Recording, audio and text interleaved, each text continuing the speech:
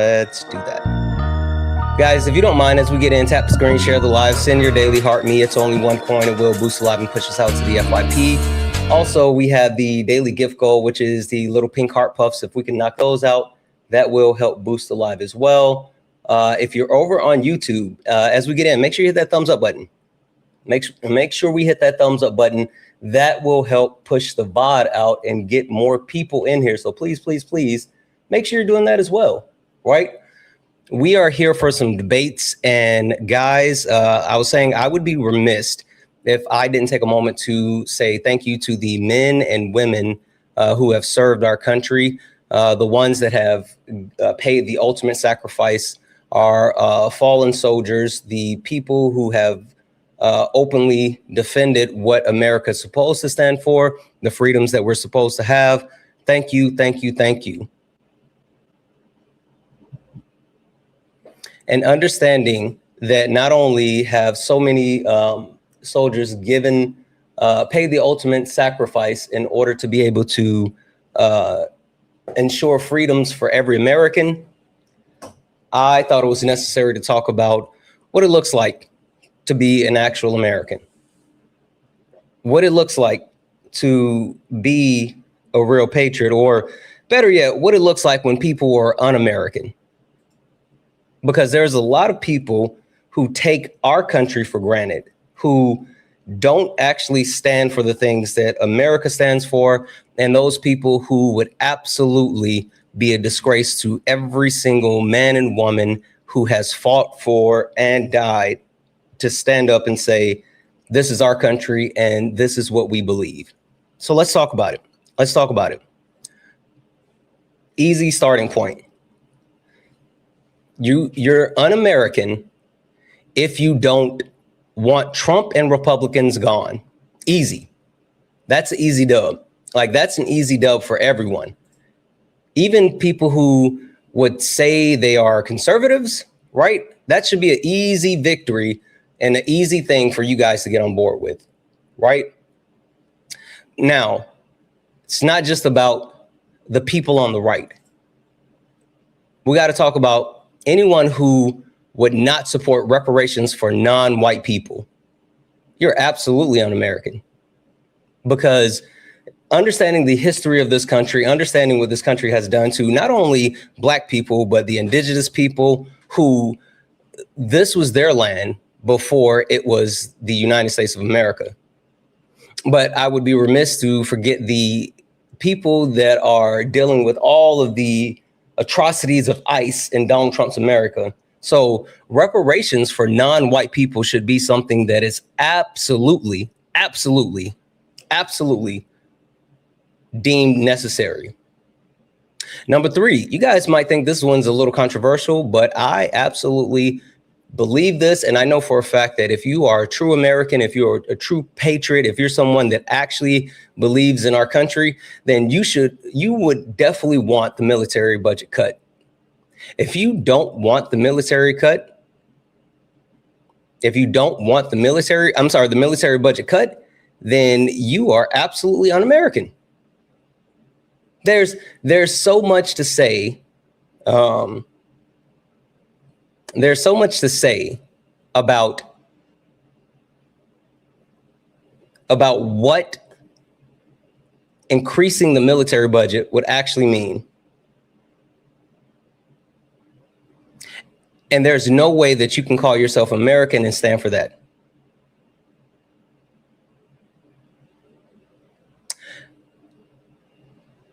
Only women should lead our country. You're un-American if you don't believe that women are not only better leaders than men, but women should be leading the country.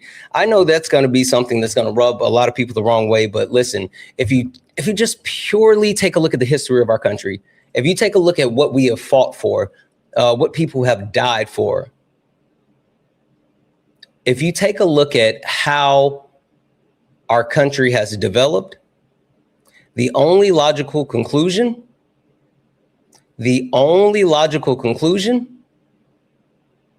is that women should be the ones leading.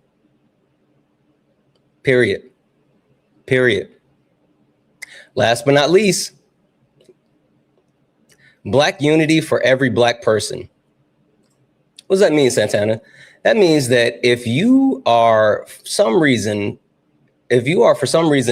under the mindset that Black people should not actually have Black unity, then you're the problem. You are absolutely the problem. Black people have been disenfranchised throughout the history of the United States of America, and it is pertinent and prudent for Black people across the diaspora to come together as a collective within the United States of America and to not only flex the power that we can have as a group, but to actually achieve the things that are deemed to be the American dream, right? Life, liberty, pursuit of happiness. Those are the things that make us American. So if you don't agree with these things, then you're un-American. Listen, it's not just what I think. It's facts. It's absolutely facts. It is the truth. And I don't understand how anyone can dispute these things. But listen, if you are interested in trying, then come on up. Come on up. Get up here and tell me why I'm wrong. You can try to prove me wrong. I know for a fact that it's not possible, but you can absolutely try.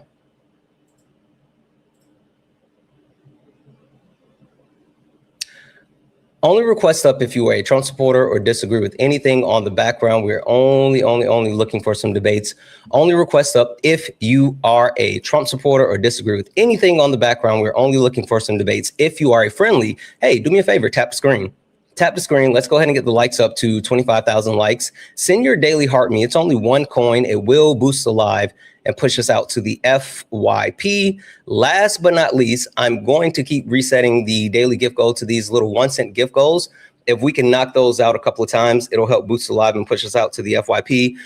It's the roses right now, guys. Can we knock out the roses? Please, please, please. Can we knock out the roses? I want to reset the daily gift goal. Please, please, please. There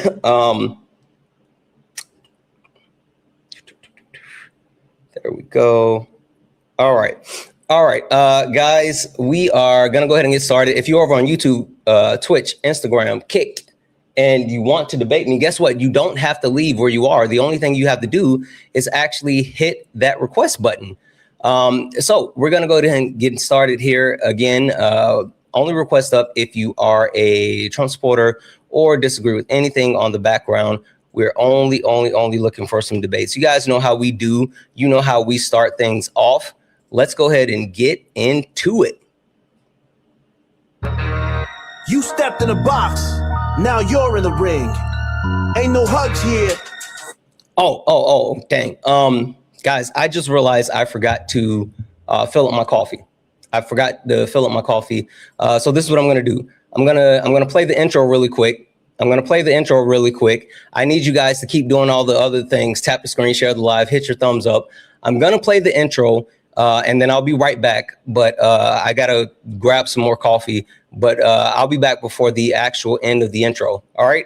Are we good? Are you guys okay if I leave you here just for a second? Are you guys going to actually be okay if I leave you here just for a second? Yeah, you're good. Okay. All right. Perfect.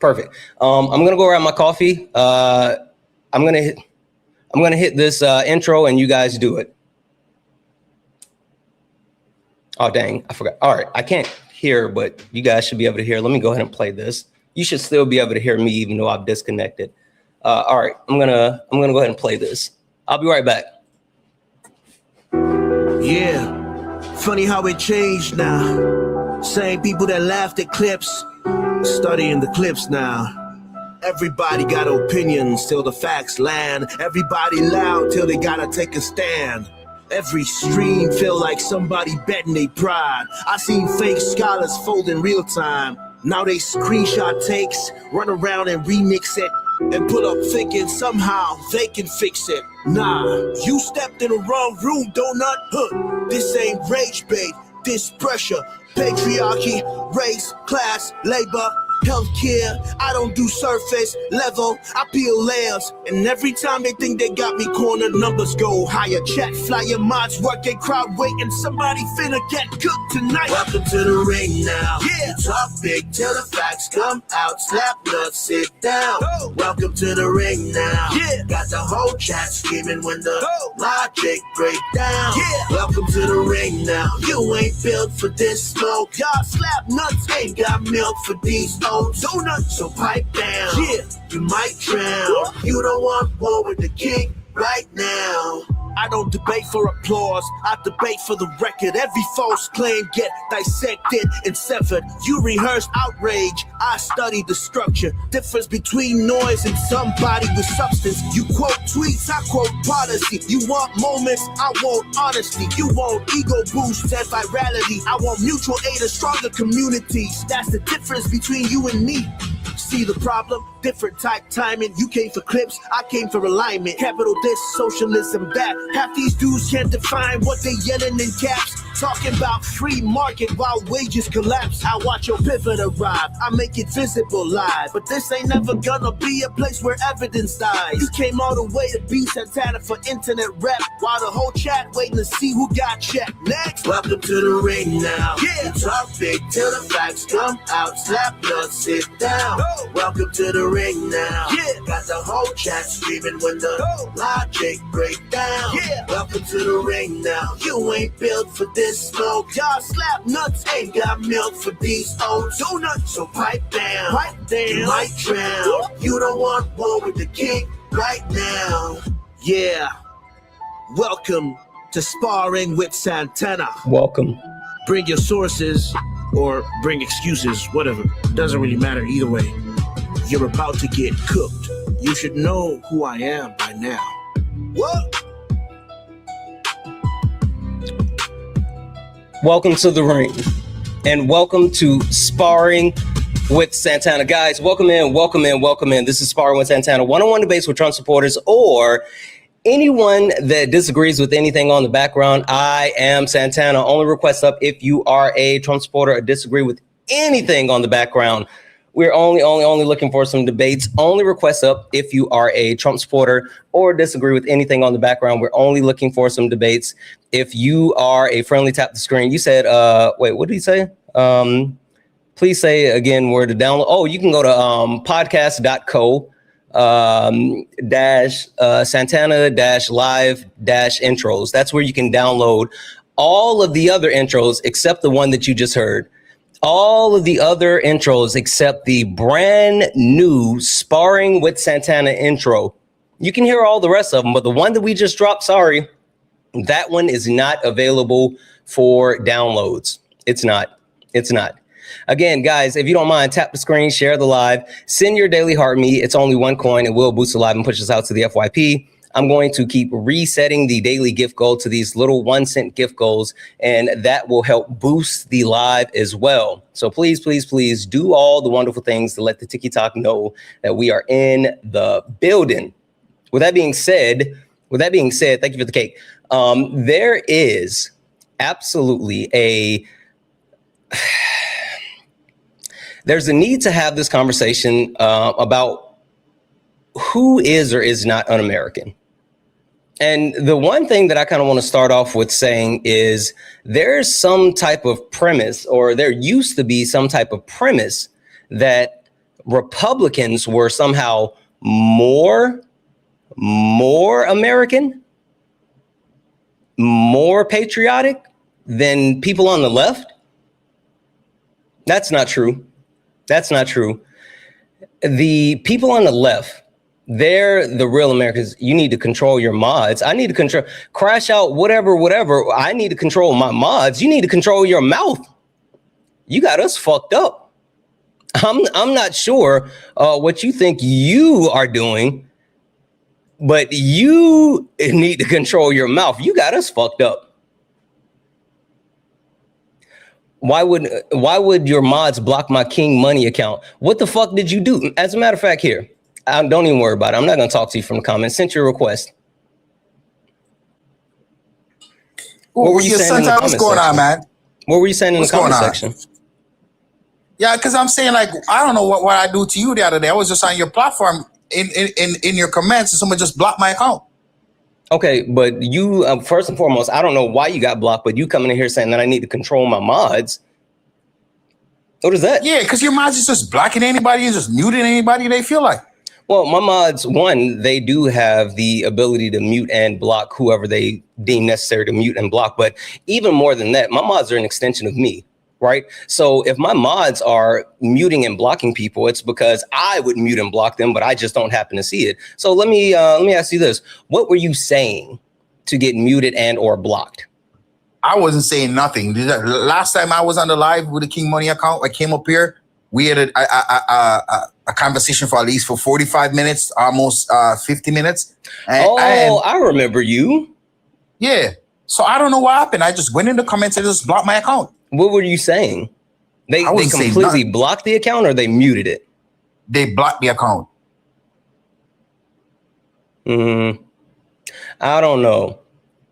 That's the weird part. That's what I'm saying. I don't know. I don't remember exactly. I think I end up just kicking you because you were a donut, but like, I don't remember you doing anything. No, I could recall. He's always saying something misogynistic. Were you saying something misogynistic?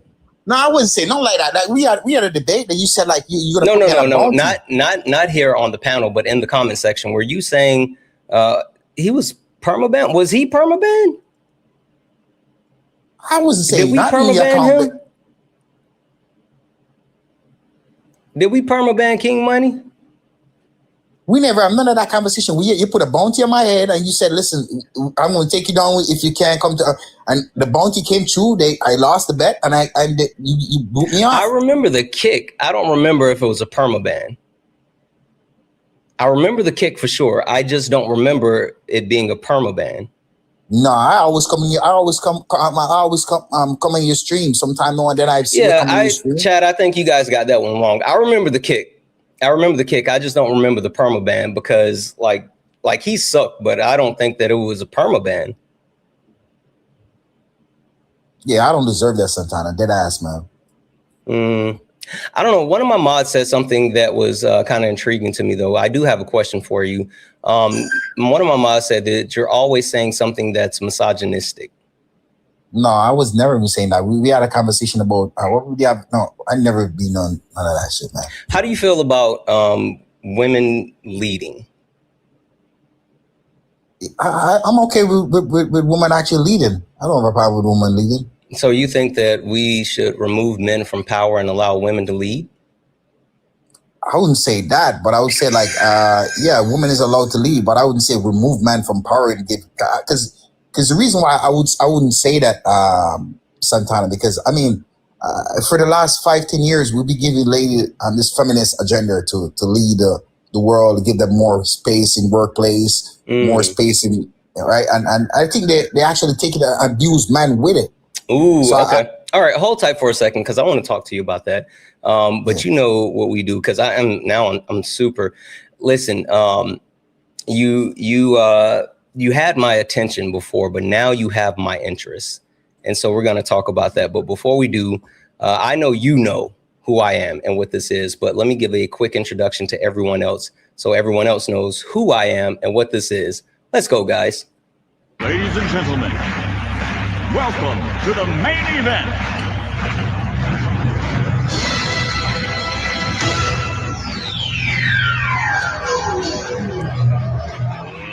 Let's get ready to rumble!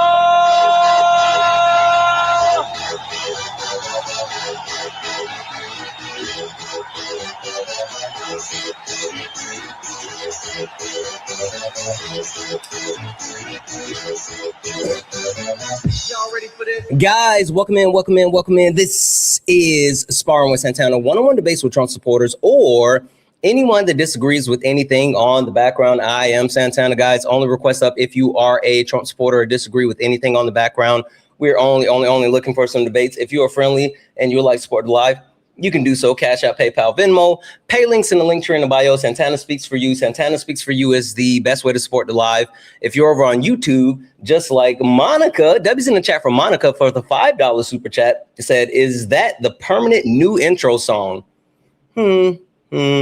To be determined. Did you like it though, Monica? Did you enjoy the song? Let me know. W's in the chat for Heavenly for the $20 YouTube super chat to say happy Memorial Day. Here's to a good stream. I'm hoping we have an amazing stream. W's in the chat for Heavenly. Thank you so much for that $20 YouTube super chat. Also, only request up if you're a Trump supporter, disagree with anything on the background. We're only looking for some debates. So listen, you were telling me more about how we have allowed women to take the lead in this feminist movie. Thank you. Thank you so much for the Boston Gloves, Rod. This feminist movement. And since we have allowed them to take the lead, they have abused men. What do you mean by that? I mean, you have some lady, like, they'll make more money than their husband, and they actually take it and put in your husband's face like their husband is not worth to be with because they're making more money than him. So, I mean, that part right there. So you think that when women have the keys to the car, they become the breadwinners, that they then start to down their spouses. That's what you're saying. Yes, based on my observation. I might be wrong, but based on my observation, that's what I see. How are you coming about that observation? Because I see with my own eyes. I see my buddy have his wife, and she start moving up in corporations, start making more money. It's like, she no longer want to be with him. She say, he's no longer a part of her level. She got to get rid of him. She got to get somebody up to her level. So I think it boosts their ego, which is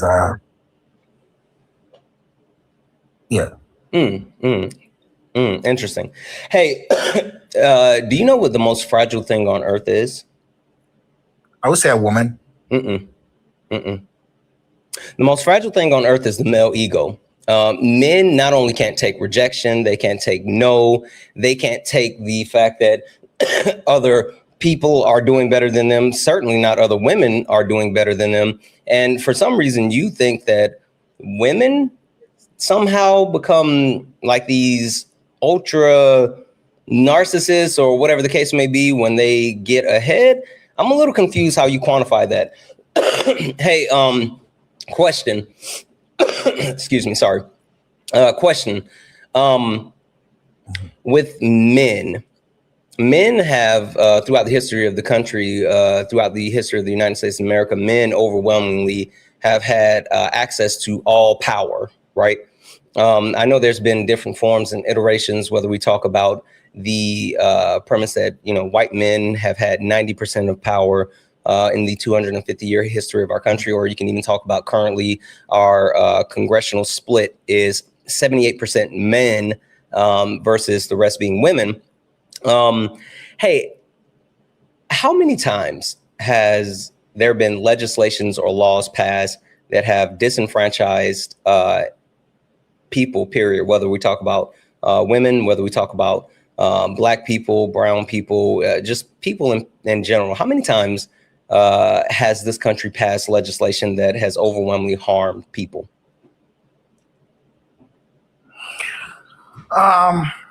I'll say a few times, but a few times is also benefit them too, and the next time, because I mean, in certain countries, women are not allowed to work. They're not even allowed to leave their house. But in this country, I mean, legislation has been passed for women to be injected in society and work like a man or anybody else. How can you inject women into society when they're part of society? Did women show up? Was there this country in place, 250 years, and then somehow women showed up in the last 50, 60, 70 years?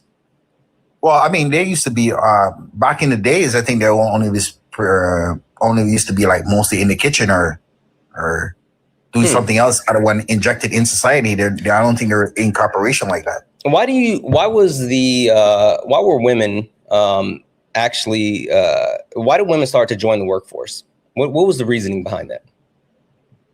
Because short of man, and when a man went to war, it's like the workforce was short, and they had to back up for the short of workforce. Yeah, no, absolutely.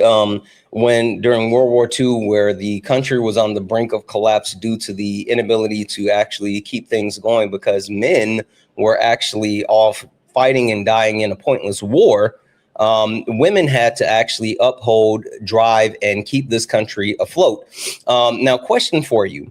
What is the actual necessity that kept women in the workforce as far as having to work, not wanting to work, but the necessity having to work?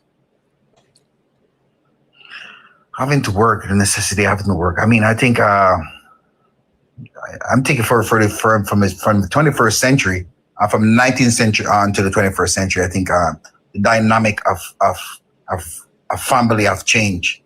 What do you mean? I think like a man only, like back in the days, like in 1800 or early 1900, probably a man could just go to work and provide for his family. But I think the dynamic has changed now, where both partners need to engage into some type of workforce. Why? I think for one reason, one of the reasons, I think price of living get more expensive. Ooh, there you go. Cost of living has increased. Hey, when did the cost of living start to outpace the federal minimum wage? Well, I can't be precise on that number, but I would assume that after the World War II. Yeah. It was actually because after World War II, we had one of the strongest middle classes in the United States history, right? But there was something that occurred that actually made that shift away from not only the strongest middle class in the history of the United States of America, where we were taxing the ultra wealthy and the corporations at an extremely progressive tax rate. But someone got power, and someone took that power and said, hey, maybe we should stop doing good shit for everyday people. Do you know who said that? Who said that? No, I know. I can't. Who said that? Oh, okay. Don't worry. I will give you a hint. I'll give you a hint. The person that actually drove us to the point of saying like, oh, we need to stop doing good shit for everyday Americans, and we need to actually like do good shit for businesses and the ultra wealthy. They actually pulled off this map. You see this map right here? Yeah. You know who map that is? Well, it says over here, Reagan, and it says Monday Reagan. Yep. Ronald Reagan.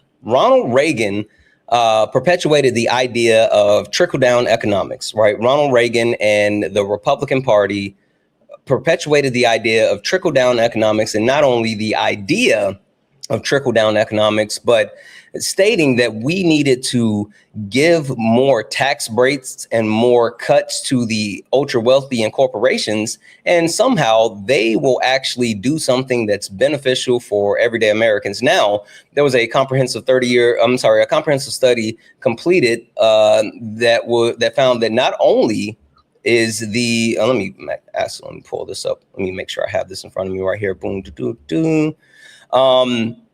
oh, damn it. Sorry, that's the wrong one. Here it is. So there was a comprehensive study completed by the London School of Economics and Political Science that showed that not only was the idea of trickle-down economics over the last 50-year history something that did not work based on what they were saying, but it has also been absolutely detrimental to our country, increasing the wage gap, increasing poverty, and at the same time, costing Americans the ability to have social mobility. Now, question for you. We talked about when women were forced into the workforce and why they have had to stay in the workforce. Can you name me any type of economic policy or principle that has been introduced or even suggested by any woman? Now, I don't care what side it is, left, right, don't even vote. Any woman that has stood by or introduced something that is harmful as trickle-down economics. I can't recall anyone actually does, any woman actually does that. Yeah, I can't either. I listen, not gonna hold you. the fact that we are where we are today it's because of men. And not only is it because of men, but it's because men have a monopoly on violence. And we think that since we have a monopoly on violence, we have some type of God-given right to be leaders. And since we have God-given rights to be leaders, then whatever the men say is right. And then whatever we give whoever else is, what they get. So when you say that women should, we have given them the ability to lead and this feminist movement, listen, I want to start here by saying you don't give people rights. People are born with rights, right? But even more than that, if you talk about women, even if it were true, right? Let's just say, even if I concede to you and say, oh, when women become the leaders, they, shift to the position of demanding more and demeaning men. Wouldn't that just be turn around as fair game, right? Over the 250-year oppression that men have put women through. I mean, wouldn't that be fair? So Santana, when you mean man of, are you talking about overall? Or are you just talking about in America? Oh, overall, but specifically in America. Well, I mean, Queen Victoria. I mean, those guys. That lady she did a lot of damage around the world. Queen Elizabeth. Sure. Listen, I'm not necessarily saying there hasn't been a history of when women leaders have been in power. I'm not saying they've been perfect, but what I am saying is that women who have had power wield said power more effectively and better for people than the men. Even if you take a look at there's a recent Forbes study that was just completed about women CEOs. And even while women CEOs, let me get this up here. While women CEOs actually represent less of the actual population of CEOs, they actually deem better results. And also, while deeming better results, they actually drive more profitability. So understanding that even when we get to a situation where the women leaders make up less of the actual leadership, they still outperform their men counterparts. It's shown here that women CEO make up about 10% of Fortune 500 companies. And with that 50%, they are 30% of women in leadership. They're 12 times more likely to be in the top 20% for financial performance. Like, understand what I'm saying? They are 12 times more likely to be in the top 20% of financial performance for their company when being leaders. I mean, hell, that's a damning indictment towards what men don't actually do. Well, I'm not gonna lie. For sure, women play a very important part into economical sustaining and overall in society. But I'm just saying, so far as being a president, I don't know if I really trust a woman with so much. Why do you say that? Because I think most women think with more emotions more than they think with actually factual rhetoric. They rather go with the emotional rhetoric. That's my opinion. Yeah. Listen, not gonna hold you. I hear where you're coming from, and I think you may have a point, right? I do remember. Do you remember where Hillary Clinton was Secretary of State? Yes. Do you remember when she was Secretary of State and she was actually negotiating, and she ended up coming back and cutting off negotiations for an international trade deal because she didn't like what the people were actually saying about her and the weakness of the United States and all this other stuff? Yes. Is that, and so that's what you would be talking about is like, exactly. emotion. Yeah. I get that. Or you remember Condoleezza Rice? Yes. You remember Condoleezza Rice wanted to actually start a war, and like Colin Powell had to talk her down. And it was the craziest thing. I was a little bit young for this, but I remember Condoleezza Rice wanted to start a war in the Middle East just because they felt like, you know, the United States of America wasn't respected to the way that we should have. I mean, I guess that's what you're talking about, right? Yeah, I think that's what I'm talking about. I think they go off of the emotion instead of actually think about the logical of the situation. I mean, Colin Powell did enter the Middle East after the fact, though, but I think it was a more different approach. I mean, I have nothing against a woman being a leader or me either, or anything like that, but I'm just saying, like, I think they go with more emotions more than think with logic. Yeah. Well, I think you and I can agree both of those things are absolutely emotional. And if any leader is doing that, then they shouldn't have power, right? Well, yeah. Yeah. Hey, so when are we going to remove Donald Trump from power? So you think Donald Trump is thinking with emotions instead of thinking with logics? Well, do you think that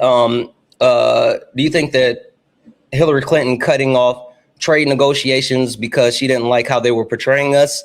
Do you think that was emotional instead of logic? Yes, that was emotion instead of logic. Do you think that Condoleezza Rice trying to start a war in the Middle East because she felt like the United States wasn't respected? Do you think that's emotional instead of logic? Yes. Okay. Both of those things were actually Donald Trump.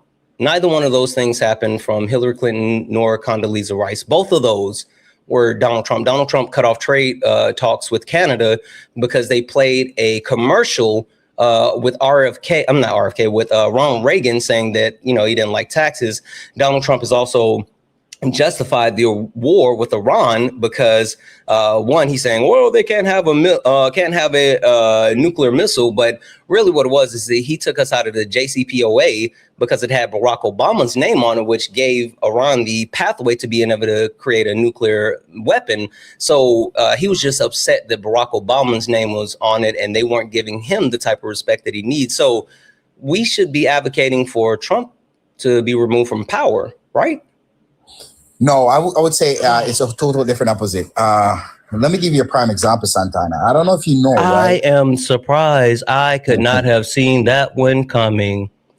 Shock. Well, I don't know if you know, right? But a numerous of presidents, Donald Trump, it wasn't the only president that said the most important place to take over in the world, one of the most important resource land in the world. We shouldn't worry about the Middle East. We shouldn't worry about Europe. We should concentrate strictly on Canada. Take Canada, because Canada is a state that have natural resource and a lot of resource, and is selling it to the outside world to invade Americans. So I think Donald Trump is not the first president to say that they should take America to 51 states. Donald Trump is the first president to say that we should make Canada the 51st state. No, he wasn't, Santana. He wasn't. Give me proof that any other. Sure, give me proof that any other president has said that we need to make Canada the 51st state. And don't worry, I'll give you a moment to prove that. While I do so, and Deb's in the chat for Sophia. Sophia sent a $5 donation saying, hey, Santana, let's get ready to rumble song. For so long, I was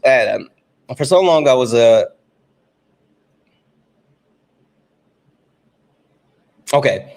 I wanted to make sure that I read through this first before I said this. I will give a slight trigger warning. I think it's okay. I will give a slight trigger warning, though. Hey, Santana, let's get ready to rumble song. For so long was a reminder of my abusive father. Watching your streams has slowly turned that song into something I look forward to hearing every day. Thank you for standing up for us trans people and educating the world. Sophia, thank you so much for your love, kindness, your support, for being here, for being you, and even more so, I'm sorry that that has a history of a negative connotation for you, but I'm really happy that we're finding new purpose and new meaning and giving you a space that you feel comfortable and you want to be in. So thank you, not only for the donation, but your kindness and for being here. W's in the chat for Sophia, guys. If anyone else likes to support the live, you can do so. Cash App, PayPal, Venmo. Pay links in the link tree in the bio. Santana Speaks for You. Santana Speaks for You is the best way to support the live. If you're over on YouTube, you can send a super chat and I will read that out. W's in the chat as well. Over on the old Twitch, Manders sent 1 bit and said, one woman have worked for, women have worked for the entirety of society. Yeah, I completely agree. W's in the chat. W's in the chat for that. Only request up if you're a Trump supporter or disagree with anything on the background. We're only looking for some debates. Debbie's in the chat for Fashid. What up, Fashid? Who sent a $5 donation saying, good morning, Santana. Hope you're doing well. I am. I'm doing a lot better. Debbie's in the chat. Thank you so much for that $5 donation. All right. Did you find that proof that there has been another president within United States history to call to make make Canada the quote unquote 51st state of America? Yes, sir. Okay. I got it right here. The early leaders like George Washington and Thomas Jefferson viewed Canada as an extension of colonies during the American Revolution. The U.S. launched an invasion to take Quebec, hoping to liberate it from the British control. And this one, I want you to look up this one. This one okay. Wait. So you're saying George Washington advocated to take Canada? Take Canada. Yeah. Yes. Okay. What's your source? Yes. What source are you quoting? Where's that coming from? Well, I'm going to give you a source because this one, go on Guardian. Guardian, this one is while Trump revival of the annexation of rhetoric is most recent. The idea of observing Canada dates back to the very foundation of the United States. Read the title one more time. It's the Guardian. The Guardian says the U.S. draw up plans to invade Canada in 1930. U.S. Trump what plans to invade Canada? 1930, yeah. No, you said U.S. what? U.S. drew up a plan to invade Canada in 1930. Yeah. And it's on the Guardian.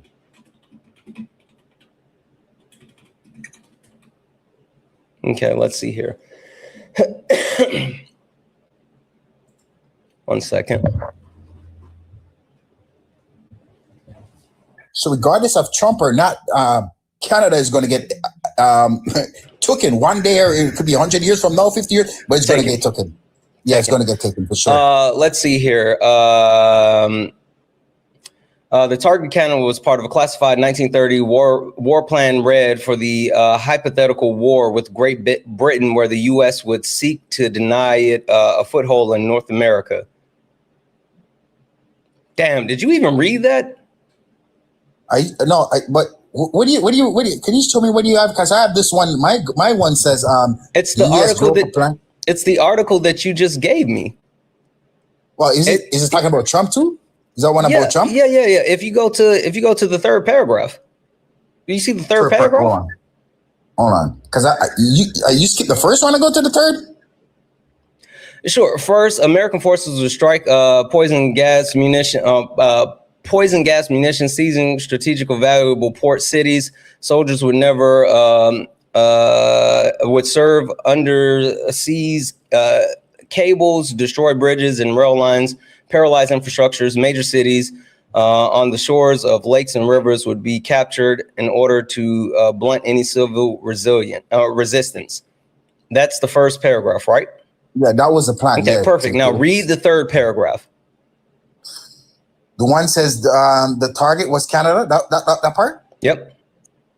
The target was Canada, as we all know, was part of the classified 1930 strategy war plan red. Keep going. For the hypothetical war with Great Britain. What does hypothetical mean? Well, I mean, it did happen. I mean, no. What does hypothetical mean? It mean like it's just be probably talking about it, but it's probably not real. Oh, okay. So they created strategies, a hypothetical war plan, just in case this war happens with Great Britain. But it did happen. I mean, so the war happened with Great Britain? When did that, after the 1930s, when did the war happen with Great Britain? Well, Canada was a part of the Great Britain and America. Sure, America and Canada go back this plan was written up in the 1930s. Can you tell me in what year after the 1930s did the United States of America go to war with Great Britain?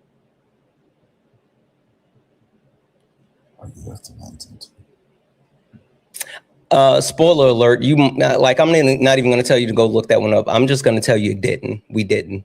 We didn't.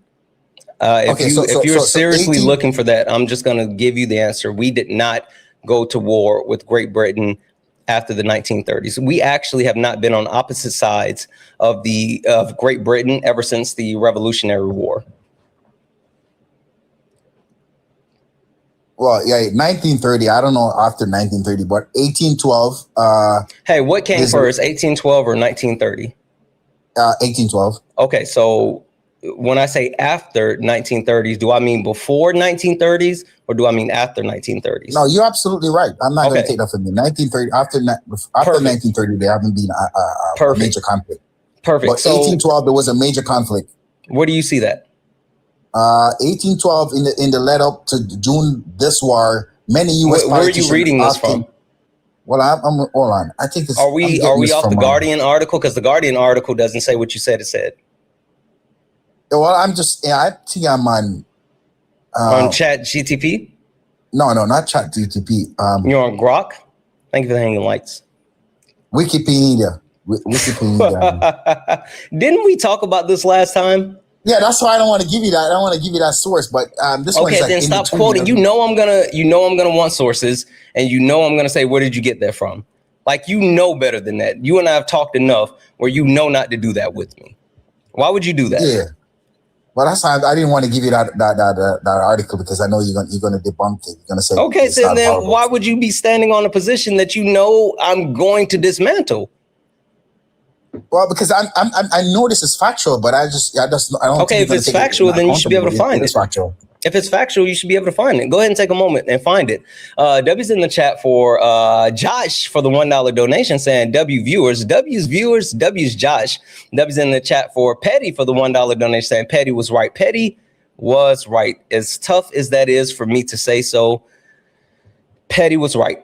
Petty was right. W's in the chat, guys. If anyone else likes to support the live, you can do so. Cash App, PayPal, Venmo, pay links and link tree in the bio. Santana Speaks for You is the best way to support the live. If you're over on YouTube, you can send a super chat and I will read that out. Only request up if you're a Trump supporter or disagree with anything on the background. We're only looking for some debates. Hi, are you a Trump supporter or disagree with anything on the background?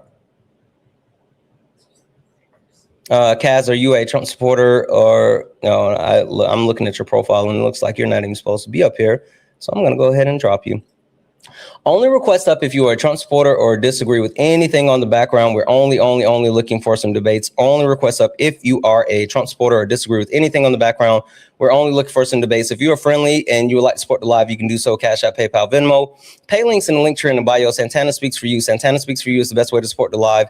If you're over on YouTube, you can send a super chat and I will read that out. Hi, are you a Trump supporter or disagree with something on the background? I'm a Trump supporter. Okay. Are you American? Yeah. What state do you live in? North Carolina. Really? Mm-hmm. Hey, keep pounding. I got you. So what do you mean you got me? Oh no. Honestly, don't you know what that means? No. What city do you live in North Carolina? Raleigh. You live in Raleigh and you don't know what keep pounding means. Is that like a popular term? I've never heard of that. What's your favorite NFL team? NFL? Yeah. The Dolphins. Are you from Raleigh? Yeah, right. I'm raised here. How old are you? 18. You're 18, born and raised in Raleigh, North Carolina, and your favorite NFL team is the Dolphins. Well, yeah. Is that weird? That's super weird. Why is your favorite team the Dolphins? I mean, that was my dad's favorite team. I'm not really into okay. and all that. Okay. All right. That's a little bit more understandable. You don't like the Panthers? Oh, well, if you were to ask what's North Carolina's NFL team, I would have said Panthers. But yeah, that's pretty good. But too. Also, keep pounding is the actual motto of the Carolina Panthers. Oh, yeah. I'm not into NFL and all that. I'm a Carolina Panther fan. All right. Hey, you want to go 2-on-1 with the great one? Sure. All right. So you got some help down here. This guy right here, he doesn't know much of anything and he doesn't give good sources, but I mean, you guys can try. What point on the background do you disagree with? I'm a Trump supporter. Oh, okay. You're a Trump supporter. Got it. So I'm assuming that you don't want Donald Trump and the Republican Party out of power. Is that an accurate statement? Yes.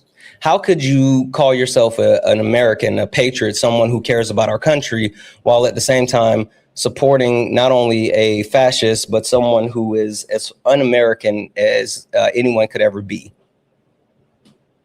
Throwing around some big terms like, how is he un-American? He called for the termination of all rules and regulations within the United States Constitution, and he has openly and adamantly violated the United States Constitution, including the first, second, third, fourth, fifth. It threatened the 22nd, the 14th. He's shat. He took a shat on the United States Constitution. How does someone even threaten the 22nd Amendment? He is saying that he's going to run for a third term. Well, yeah, he's saying that, but that's threatening the United States Constitution. He is threatening to break the legal proceedings of the United States Constitution. He and his cronies, the people around him, are advocating for a way where he can actually just completely bypass the United States Constitution. And even people on your side are like lockstep saying, yep, we'll do it. I mean, like, he's even selling Trump 2028 hats. Wow, that I don't agree with that either, but okay, I got you. Yeah, 1 second. Sushi.og.pork. You keep saying Santana zesty. First and foremost, zesty these nuts in your mouth. Second of all, this is your troll account. One follower following one person. So I'm going to do you a favor. I'm going to block you. Come back on your main account, you donut, and then say it. Say it with your chest or don't say it at all. I don't give a fuck about your comments from a burner. I don't. Now you're blocked. I apologize. Anyway, you were saying how you support someone who is absolutely a traitor to the United States of America. I mean, you said y'all were saying blue no matter who, and the hateful delusional feminist shows were in there. Blue no matter who, pretty much said just that? The Democrats. Sure. First and foremost, like I hear you saying, like, in general shit. I don't recall me ever saying blue no matter who. I haven't generalized you. I haven't said that, oh, you're a traitor or anything like that. I've been saying, like, how can you support someone who is openly and adamantly not only going against the United States Constitution, but who has deemed or wanted to dismantle the United States Constitution. So, like, I mean, instead of speaking in general, one, I would love for you to speak directly to me, but two, I would actually like for you to address the question directly.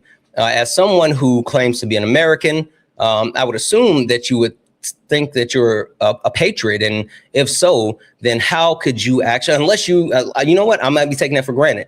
Do you consider yourself to be a patriot? Define patriot. Someone that cares about the country, someone that loves the country, someone that wants to see not only the country, but more specifically the people within the country do well. Yeah, I consider myself a patriot. Okay. I think also, I mean, a part of being a patriot is upholding the United States Constitution. Now, listen, while I think we should actually abolish the current United States Constitution and get a brand new one, we still have that. And until we have something different, we live under the laws of the United States Constitution. So do you think the United States Constitution is the law of the land? Well, yeah. Okay. So all of those things then would mean that you vehemently go against what Donald Trump has been saying and doing. Is that an accurate statement? Well, been doing is a bit of a stretch. No, he literally is. Also, oh, I forgot. This is a new one. He's violated the 14th Amendment, Section 4. I thought he's been done that. No, he just recently violated the 14th Amendment, Section 4.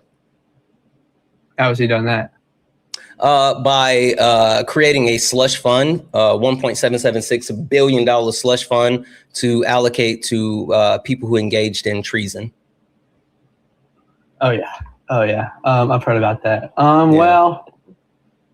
Well, yeah, the Constitution is the law of the land, and he might be saying a few things here and there, but I think he has the right intentions.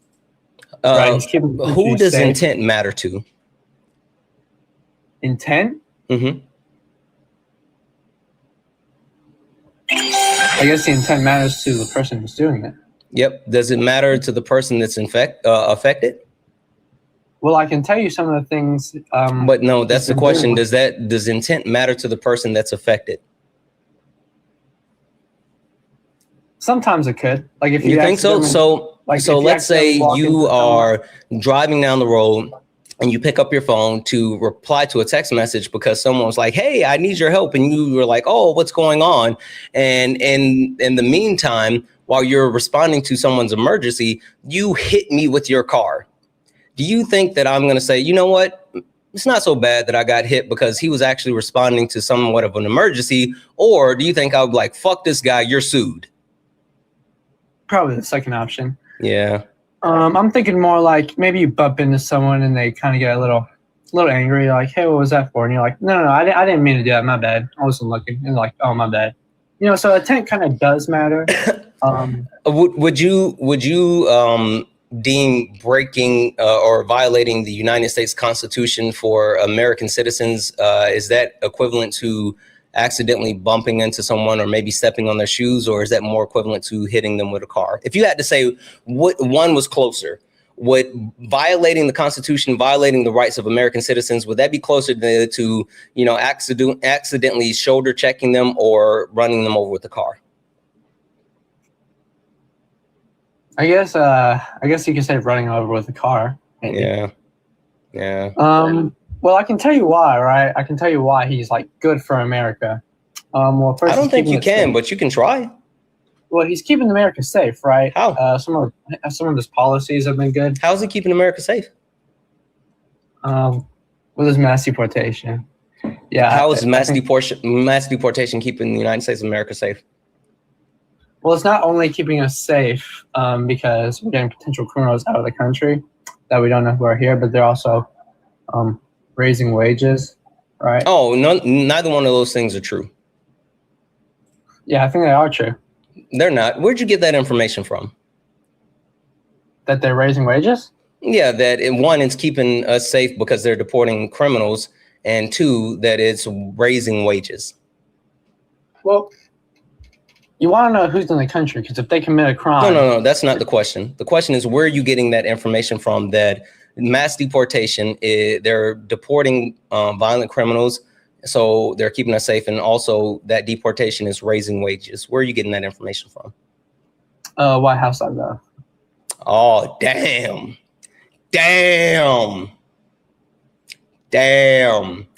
Is that not a reliable source? Man, listen, getting something from whitehouse.gov is just as bad as this guy right here grabbing shit off Wikipedia.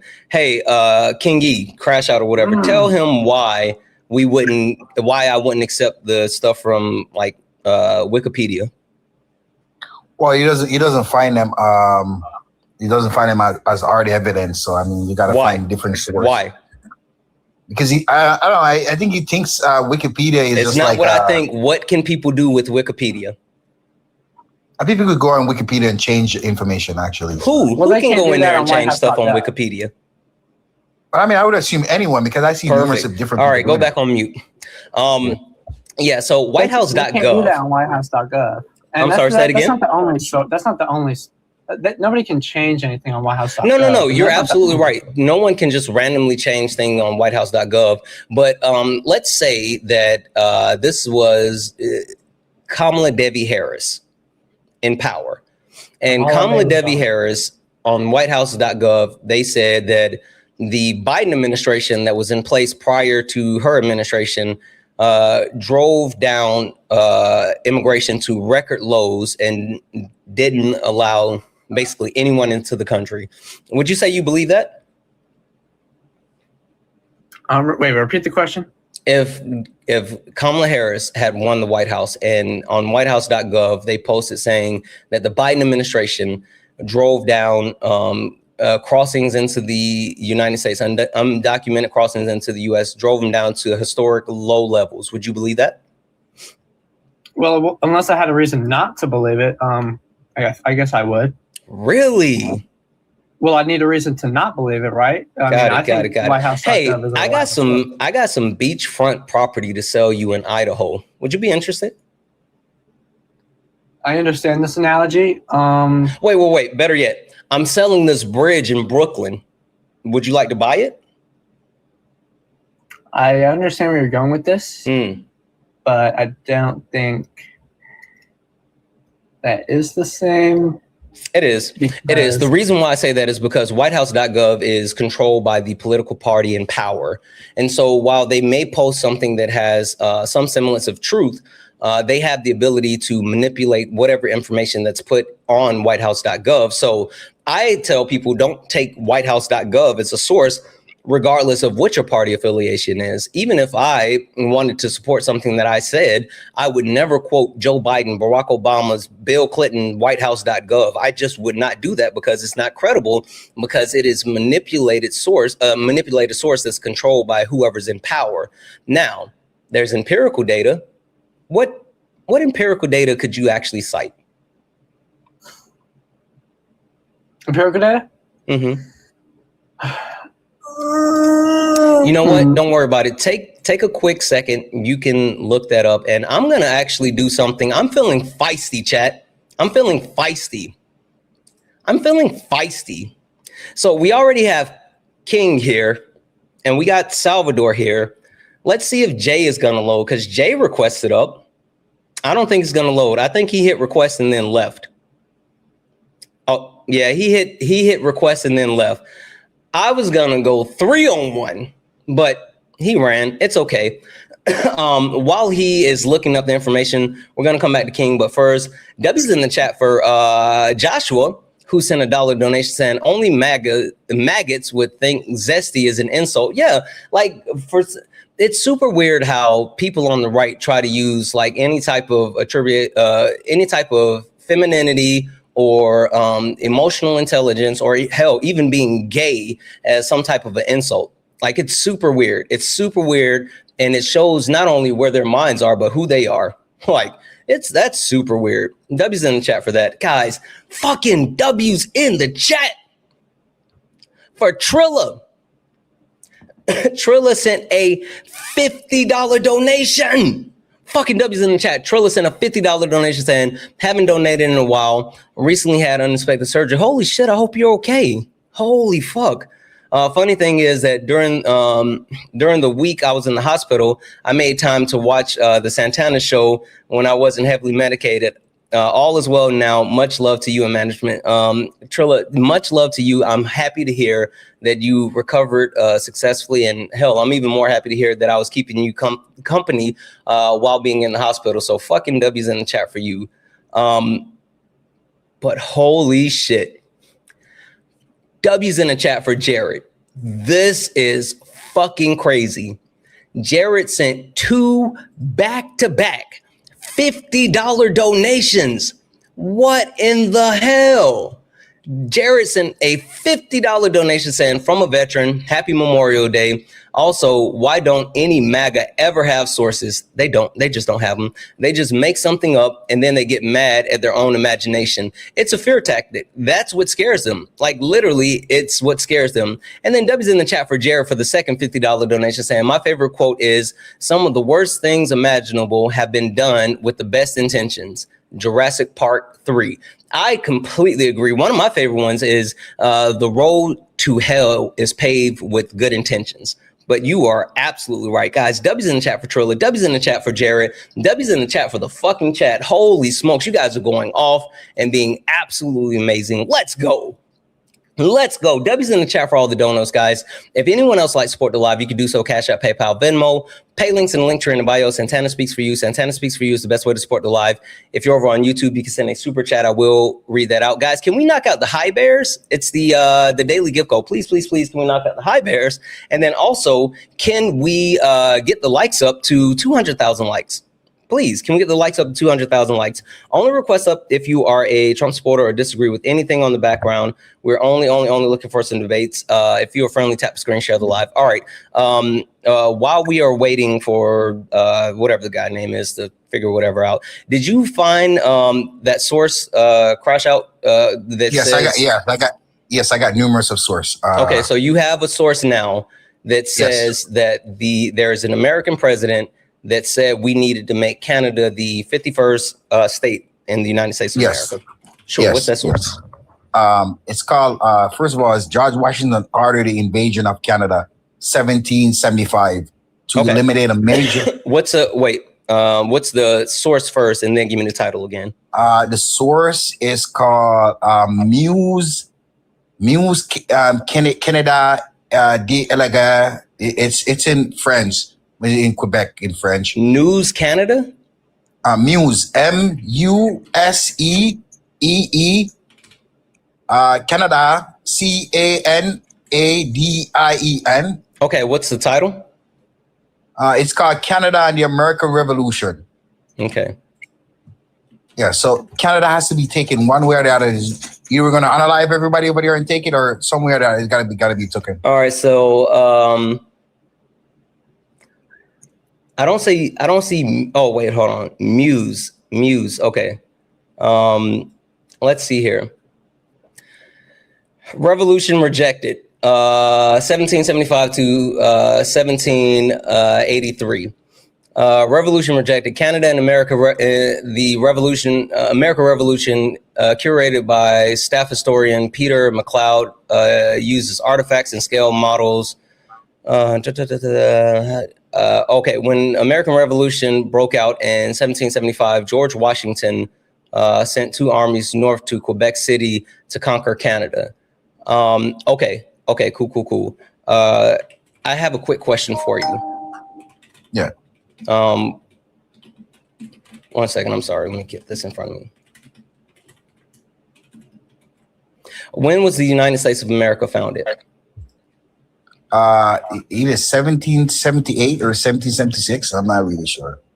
Okay. The United States of America was founded on July 4th, 1776. Yeah.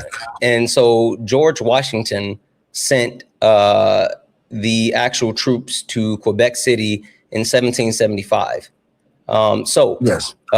First question, what came first, 1775 or 1776? 1775. Okay, so but that's George only a year Washington, after. hold on. So George Washington sent those troops to Quebec City in 1775 before there was the United States of America, right? Yes. Okay, yes. Perfect. When did George Washington become the first president of the United States of America? When? Yep. What you mean? You just said it. No. I told you when he ordered the troops there, and I told you when America was founded. But I'm saying, when was George Washington the first president of the United States of America? What are you talking about? When the treaty was, after this treaty was signed, or with British, or what are you talking about? After all of the fighting was done, after the United States of America had their freedom, and George Washington became the first president of the United States of America. 1789. Okay. April 30, 1789. Yeah. Okay, so this historian is talking about the conflict that occurred from 1775 until 1783. Which came first, 1783 or 1789? 1789. Okay, perfect. So we've established 2 things now, right? Number 1, we established that the orders for the troops to go to Quebec City that came from George Washington, both of those things happened before the United States of America was even a country. And number 2, the actual conflict with Canada was over in 6 years before George Washington even became president. Now, remind me one more time what we were looking for. We were looking for what pertaining to Canada? Yeah, what were you supposed to be giving me a source for?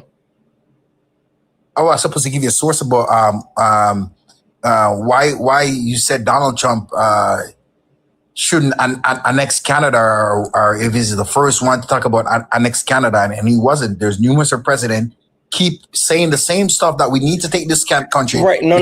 Just to make sure you remember what your claim was. Your claim was that there were other presidents that said that we need to make the United States of America the 51st state. And I said, give me a source of any other. No.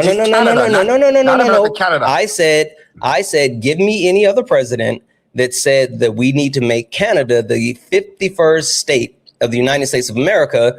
And so you were trying to go get that source. Now, you have given me two sources so far. First, The Guardian, which talked about hypothetical war plans that were drawn up in the 1930s that never came to fruition. Number two, you've now given me George Washington sending troops to Quebec City, which occurred prior to the actual creation of the United States of America, and the conflict with Canada ended prior to George Washington becoming president. So that also doesn't track. So FYI, that's strike two. One more strike, you're out. I'm going to give you a minute. Go ahead and try to find something that verifies what you are saying, or be prepared to concede it. Salvador, coming back to you. Yeah. You were saying that that undocumented immigrant mass deportation has caused the country to be safer because they're deporting violent criminals, and it has also increased wages. You were supposed to be getting a source from me. You said the whitehouse.gov. That's not viable. Did you find a source, or are you trying to concede the point? I got Axios.com. Okay. What's the title? U.S. murders on pace for largest one-year drop on record. Okay. And just to verify, this isn't going to talk about the decreasing homicide rate in general. It's going to talk about how Donald Trump's mass deportation has lowered the actual violent crime rate, correct? I think it does talk in general, but I think we Ooh. What's the problem with speaking in general when it comes to the reduction in the homicide rate? Well, when we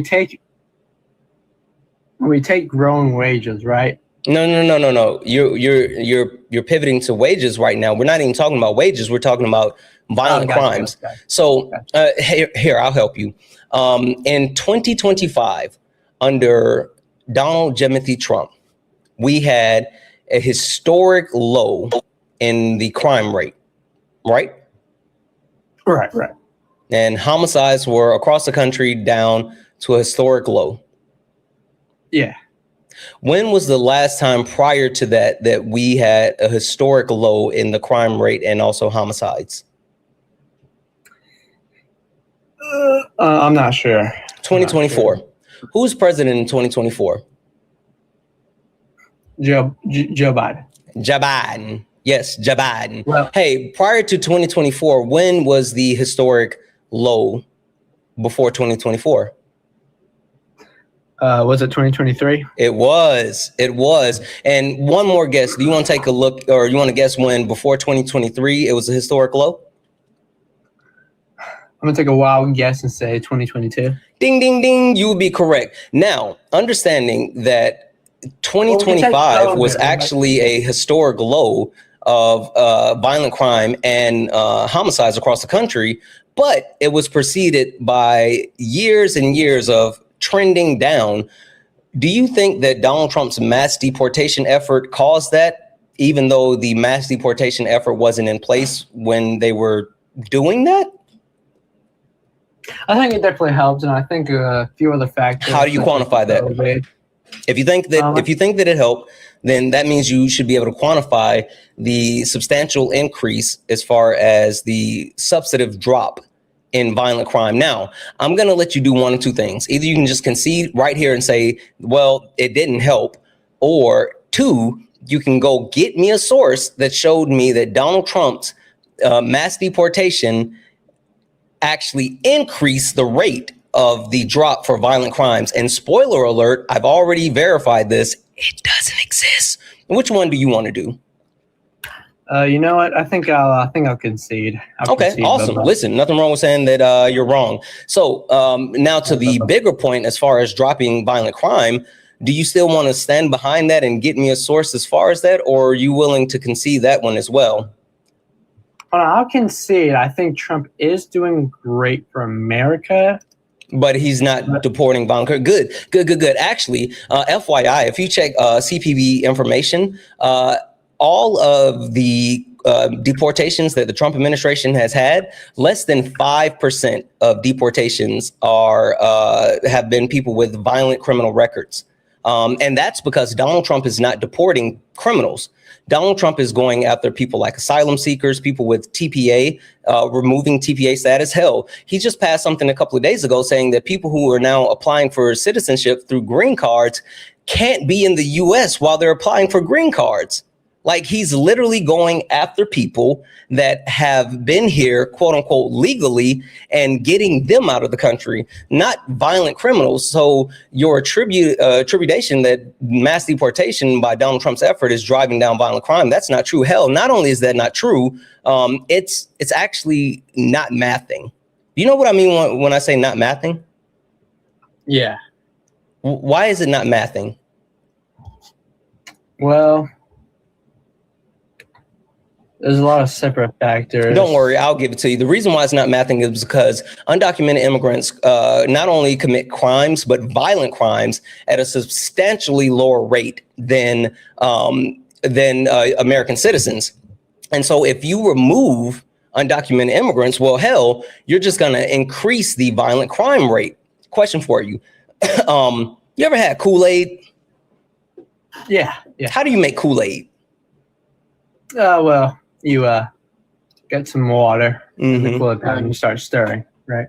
Yeah, you said water and what else? What are the ingredients? The Kool-Aid powder? And anything else? No, not for me. God damn. You are white. It's all good. It's all good. No offense. You get sugar. You need sugar, right? You got to make the Kool-Aid a little sweet, right?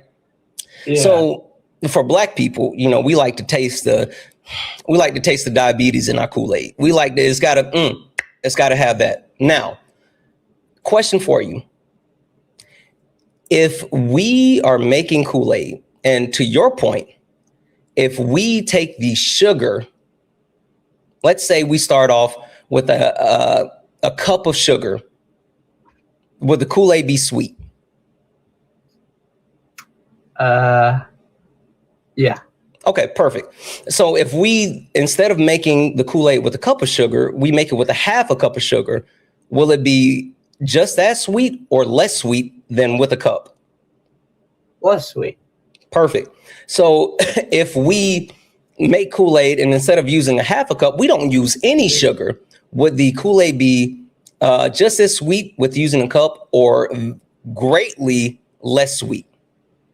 It would be it'd be white people Kool-Aid. It would be white people Kool-Aid. W's for you. So if we have violent crime in our country and undocumented immigrants are committing crime and violent crime at a lower rate than American citizens, if we take the people out that are doing the thing at a lower rate, do you think that would make the violent crime rate go down or up? Well, we could say yeah, right. We could say yeah because poverty does equal to crime. Correct? Poverty does equal to crime, but I'm saying mathematically speaking, removing the people from the country that commit less crime, would that make the rate of crime go up or go down? Down. Nope. It will go up. It can't go down. It would go up because you're removing a portion of the population that accounts for less crime. Therefore, you're diluting the portion of the country that commits more crime. Okay, I understand your point. Yeah. I understand your point. Stop making white people Kool-Aid with mass deportation. It's a bad idea. Well, I do think he's still good for America, right? Okay. Some of his policies he's passed were really good. Name one. Name one? Yep, just one. The Take It Down Act. That was pretty good. Actually, fucking base. I'm surprised you know that. Now, the one thing that I will say is that was a bipartisan piece of legislation. That's a piece of legislation that would have gotten over the Hill regardless of who actually championed it. You know how I know that this was bipartisan? How do you know that? Well, one, because the Take It Down Act was championed by RAIN.org, right? You know RAIN? Is that like I'm pretty sure I know. RAIN is an organization that supports victims of sexual assault. Yeah. Hey, you want to know something cool about Rain? What's up? I've been in talks with them to figure out how I can use my platform to amplify Rain, initiatives that I can join and work that I can do with Rain. And so while I've been in meetings with Rain, we've talked about the Take It Down Act and the other legislation that they have co-sponsored across the aisles with different politicians. So when I tell you that the Take It Down Act is not only something that was brought forth by Rain and championed by multiple Republicans, including, God damn it, why am I, God damn it, I'm spacing on his name now. He's from St. Louis. What's his name? Something Hollow. God, it ends with an H. What's the Congress member from St. Louis? Last name starts with an H. Oh no, it's the other one. You're right. I'm sorry. Ted Cruz and Amy Klobuchar are the ones that did Take It Down. You're right. There's another one that was whatever the fuck guy's name is. Anyway, regardless, the Take It Down Act would have been something that was bipartisan, period. So any other legislation that you can, Josh Hawley, right? Any other legislation that you can point to that was not only brought to the floor by Republicans, but championed by the Republican Party, maybe even like disagreed upon with the Democrats and has benefited the American people?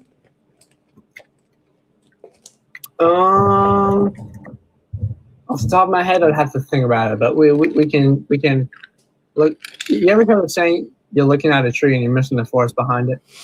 No, the saying is you are missing the forest for the trees. It's not you're looking at a tree and you don't see the forest behind it. Right. But it speaks to the bigger picture. So what's the bigger picture that you're trying to insinuate? Trump is deeper than that, man. So when we look at the bigger picture, hold on. Just so I can get an understanding, who voted for Trump and who voted for Kamala Ding Dong? Kamala. Did you? Right. We voted for Trump here because we have a brain, right? No, people voted for Donald Trump because of a couple of different things. Because they're stupid, like literally the opposite of quote unquote having a brain. People voted for Donald Trump because they're stupid. They don't know how the economy worked and they don't know how things work. And since they don't know how the economy works or how things work, they blame the Biden-Harris administration for the levels of inflation that was seen within the United States of America, while disregarding the fact that the levels of inflation was affected all countries around the world. You also have to come back in the app so you can be able to hear me. Number two, not only are they stupid, but they have revisionist history. They remember a time where gas prices were low and life was better. And they think about 2017, or hell, they say 2016, thinking that Trump was president in 2016, where it was really Obama. And there was no legislation that Trump passed in his first administration that benefit the economy or lower gas prices. So he was just living off Obama's legacy. Number three, there was a conflict that occurred, or is still going on, a genocide that's happening in Gaza. And the Democrats didn't stand up and vehemently call a genocide and rail against what Israel was doing. And so there's a subsection of the population that says, genocide is my hard line and I will not cross it. And so they lost votes there.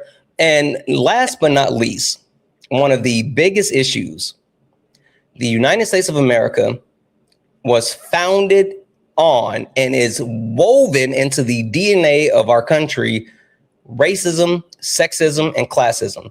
And since racism, sexism, and classism is literally woven into the Constitution of the United States of America, they had a black woman who was trying to become the president of the United States of America to assume the highest office in the land, the most powerful position around the globe. And white men said, no mas. White men showed up and voted for Donald Trump at a higher clip than any other president in United States history. To put that in perspective, you said you're 18. Have you ever seen the Ronald Reagan map? No. Okay. This is the Ronald Reagan map. You see that? Yeah. That's dominant, right? Yeah. Donald Trump got more votes from white men than Ronald Reagan did. Hey, Joseph Robinette Biden in 2020 got a historic 81 million votes. 81 million. Highest ever. Wow. Donald Trump got more votes from white men in 2024 than Joseph Robinette Biden got with the historic 81 million votes. How many white?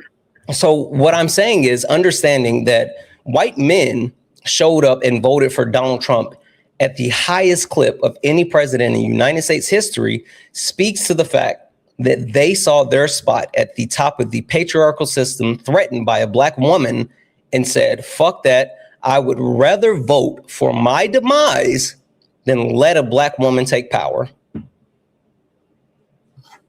Right. I agree with you.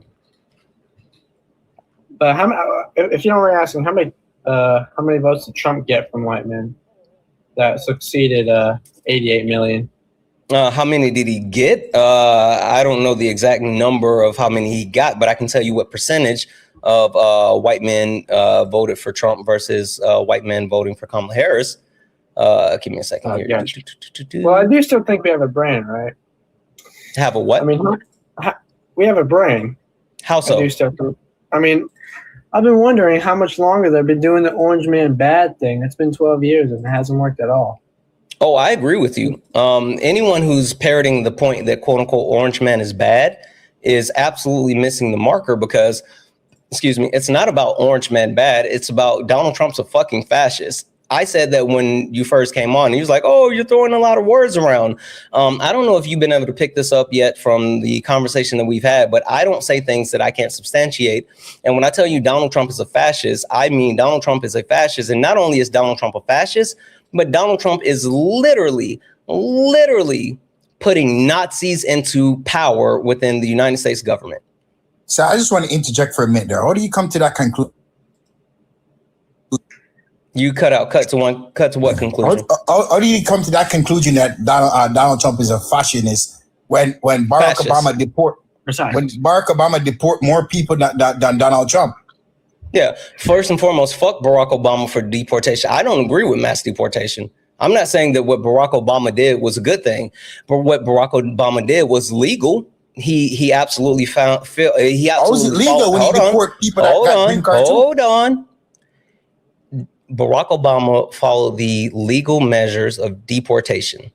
He was challenged in court. He literally was. He was challenged in court by the ACLU and won the challenge. They claimed that he was not giving undocumented immigrants, due process under the expedited removal. They took him to court. The court said, oh, actually he is.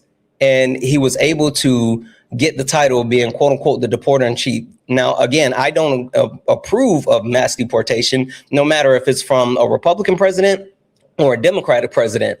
But the difference between what Donald Trump is doing and what Barack Obama did is that Donald Trump is literally violating the law and the Constitution. Barack Obama did it within the parameters. Now, with that being said, I mean, with the hateful delusional feminist shows to bear, right? Deporting. I'm going to finish what I'm saying because neither one of you have added anything of any substance. So I'm going to finish my substance and then you guys can just wham all you want in just a moment. With that being said, the reason why I call Donald Trump a fascist is not because of the mass deportation efforts. It's because Donald Trump meets the 9 core principles of fascism, and not only the 9 core principles of fascism that is accepted as far as if you meet those 9, you are a fascist. Donald Trump exhibits and meets all 14 tenets of fascism. So, yeah, that's why Trump is a fascist. Well, I don't think Donald Trump is a fascist. I don't care what you think. It's not about what you think. It's about what you can prove. Can you prove it? Because I can prove it. Nah, man. He's just making shit up now. I think at this point. Both of you are. No, I'm talking about you're making shit up. Oh, me? Oh, yeah. Okay. So you don't think that I can prove that Donald Trump's a fascist? I mean, with the anti-men rhetoric, you handed Trump the win. I hear you. Listen, this is all cope now. This is all cope. And now you're starting. Hold on. This is cope. And now you're running to a safe space and trying to actually get away from what I'm saying. Are you telling me that I can't prove that Donald Trump is a fascist? Yes or no? No, man, you just started spewing a bunch of nothing. I got to be honest. Okay. Well, that's what I'm thinking of, Salvador. I don't think Okay. you just Perfect. don't So like both Trump. of you are going to spin that wheel. So I mean, we're going to go Santana, down. Barack Obama deport 3.1 million people. I don't think Donald Trump deport off that amount so far. Okay. I mean, y'all just like to lie, right? The blue side. That's why I don't trust any of y'all. I don't care what you trust. 3.1 billion people. That's not a lot. That's a lot of people to get deported. At this point, I need both of you to shut the hell up, because now you're just talking from feelings. So I thought you were anti-dictatorship, but go ahead. Yeah, I'm going to mute you because I gave a command and you didn't acquiesce. Now, again. Okay, I'll allow you to speak. Sure. This is just you crashing out because you know you're fucking cooked. It's fine. You don't have to cope that way. You got fucking cooked on the things that you thought you had substance of. And so now you're running because you know you're even more cooked. No, I'll give you permission to speak, Santana. Go ahead. Sure. Permission these nuts in your mouth and sit quietly. Now, with that being said, we're going to go over the point of Donald Trump being a fascist, right? But before we go over the point of Donald Trump being a fascist, I want one of you, I don't care which one of you donuts, I want one of you to tell me one thing, just one thing that I lied about, because you guys made the actual statement that they just make up things and they lie. I'm willing to accept that. Tell me one thing that I made up and lied that I did not prove. Do you believe we're in a war right now? Can you tell me one thing that I made up and lied that I cannot prove? I am. I need you to answer this question. No, I need you to answer my question. The conversation that we have had, I need you to tell me what. Santana. Listen, I know instructions are hard. I'm going to say it again. You both made the statement that I made up things and I lied. I'm saying, okay, I'm gonna give you examples. I'm willing to accept that. Name one thing that I made up and I can't prove. Go. Well, I'll give you an example. I mean, you keep talking about Donald Trump is like the only president ever talk about annex Canada as a 51 state. And I give you numerous of evidence that Donald Trump wasn't the first one. You're the founding father of America. Attack Canada and took Canada as the 14th state. Because because British was occupying Canada with their army. Stop. Are you really telling me that even after we've gone through that source and proven that your source is not right, you want to go back to that source? Yeah, because either way you take it, Santana, Canada is going to get annexed. I'm going to run through this one more time. No, it's going to get annexed. Yeah, I don't care about your assumptions. I'm going to run through this one more time to make it super simple. Come off mute. This is going to be very direct. Crash out. Well, let's be nicer to him. He's the actual shut up. The actual source that you gave me stated that in 1775, George Washington sent 2 armies north to besiege Quebec City. Is that an accurate statement? Yes. Okay. When was the United States of America founded? Well, I'm not talking about when was the United States of America founded? 1776. 1776. So when George Washington told those 2 armies to go to Quebec City, was the United States of America a thing? Yes or no? Well, technically, yes. No. If it had not been founded, then technically no. Well, Santana, there was barter. What, Santana, my ass. What year was the United States of America founded?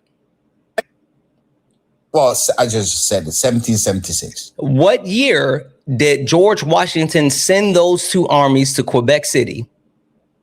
2 years, a year before that, 1 year before that. So if George Washington sent them to Quebec City before the founding of the United States of America, then there is no way that he could be saying that Canada should be the 51st state or anything equivalent to that. That's part one. Part two, the point is, I said, give me another United States president that said anything like that. But no. Hold on. When, by your source, what you gave me, when was this conflict done? Well, when was it started? When was it done? We've already talked about when it started. It was started in 1775. When was it done? 1812. No, 1783. Don't fucking play with me. I'm looking at your source. Okay, but why did you just lie? 1812. Why did you just lie? Nah, man, you lied. Why did you shut up? Why did you just lie? Well, I mean, my bad on that part right there. Okay, so again, from the source that you just gave me, when did the conflict end? You just said it. 1783. Yeah, and George Washington became president in 1789. Yeah. So if George Washington wasn't president until 6 years after this ended, how could he be the president saying we need to take Canada? Well, I mean, technically, he's a founding father of America, so technically, how could he be the president stating that we need to take Canada if, one, the actions he took was prior to the founding of America, and two, when he was president, the entire conflict was over? Well, Benedict Arnold. I'm not talking about Benedict Arnold. I'm talking about George Washington and the statement that you gave and the source that you gave me to verify your statement. Hey, let me ask you a question. Why are you defending Canada so much? No. Don't run. Answer the question. Santana, let him speak, bub. You got one more time to come off mute, and then I'm going to relegate you back to the comments, you fucking backup character. You're not even an NPC. You're background noise. So stay in the background until I pull your chain and say you can speak. Answer the question. How is it that your source verifies what you said? Well, okay, I got a source right here. So it doesn't. My source is coming from. So it doesn't. From the American. So I need you to say my source does not prove what I said. Well, technically, my source do prove what I said. No, it does not. Then technically explain to me how this source proves what you said. Well, because I just given you on the American Revolution site. No, you're trying to cite another source and another time. I'm talking about the source that you gave me. That's from Muse Canada or whatever. Revolution rejected. How does that source say it? Well, I mean, I'm just giving you. I need you to say, Santana, it doesn't say it. Yeah, I mean, technically it doesn't say. No, not technically. I need you to say, Santana, the source that I gave you does not prove my point. Well, I can see it. It does not prove my point. Perfect. Now you go back on mute. I'm going to thank a couple of people. I want both of you, between the two of you, you guys got one brain cell. I want you guys to put your fucking Jimmy Neutron hats on and get your shit together and give me a good argument. Be quiet. I'm going to thank some people. And when I come back, I need substance. Okay, substance. soy boy. Okay, soy boy.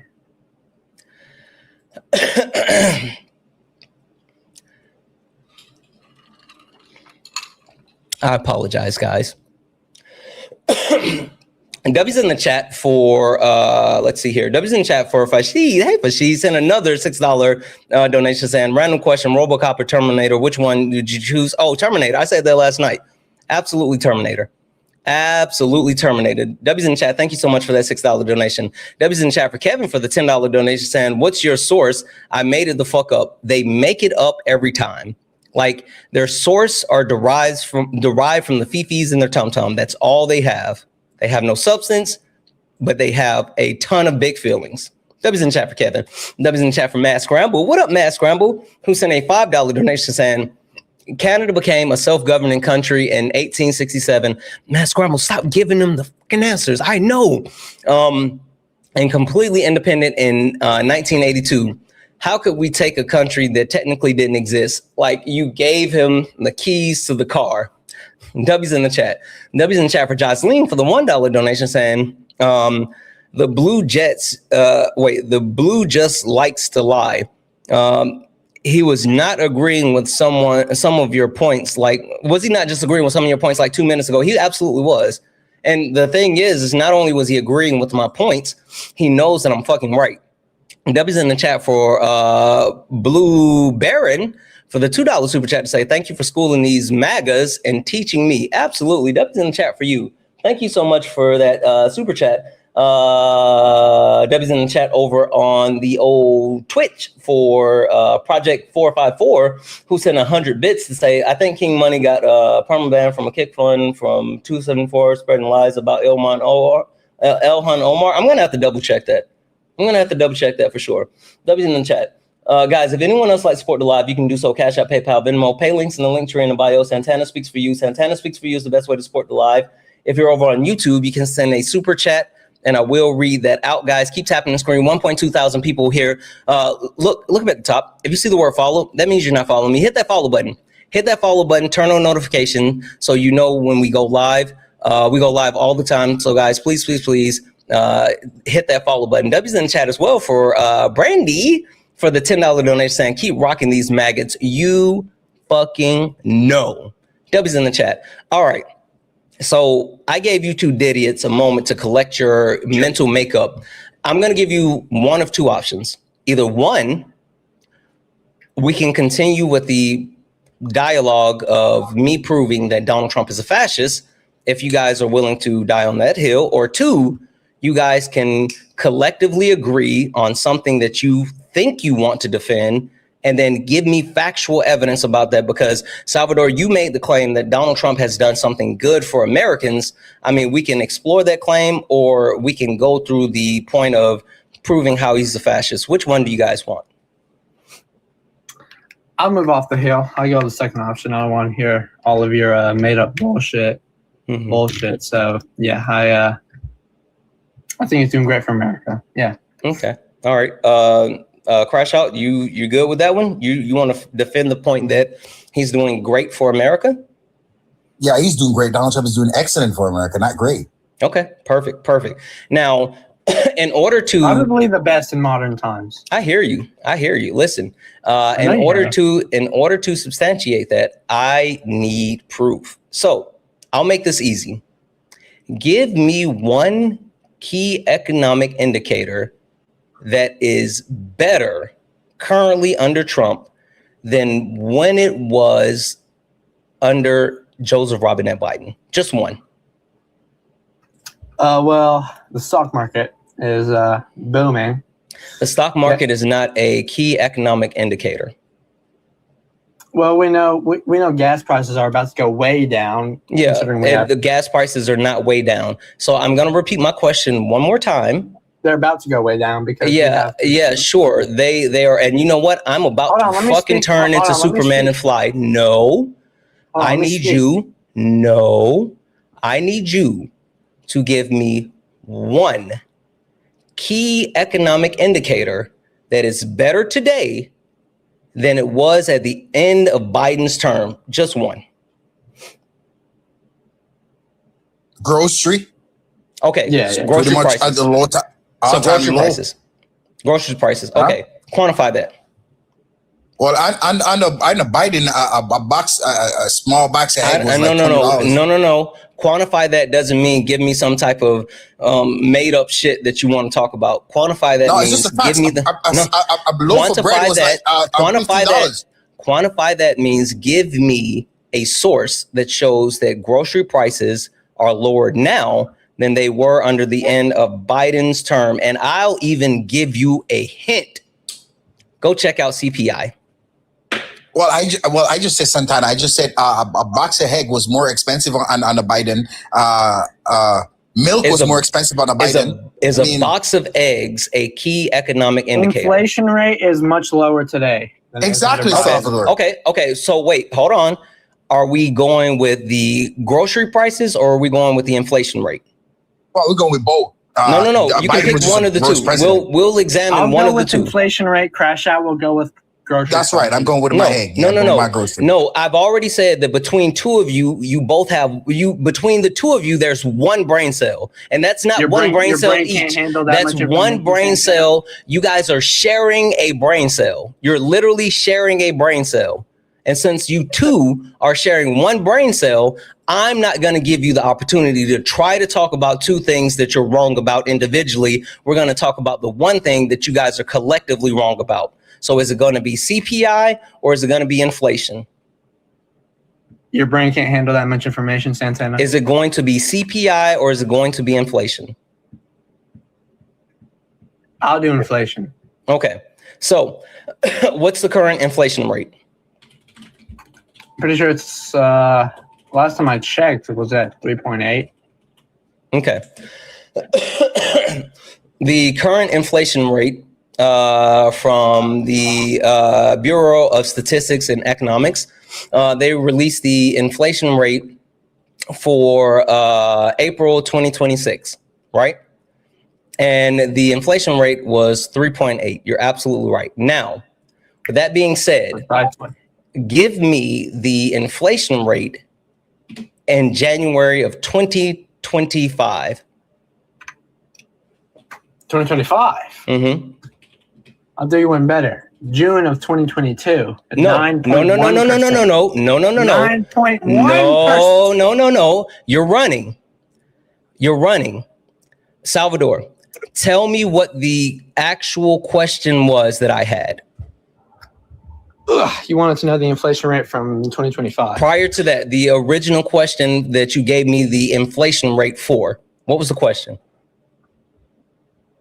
The question that I gave you? No, the question that you guys are supposed to be giving me the answer for. The inflation rate in 2025. You guys are stupid. The question was, name one key economic indicator that is better today than it was at the end of Biden's administration. Oh yeah, we just gave you two, but your brain. So you tried to jump back to 2022. So that's why I said we're examining the one that you just gave me. So we've already established that as of today, the inflation rate is 3.8. What was the inflation rate in January of 2025?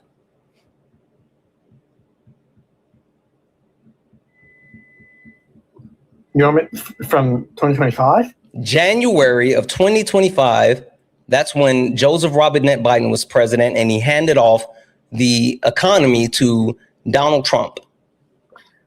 All right, I'm gonna need you to stop crashing. It was 3. It was. 3%. I'm gonna need you to give me the fucking answer, you donut. I just gave you 3%. You can't listen. You're wrong. Classic liberal. You're wrong. Where are you getting the information from? JP Morgan.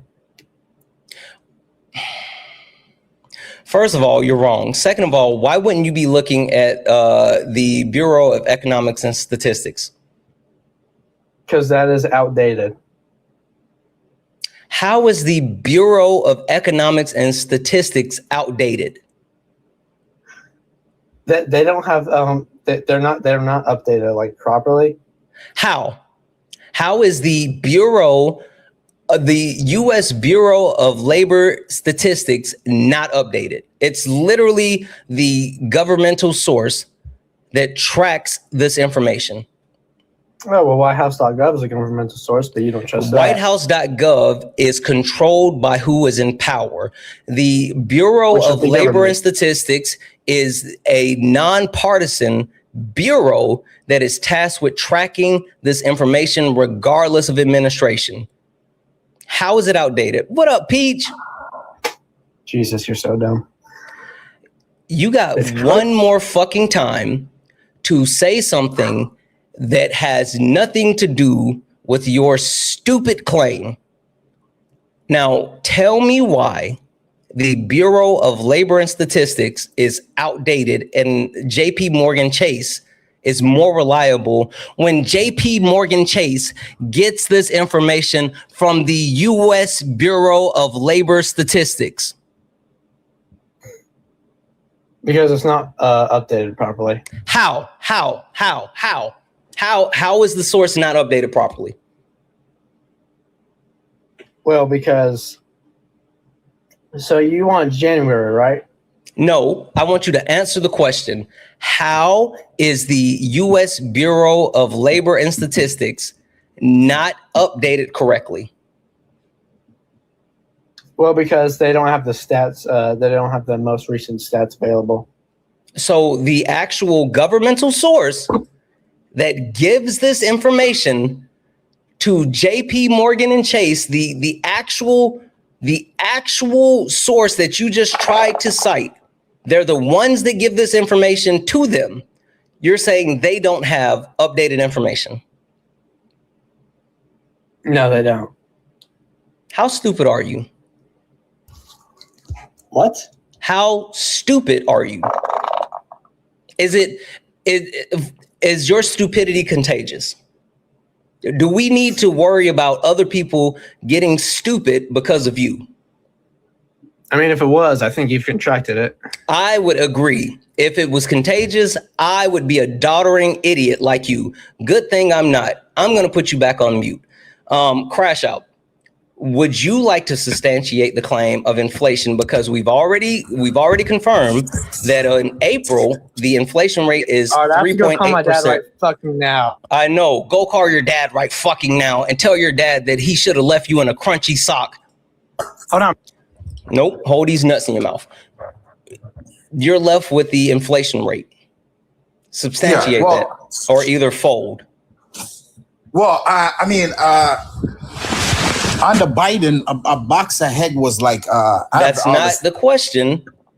Substantiate the claim that inflation is lower currently than at the end of the Biden administration, or concede that that's not true. What up, SJ? That's true. Okay, then give me the inflation rate from January of 2025. Huh? Give me the inflation rate in January 2025. I don't have that right now. I would have to go look it up. 2.7%. Which one is lower, 2.7 or 3.8? 3.8 is higher. Okay, so 2.7 is lower, right? Yeah. So if the inflation rate at the end of Biden administration was 2.7 and it's currently at 3.8, is inflation higher or lower at the end of, or currently, than it was at the end of Biden's administration? Yeah, but Biden took 4 years. Answer the question. I would say it's higher under Trump. Okay, perfect. So if it's higher today than when Biden gave Trump the actual economy, would that mean that this key economic indicator, inflation, is better or worse than when Trump took it over? Well, it was in a bad condition when Trump took it over. It was worse. Biden is it better or worse than when Biden gave Trump the economy? Well, according to your numbers that you're just talking about right now, I think it was better under Biden, but I think Biden, it took a while before Biden actually get the economy to that level. So, I mean, you got to give Trump some grace. It's just been 2 years. You got to give the man some grace. Why would we give Trump grace when he inherited an economy that was better and he crashed the economy? How could he be better? I'm looking at all the numbers right here, right? Okay. Let me just if that's the case, give me one key economic measure that is better today than it was at the end of Biden's administration. Just one. Okay, I'm okay. I have numerous here, but I can just definitely give you one that is going to be significant. Hold on 1 second. Buddy said it earlier, but I don't think you take it in accounting, but I will give it to you anyway. 1 second. I gotta find the information. Is somewhere here. Egg is for sure is cheaper. Eggs is not a key economic indicator. Stop saying eggs. Okay, I got you. New homes, right? Under Biden, a new home's average price was like $397,000. Under Barack Obama, a new home is like $380,000 to $87,000. under Biden. Okay, so under you're Donald saying Trump. you're saying the cost of homes are higher. No, the cost of home is cheaper under Donald Trump. It's higher under Biden. Yeah. Say the numbers again. Well, under Biden, average home for like $397,000. Under Donald Trump is like $387,000. So it's like a whole $11,000 off difference. So you're saying that homes are cheaper now under Yes, under Trump than okay, perfect. Quantify Yes, that. sir. What's your source? Hold on, I gotta give it to you. 1 second. It's called one second. It's Biden to Trump. That's hold on, I'm just pretty sure. Okay, it's Biden to Trump.com. I know you fucking lying. I swear to God, I got it right here. Biden to Trump. That's what he simply says. Biden to Trump.com. Yes, sir. That's what he says. You are a joke. Am I a joke? I mean, you got all the prices over here. Bacon is 2 cents less than when. I'm muting you. I'm muting you. I'm muting you. Give me a second.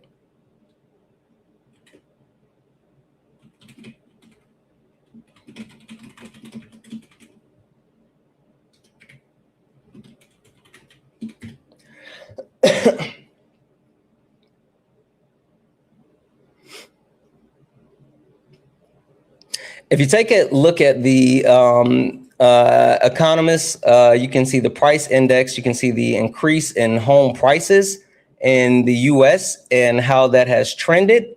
And month over month, not only have the real prices, but the nominal prices increased, meaning that homes cost more now than they did when Biden was in office. And as a fun fact, come on, Santana, that's BS. You know that's BS. Santana.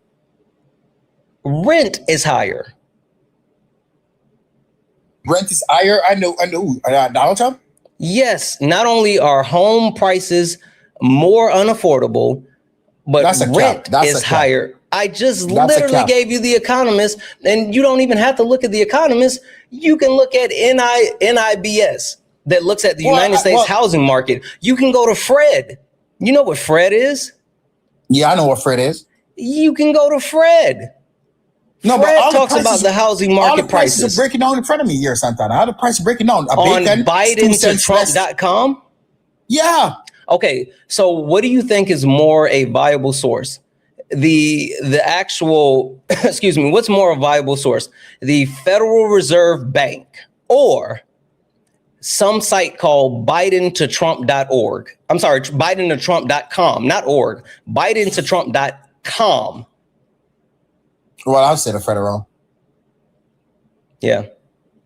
W's in the chat for Caroline. Caroline sent a $5 donation saying, low key, love the background. How do you make them? Any tips or trick? Canva in my imagination. That's all I do. W's in the chat. W's in the chat for Miss Donna for the $2 donation saying crash out equals willfully obtuse, period. That is a fact.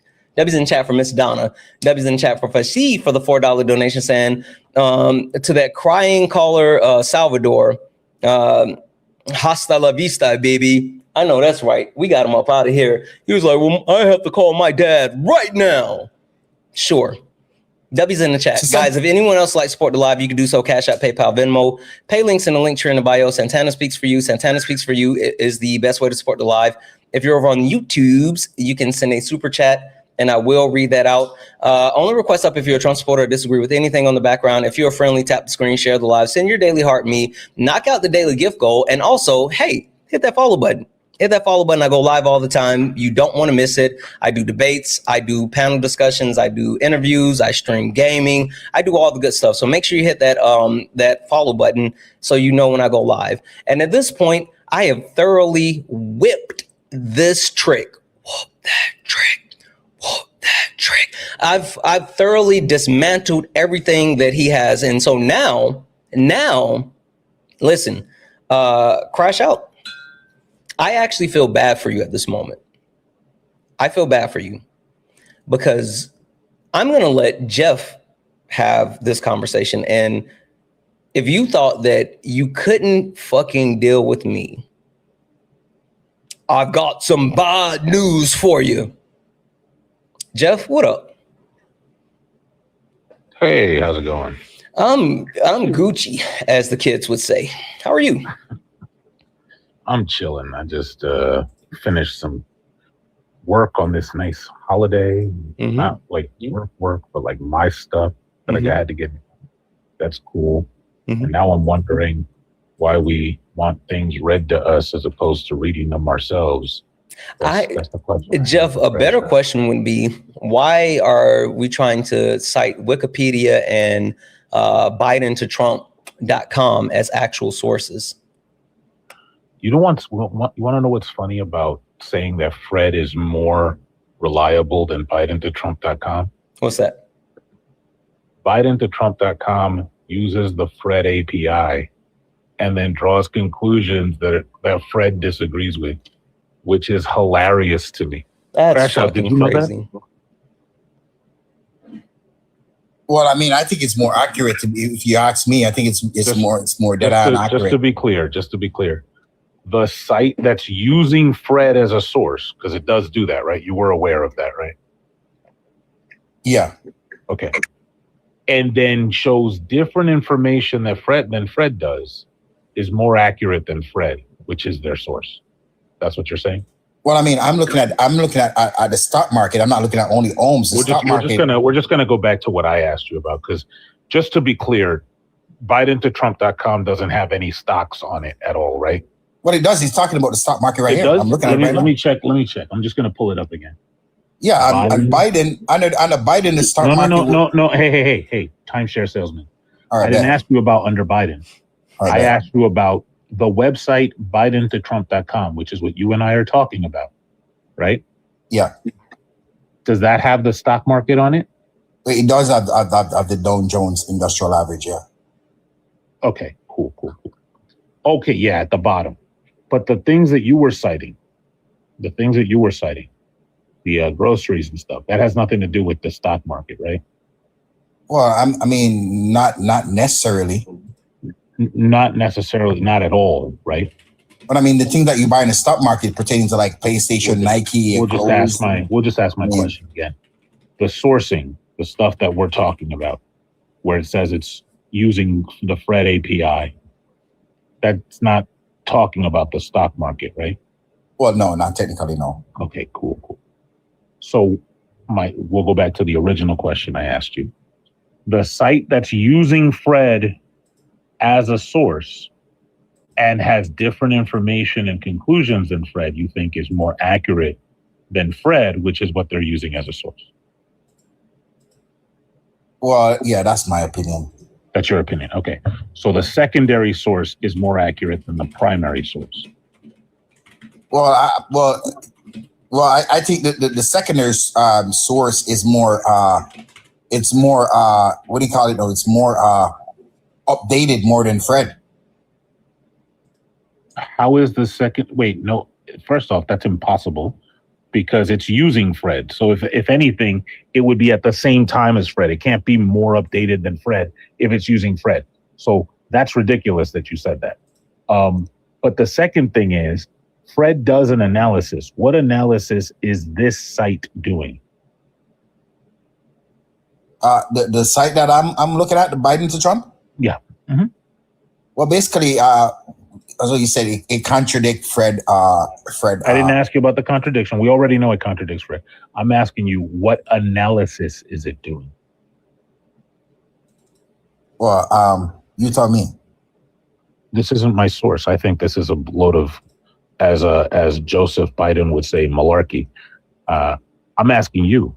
You brought the. I could just close this site and just never look at it again and go about my day. But you want us to look at this, so I'm asking. Well, so are you a Biden supporter? Because it seems like you want to. Listen. I do not give a crap about Joseph Biden in the slightest. I care about smart shit. The only thing I care about in this world is smart shit. Smart shit. So I want you to stop talking. Smart shit is the only thing that keeps bears from eating us. Right? You don't have claws, right? No, definitely not. Okay, cool. You don't have a tough skin like a bear would, right? Like you could pew pew a bear with a 9mm and it won't get past the hide. You don't have that, right? Nah. You couldn't pick a tree out of the ground with your bare hands, right? Well, no. So the only thing you have to defend yourself is your brain. So the only thing I care about is smart shit. I don't care about Joe Biden. I don't care about Donald Trump. Okay, so when you bring me a source, the only thing I care about is what analysis is it doing? And so that's the question I'm now going to ask you for the third time. What analysis is this website doing? Well, I mean, it's breaking down my points. It's telling you how much for a bread, how much it declined, how much it increased for bread. What is bacon. the analysis that it is doing? Well, you tell me. You said that before, and I told you, if you're going to say you tell me, I'm just going to close it, right? Well, because everything I told you, you're trying to debunk it, or you're trying to... I'm not trying to debunk it. I'm asking you for analysis, and you're saying it's showing prices. Wait, how dare Jeff try to debunk something that you gave that was inaccurate? Jeff, why would you ever debunk the shit that he said, which was actually wrong? Well, it's not even a deep. This is simple. If you said to me, what analysis is Fred doing? When I look at a Fred study, like a study that comes from Fred, they're going to have a methodology, and I can just read that and say, look, they compared this to this. They looked at these external factors. They did this formula, and they gave you this result. That's an analysis. But if you tell me they showed you prices, that doesn't tell me anything. That doesn't tell me anything at all. Like, you're not even saying what the cumulative, relative, or qualitative or quantitative difference is between the red and the green on this site. You're not even saying that. You're just saying, ooh, look at the ones where the prices are lower now. I like those. I don't care about that. I want to know what the analysis is. Well, to me, it's just showing the overall performance of Donald Trump in the economy. That's what my opinion. Cool. Okay. Wait, before we go any further, I just want to let you know, with a poll completed on TikTok and also a poll completed on YouTube with a combined percentage of 92%. 92%. They have voted that Crash Out, it's time for a bounty. It's time for a bounty now. You're not unfamiliar with how this works. A bounty for me, Santana. How did I end up be a bounty for me? Well, they said that you're cooked. That's why you got a bounty. They said that you're cooked. Oh my cook. When Jeff just came up here and he doesn't have just going all over the place to debunk me. They said that you're cooked. I'm just telling you, you're cooked, right? I mean, you've been dominated to the point that it's not even funny anymore. But you know how this works. It's okay. You have time to prove yourself and to prove your point. So we're going to go ahead and open up the bounty. It's $150 to Cash App, PayPal, Venmo. Pay links in the link tree in the bio. Santana speaks for you. Sorry, YouTube. It has to go through the pay links. If you guys want him out of here, then we'll go ahead and open up the bounty. Now, remember, chat, we have to be fair. We have to be fair. It's from this point moving on. It's not from all the other stupid shit that he said this entire time that he's been up here, but it is from this point moving on. So if you would like to add to the Kick Fund, you can do so. Cash App, PayPal, Venmo. Pay links in the link tree in the bio. Santana Speaks for You. Santana Speaks for You is the best way to support the live and to add to the Kick Fund. Really quick, W's in the chat for Anna for the $2 donation. Who is Raymond? I'm confused as far as who Raymond is, but I'll check that out. Also, W's in the chat for Avocado for the $5 donation, saying, because here we like to dunk these donuts. I know that's right. W's in the chat for all the donos. So again, we officially have the Kick Fund open for Crash Out. If you guys want him gone, then you can add to the Kick Fund, pay links and link tree in the bio, and we'll go from there. Crash, for a fact that now all you have to do is provide factual information. Don't antagonize the chat and don't be annoying. That's all you have to do. I would do that. Jeff, I got a question for you, Jeff, right? Since you have all this notion going on with the economy, what do you think about the economy under Donald Trump and Biden? Your honest opinion, because you don't support any of them, according to what you say. I think that Donald Trump has a way of promising like a tower and delivering a toothpick. And how do you figure Donald Trump as promising, but he doesn't fulfill his promise? Oh, sure. When he was running for office, he said he would lower energy prices immediately. That actually did the reverse, right?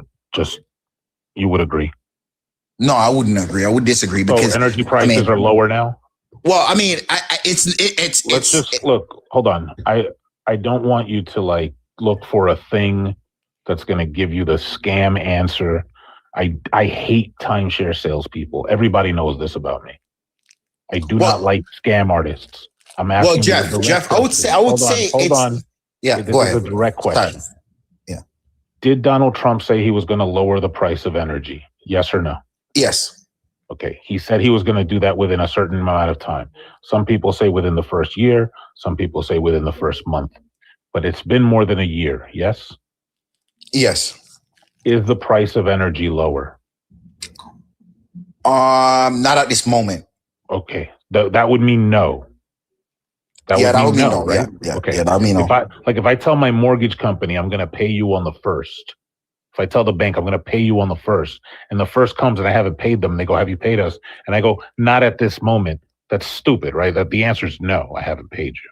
Yeah, late payments, late payment. Okay. Yeah. So that's the first thing I said was Donald Trump promised a thing and he did not deliver that thing. And I would say the price of energy is a pretty big thing, right? Like seasonal changes. You want to keep your house cool. People have to travel to work. All of this takes energy, right? Yeah. He said he was going to do good for the economy. Mm-hmm. Inflation is up. It is, right? Yeah. Well. Hold on. For pertaining to the energy costs, right? I could actually justify Donald Trump saying he's going to make it much better for American economy. For example, what do you mean right? you can justify him saying that? Yeah, I could justify him saying that, and it might be taking a little bit more time. Wait. Why would you have to justify him saying that? As far as, like, one, if he could actually do it, that would be a good thing, right? But two, justifying it means that him actually saying it would be bad. And even if you wanted to say like, oh, I can justify him saying that he was going to do it and then it's not happening. Well, it is happening. That's what I'm trying to explain to you, son. No, energy prices are higher than they were prior to before he was in office. Like, well, technically, yes, that's what I'm saying. I agree with you, both you and Jeff. But I'm saying, crash out. Yeah, go ahead. You're about to tell me that he's going to make it better. Right? Yes, he's going to make it better. Yeah. Well, hold on. No. I'm sorry, Jeff. I could explain that too. No. I don't want you to explain that. Right? You saying that you can explain that does fuck all for me. What I would like for you to actually explain or to actually justify, right? I would like for you to explain and justify Donald Trump's comments when he actually said this. Now, this is him sitting down with Sean Hannity. I want you to justify this. Jumped all over this statement that you made the other day. You were asked when you were leaving. What extent are Americans' financial situations motivating you to make a deal? Not even a little bit. The only thing that matters that I'm talking about Iran, they can't have a nuclear weapon. I don't think about American financial situation. I don't think about anybody. I think about one thing. We cannot let Iran have a nuclear weapon. That's all. That's right. That's a perfect statement. So, I'd make it again. You can imagine how many people stop the soundbite I don't think about America's financial situation. So what's your response to that framework? It's very simple. When people hear me say it, everybody agrees. Short-term pain. It's going to be short-term pain. Donald Trump not only said what he said, but he doubled down on it. And he said that people agree with him because of quote unquote short-term pain. But it's been a year and a half and energy prices have doubled. So I'm a little confused as far as your statement. I'm going to give it back to Jeff, but I will call everyone's attention to the fact that we have a bounty on Crash Out We have a bounty on his head of 150. He is currently at 39 of the 150. So that means that there's $111 left. If you would like to add to the Kick Fund, Cash App, PayPal, Venmo, pay links and link tree in the bio. Santana speaks for you. If you want to get them up out the paint, then you can hit the pay links. Now, Crash, you're not doing well. But again, Jeff, floor is yours.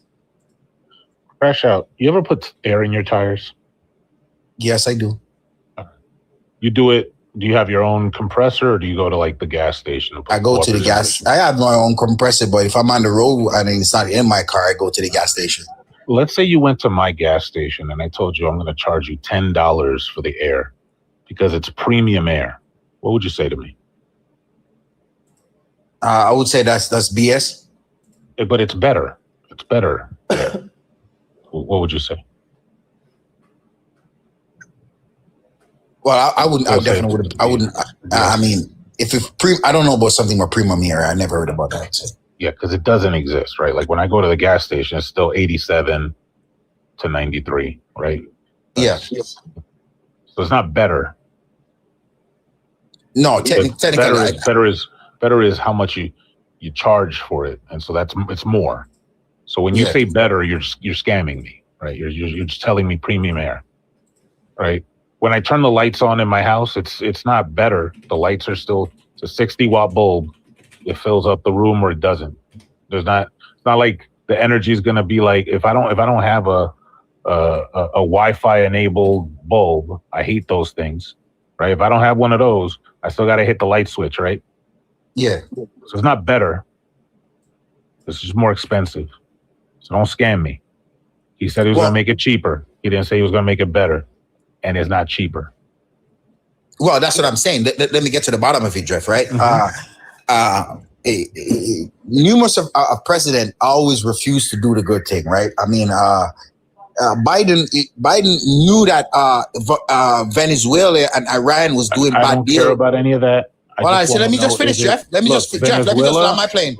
Let me land my plane, right? How much gas do we? How much gas? Donald Trump got $100 million barrel of oil just recently from Venezuela.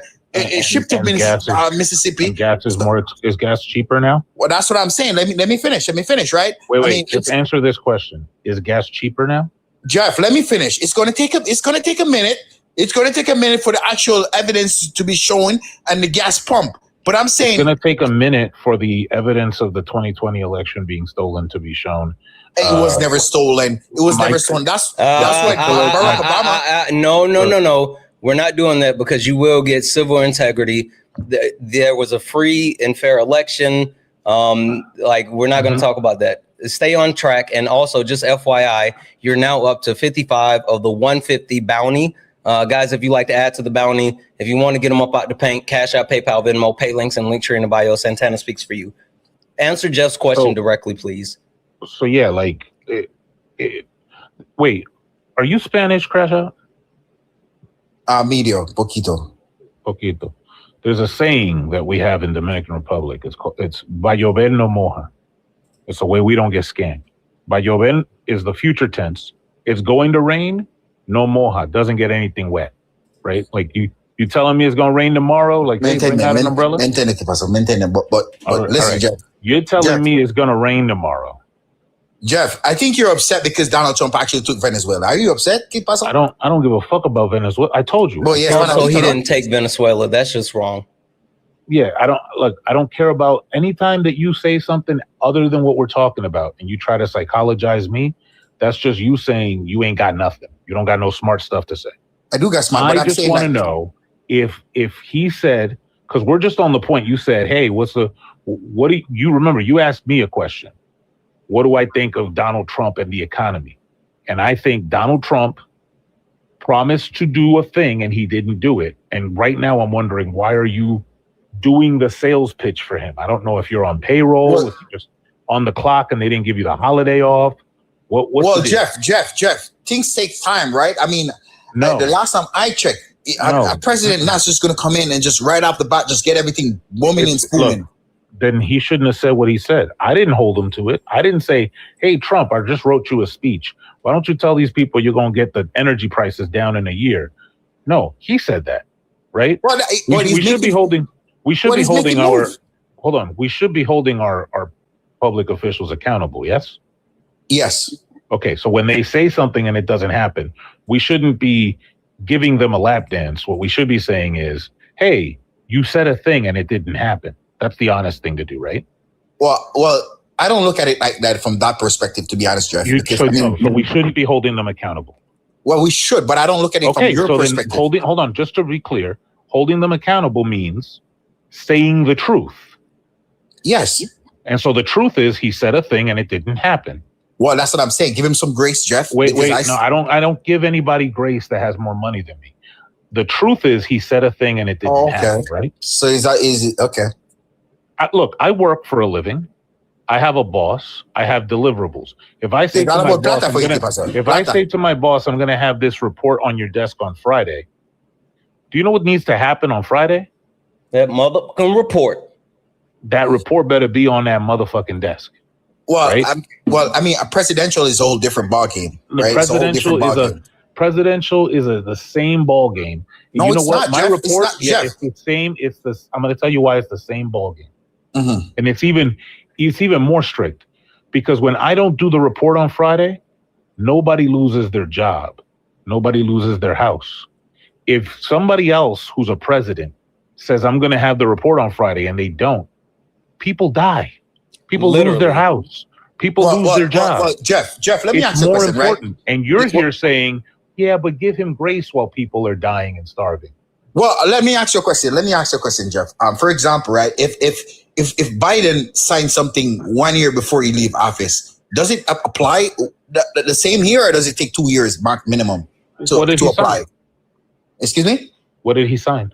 Well, I'm just saying, for example, I don't live in Narnia. Just tell me what he signed. Well, okay, I'm just giving you an example, right, Jeff? I'm saying if he signed something to say, stop saying the if. Look, hold on. I got it. Don't worry about it, Jeff. Jeff, if Donald Trump on his last day in office signed an actual piece of legislation or an executive order that gave extended TPA status to Venezuelan refugees, would that cause the actual Venezuelan population in the United States as far as refugees to decrease or to continue to stay as high until TPA ends? It would increase here. Yeah. So that's how it works, Crash. You don't have to give like false narratives. You can talk about the fact that like Donald Trump rails against TPA status and actual immigrants being in the country, but does things like sign an extension for TPS. Did I say TPA? TPS on his last day in office, or he does stuff like. Hey, are you serious? Are you serious, Santana? It's been 7 years. It's been seven years since Venezuelan people was being able to go back home. I know last month they actually get a jet to go back home. I'm giving you the specific example of how signing something while leaving office affects the next administration. You tried to give some type of hypothetical. I gave a real world example. Here, I'll give you an example in the field that I work in. Also, guys, really quick, we're at 75 of the 150 kick fund. If you want to go on Cash App, PayPal, Venmo, pay links and link tree in the bio. Go ahead, Jeff. So when the CHIPS Act was signed, I thought it was the most stupid thing I've ever heard of in my life, because I said, there's no way they're going to have people manufacturing chips here, even if they are old ones, because manufacturing here is insanity cost-wise. But a whole bunch of the Fortune 10 company, like the big tech companies, started manufacturing chips here. And now they've made money hand over fist now that chips and RAM have gone through the roof, just on the fact that they would have broken even, but the cost of the stuff that they're manufacturing is so high that they're just like making super amounts of money, which I think is a bad thing, that they're making so much money off of that they're gouging the price of computers. But they did start manufacturing here off the CHIPS Act. And you know who took credit for it? Donald Trump. Yeah. But he should, at least, because NAFTA is doing pretty good. NAFTA is doing pretty good. I mean, NAFTA is one of the biggest. Just to be clear, which has more effect on the chip manufacturing in the United States? what you just said or the CHIPS Act? Wait, hold on. And just to verify, did you say NAFTA? Yeah, NAFTA. Yeah, something like that. NAFTA. Donald Trump ended NAFTA, you donut. No, NAFTA is a chip. Is a chip. He doesn't. He just took those guys to China. You mean NVIDIA? That's why I said. Did you say NAFTA? NVIDIA, whatever it is. Yeah, someone put it in the chat. It's right there. Yeah, NVIDIA. Okay. Holy smokes. That's why I said. Did you say NAFTA? You mean NVIDIA?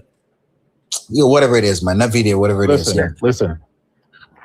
Chip manufacturing here, and I didn't even realize you were talking about NVIDIA. Does NVIDIA have more effect on the chip manufacturing in the United States? Yes. Or does the CHIPS Act have more effect on the chip manufacturing in the United States? Well, NVIDIA is doing pretty good. I mean, it's I'm just going to ask the question again. The chip manufacturing in the United States, is it more affected by NVIDIA or the CHIPS Act? Well, my opinion is NVIDIA. Okay. What? Do you know what do you even know what their market share is? Yeah, it's like $225 right now. No. Their market share. The percent of the market that they hold. And wait, you said they came here or they went to China? No, NVIDIA is here. NVIDIA. NVIDIA is here, but the rest of the chip company, like the one in Philippines, in Philistine, in what is it called over there, that Asian country over there, that's called not Japan. Are you saying NVIDIA's making money? Yeah, they're making a lot of money. Jeff, where are you at? Listen, man. Every single chip manufacturer on planet Earth, anybody who's doing Taiwan, that's the word. Taiwan. Listen, that's the word. Taiwan is coming over here now to make their chip. TSMC, AMD, every Foxconn, every single place that does anything with silicon at all is making money right now. If I started a small chip manufacturing company, I would turn over at least $10 million this year, starting now. Well, so what are you waiting for, Jeff? It's impossible. I already work in Silicon Valley, you moron.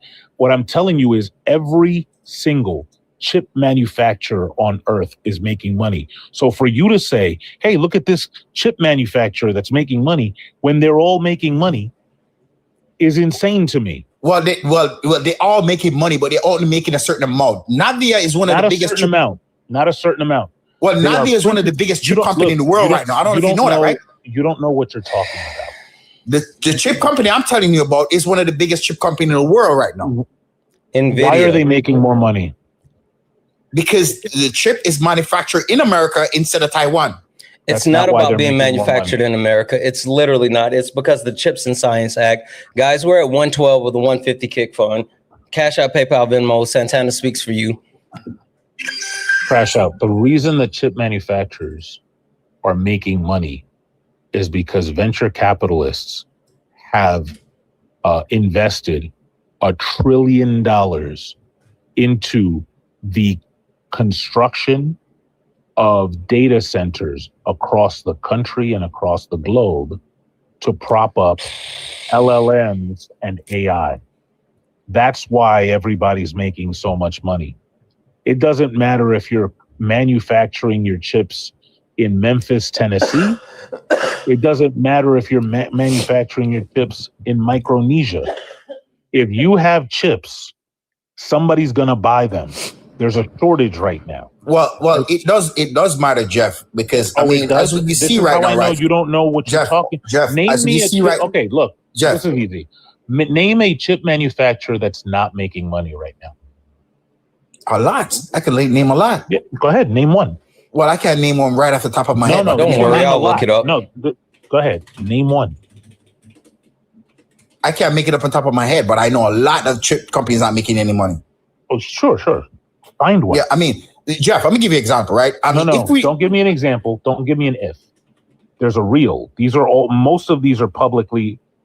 Most of them are public. Find one. Well, Do you know what happened just 2 months ago? Pertaining to what? Pertaining to chips and RAM. Do you know what happened?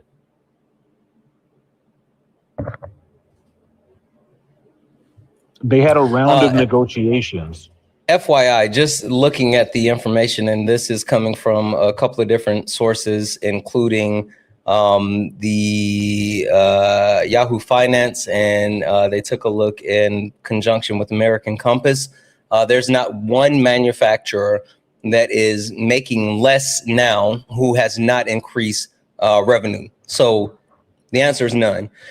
Jeff, I'm gonna leave them with you just for half a second. I'll be right back. I got you. So just so everybody knows, what happened 2 months ago, and I think a few months ago before that, the manufacturers were doing their next round of negotiations with the end user manufacturers like Nintendo, Sony, Apple, the people who actually make the products that you buy.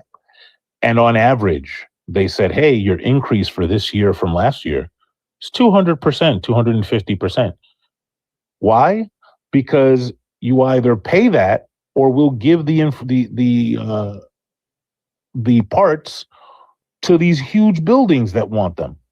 You're competing with them now, and they're buying huge amounts to put in these buildings. 0 of them are losing money. Crash Out, you don't know what you're talking about. This just happens to be the thing I do for a living.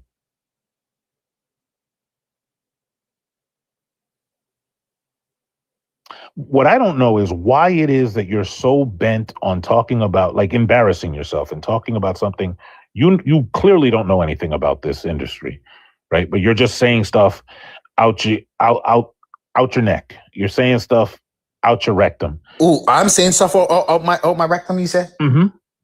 No, as I said, Jeff, right? A lot of these chip, like, I'm gonna give you a prime example, right?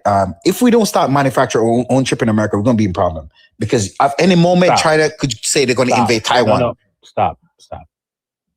Name one manufacturer that is losing money. I can't name one off the top of my head. Okay. Honestly, you know why that is? Yeah. And look, if I gave you a half hour to go look, you wouldn't be able to find one. Let's be honest with each other. Right? What did you say, Jeff? If I gave you a half hour and I let you use my laptop and my desktop to go look, you wouldn't be able to find one, right? Let's just be honest with each other. Every single chip manufacturer is making money. I just told you why the CHIPS Act just happened to be successful, even though on paper it shouldn't have been. And I told you it's because it just so happened that the price of all this stuff went up. And now I've told you why the price went up. You didn't know any of that, but you were still going to argue with me. I'm just wondering why.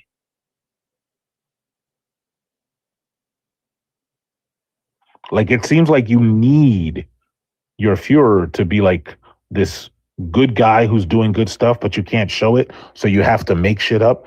And I'm just wondering why. Wait, give me a minute. I'm looking up the information. This is embarrassing. Now he's going to go look up the information about companies that are clearly making. Put a 1 in the chat if you shopped for a computer in the last 6 months and your eyes went wide when you saw the price. And you thought, hey, I'm going to just get a computer for school. I'm going to get a computer for work. And then you went and looked and were like, what the how is it so expensive? Do you see all those ones crash out? That money is going to all of those manufacturers.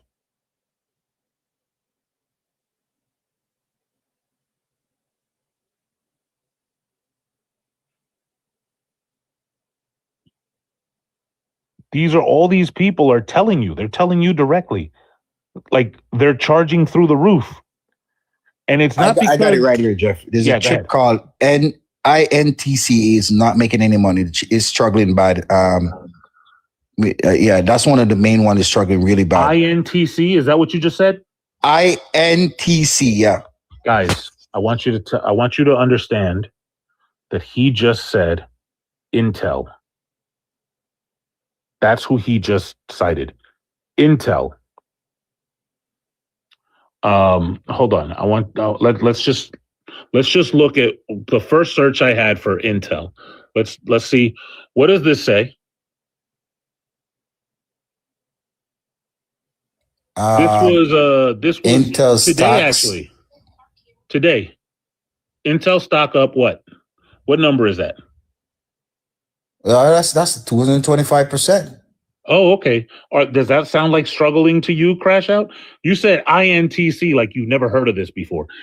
INTC, right? This new company, INTC. I've never heard of them before. What could they be?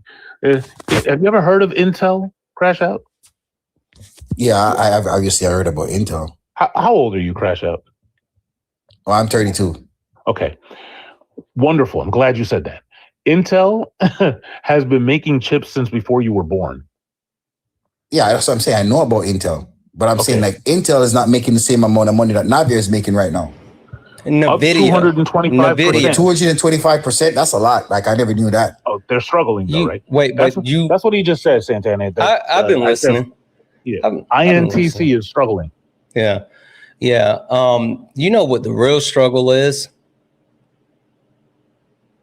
Crash Out.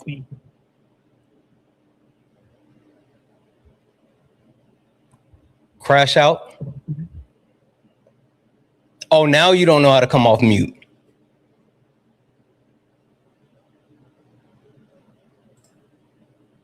Hit that button. Oh, don't be a sore loser. Oh.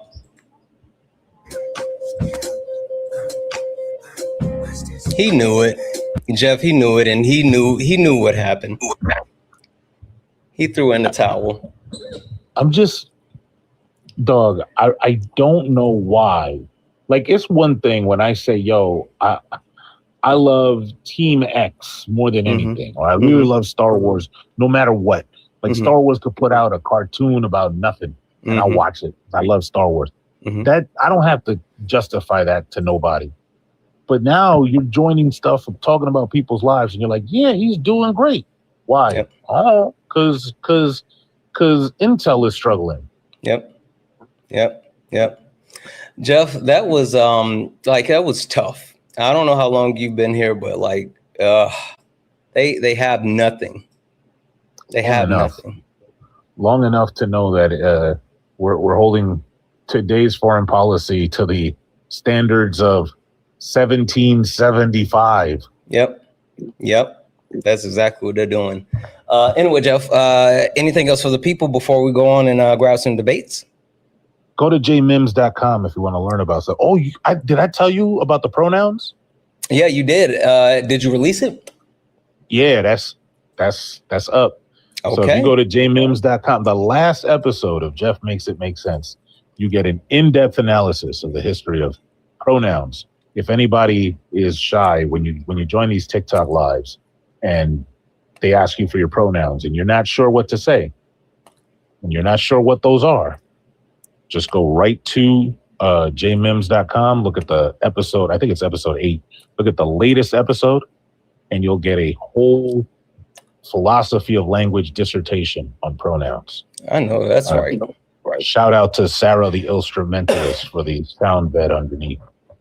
Oh, that's right. But yeah, let's do that. Yep. All right, bro. Well, I appreciate you. Appreciate you back. I'll chat with y'all later. All right. Debbie's in the chat for Jeff, guys. Debbie's in the chat for Jeff. I'm going to say the thank yous in just a moment here, but let's see if we can get another debate going, guys. Only request up if you are a Trump supporter or disagree with anything on the background. We're only looking for some debates. Only request up if you're a Trump supporter or disagree with anything on the background. We're only looking for some debates. If you're friendly, tap the screen, share the live, send your daily heart me. It's only one coin. It will boost the live and push us out to the FYP.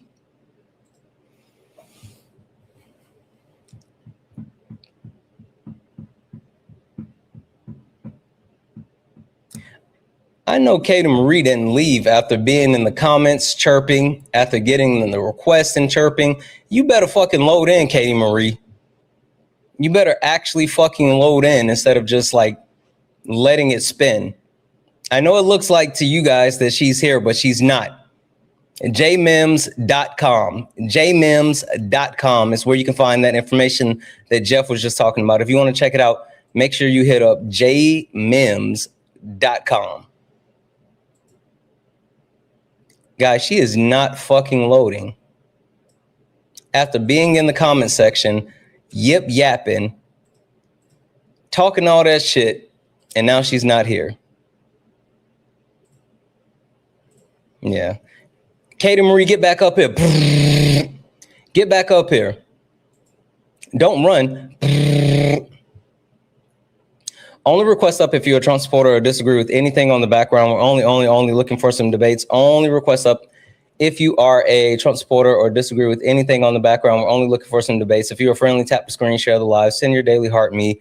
It is only one coin. It will boost the live and push us out to the FYP. If you're over on YouTube, Twitch, Instagram, and you want to debate me, guess what? You don't have to leave where you are. The only thing that you have to do is click that request button, and it'll get you up here. We'll get you up here. We'll get you up here. Hi, Dylan. Are you a Trump supporter or disagree with anything on the background? Yeah, why do you only want women leading the country? Do you disagree with the point that only women should lead the country? Yeah. Okay. Well, let's talk about that. Why do you disagree with only women should be leading the country? Because you're discriminating against men that would be good leaders.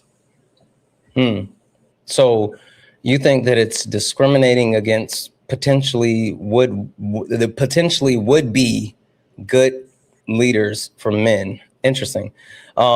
I guess the question I would have is, do you think that men have been good leaders throughout the history of our country? Oh, yeah, of course. Men definitely have been good leaders. Okay. Just to verify really quick, what do you think about our current country? What do you think? Do you think that our country is amazing, optimal? Like we got flying cars and shit. Do you think we're in a good spot? I think it's bad that there are so many billionaires and yet the average person doesn't have a lot of money. I agree. The wealth gap has continued to grow. There's more Americans working than ever before. And with that being said, they're still making less than ever before. So you and I will both kind of agree that like things aren't really good for people in our country today. Would that be an accurate statement? Well, things are good, but there are also bad things. Okay. Overall, are you happy with where we are as a country overall? No. Okay. So they're not good. Question. Over the 250-year history of our country, what percentage of Congress, that's House, Senate, presidency, what percentage of Congress was made up by white men specifically? Maybe like 90%. Yep. Have you heard me say that before? No. Oh, okay. Good guess. Or guess, or you looked up, either one. Currently, what's the split for Congress with men to women? Maybe like 60-40. It's about 78%, almost close to 80%. So would it be a fair statement to say that throughout the history of our country, and even as of today, men, not white men specifically, but in overall, men have led us to where we are today? Yeah. Okay. And so if throughout the 250-year history of our country, we can agree that men have led us to where we are today, and specifically men have not put us in a good position. I mean, overall, again, things aren't good. Then can you tell me how men throughout the history of our country has successfully led us to a positive place? Because everything that you just said, that I just said, equals that men overwhelmingly have not been good for the majority of people, which then bolsters the fact that we need to get men out of leadership and allow women to lead. But you could say like humans have been bad for people, so should we just be run by like dogs? Well, I mean, you could say human if there was more of a proportional split between men and women, right? If you couldn't just point, if we had a situation where women yielded the same results as men, then I could agree with you, but we don't have that. Hey, did you know, with a study that was completed by Forbes, while women make up only 10% of the Fortune 500 company CEOs, you know what a Fortune 500 company is, right? Yeah. Okay. Women make up 10% of the Fortune 500 CEOs, but while making up 10% of the Fortune 500 CEOs, they are 12 times more likely to lead their company into the top 20% of financial profitability. So women, even though making up a smaller majority of leadership, yield way higher benefits and result than men. But that might be like correlation, not causation. How you wait? So first and foremost, the study that was completed by Forbes looks at a multitude of indicators, including initiatives that were installed by these women CEOs, the different perspectives that they have when it comes to employee relations and company relations, i.e. external partners. And it looked at the different environments that are fostered and the way that they conduct business versus men CEOs. So it's not a correlation causation. It's an actual direct cause. So you're wrong. Okay, well, personally, I don't think any CEOs are good. Okay, So. I mean, but that's your personal feeling. And while I agree, I'm not sitting here advocating or championing capitalism. I'm saying that if you look at the actual measures in which it quantifies what is success within business, the women that have been given the opportunity while underrepresented overperform. But it's not just CEOs. Hey, what's the deal with women surgeons? With women what? Surgeons. I don't know, man. Women surgeons, same type of deal, right? Women make up a very small amount of surgeons within the United States of America, but have higher proportional success rates as far as surgeries, i.e. you are more likely to live if your surgeon is a woman versus if your surgeon is a man. Women just outdo men in surgery. So again, that's another indicator to women having lower representation, but higher positive results. Yeah, but our brains are the same, women and men. No, it's not. Hey, who has higher EQ, women or men? I think it might be women. Yep. Right? Yep. Women have higher EQs.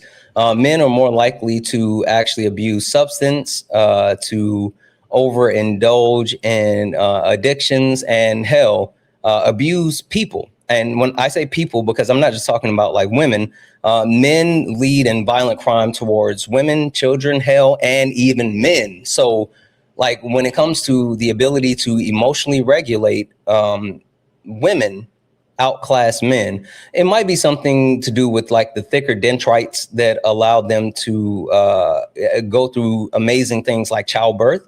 Hey, did you know that women, when experiencing childbirth, has a chemical release that makes them forget, basically, and I'm putting this in layman's terms, but basically makes them forget the pain that they actually experience during childbirth, so they will be able to continue to engage in childbirth. Did you know that their brains are so advanced that it dulls the pain for a necessary function for people to continue to survive? That's not the brain, that's their physical nervous system. It's not. It doesn't. No, it's a chemical release from the brain, like the actual release. Yeah, I know they have higher pain tolerance. Well, no, I'm not even talking about pain tolerance. I'm talking about the chemical reaction that lessens the remembrance of pain during childbirth. Like, that's what I'm talking about. Okay, why does that matter? What do you mean, why does that matter? Like, that has nothing to do with ability to lead. The point that I'm like stacking all this up for, right, is the fact that when you talk about women and you talk about the actual ability to move people forward, every single indicator speaks to better outcomes with women. Could you give me one example of a good women leader? A good woman leader? Woman leader, yeah. Angela Merkel. Angela Merkel, do you know what the title leader of the free world? Have you ever heard that before? Isn't she the EU? Have you ever heard the title leader of the free world? No. Okay, so title leader of the free world is basically a title that's bestowed upon the American president for leading like the world as far as democracy and patriotism and all this other shit, right? But it's normally a title that's given to the American president because they quite literally move the needle when it comes to geopolitics, right? Back in 2017 to 2021, there was a guy, right? Jimothy. Jimothy was president. And while Jimothy was president, Jimothy actually absolutely sucked. And it wasn't just like me saying that and other people within the country saying that. This was on the world stage. On the world stage, they said Jimothy sucks. And the leaders that make up the coalition of like the G7 and so on, they thought that he sucked so bad that the unofficial title of leader of the free world was stripped from Donald Jimothy Trump and placed on Angela Merkel because she was a better leader than Donald Trump. Well, that's an opinion, not a fact. No. When you can say that it's a quote unquote opinion, but it is a universally accepted opinion by leaders whose job it is to make that declaration. Anyway, I'm going to say thank you to a couple of people because I got to catch up on these last couple of donos, and then good male leaders than you could. I bet I could name way more good male leaders than you could name good female leaders. I bet you can't address any of the things that I've said and actually deal with those things, but that's besides the point. Like I was saying, I'm going to actually say thank you to a couple of people from the kick and everything, and then I'm going to actually let you talk to Ari for a minute. So, not you fucking running! Not him fucking running! Oh, I'm sorry, Ari. I took too long. No, it's okay, because actually I had a correction for you. Yeah, I saw that. Did I misstate the actual chemical part with the pregnancy? Actually, it was most of that. So when we're talking about like the differences between men's and women's brains, right? Mm-hmm. It's not a biological difference in terms of like innateness, right? Mm-hmm. That our brains are. So he wasn't correct. He was correct in saying that our brains are the same. We are socialized differently. Right. So because when we start saying like our brains aren't the same, it gives this notion of like the sexually dimorphic brain, which that just yeah. Right. And so when we're talking about even like during pregnancy, it's just that, and we all have this. It's just our pain threshold. And so essentially, like if you break a leg, even for you, Santana, if you break a leg, eventually your brain is going to ignore it the same way your brain ignores your nose. And so it just ignores the pain as it gets used to it. So we all do that. And just it happens with pregnancy as well. And women have a higher pain tolerance because we learn to ignore like period cramps and things like that because we experience them more often. So just, again, exposure to pain thresholds are more often attributed to those who have uteruses. That's it. I just wanted to make sure that we're not confusing like people in the audience are like, oh, we do have chemical imbalances. No. Sexually dimorphic brain does not exist. It does not exist. No. That's not what I'm saying. And I appreciate you correcting me on that because I want to make sure that I'm properly communicating that. Absolutely. I appreciate you. Thank you so much. I'm gonna drop back down. Oh, okay. Thank you, Ari. W's in the chat for Ari, guys. Really quickly, W's in the chat for Melissa, who added 10 for the kick fund, said, don't need to listen to this man talk anymore. Exactly right. W's in the chat for Just Devin for the $2 towards the kick fund. W's in the chat for Robert for the $2 toward the kick fund. W's in the chat for Michael for the $10 towards the kick fund. W's in the chat for Michelle for the $5 towards the kick fund. W's in the chat for Avocado for the $2 for the kick fund. W's in the chat for Manders for the $5 W for Jeff for the latest epic episode. Jeff make sense. Pronouns, everyone should watch. I don't know if that went towards the kick fund, but I counted it. But W's in the chat. W's in the chat for Amy for the $10 towards the kick fund. W's in the chat for Amanda for the $38 towards the kick fund. W's in the chat for Kate for the $5. I said, Black labor is not free. I love watching you spar. You give me hope. Thank you for what you do as a disabled queer person. I'm so grateful for your advocacy. Intersectionality is so important for people to understand. I hope you have a good day. Thank you so much. I hope you're having a good day as well. W's in the chat for Gucci, who sent $10, said, yeet. Yeet. W's in the chat for Gucci. Guys, I'm going to read the rest off in just a moment. But guys, only request up if you're a Trump supporter or disagree with anything on the background. We're only looking for some debates. Only request up if you're a Trump supporter or disagree with anything on the background. We're only looking for some debates. If you're friendly, tap the screen, share the live, send your daily heart. Me, it's only one coin. It will boost the live. We will. I'm sorry, to boost the live and push us out to the FYP. I don't think Christian is going to load. Christian, if you actually disagree and you want to come back, go ahead and request back up. We'll get you back up here.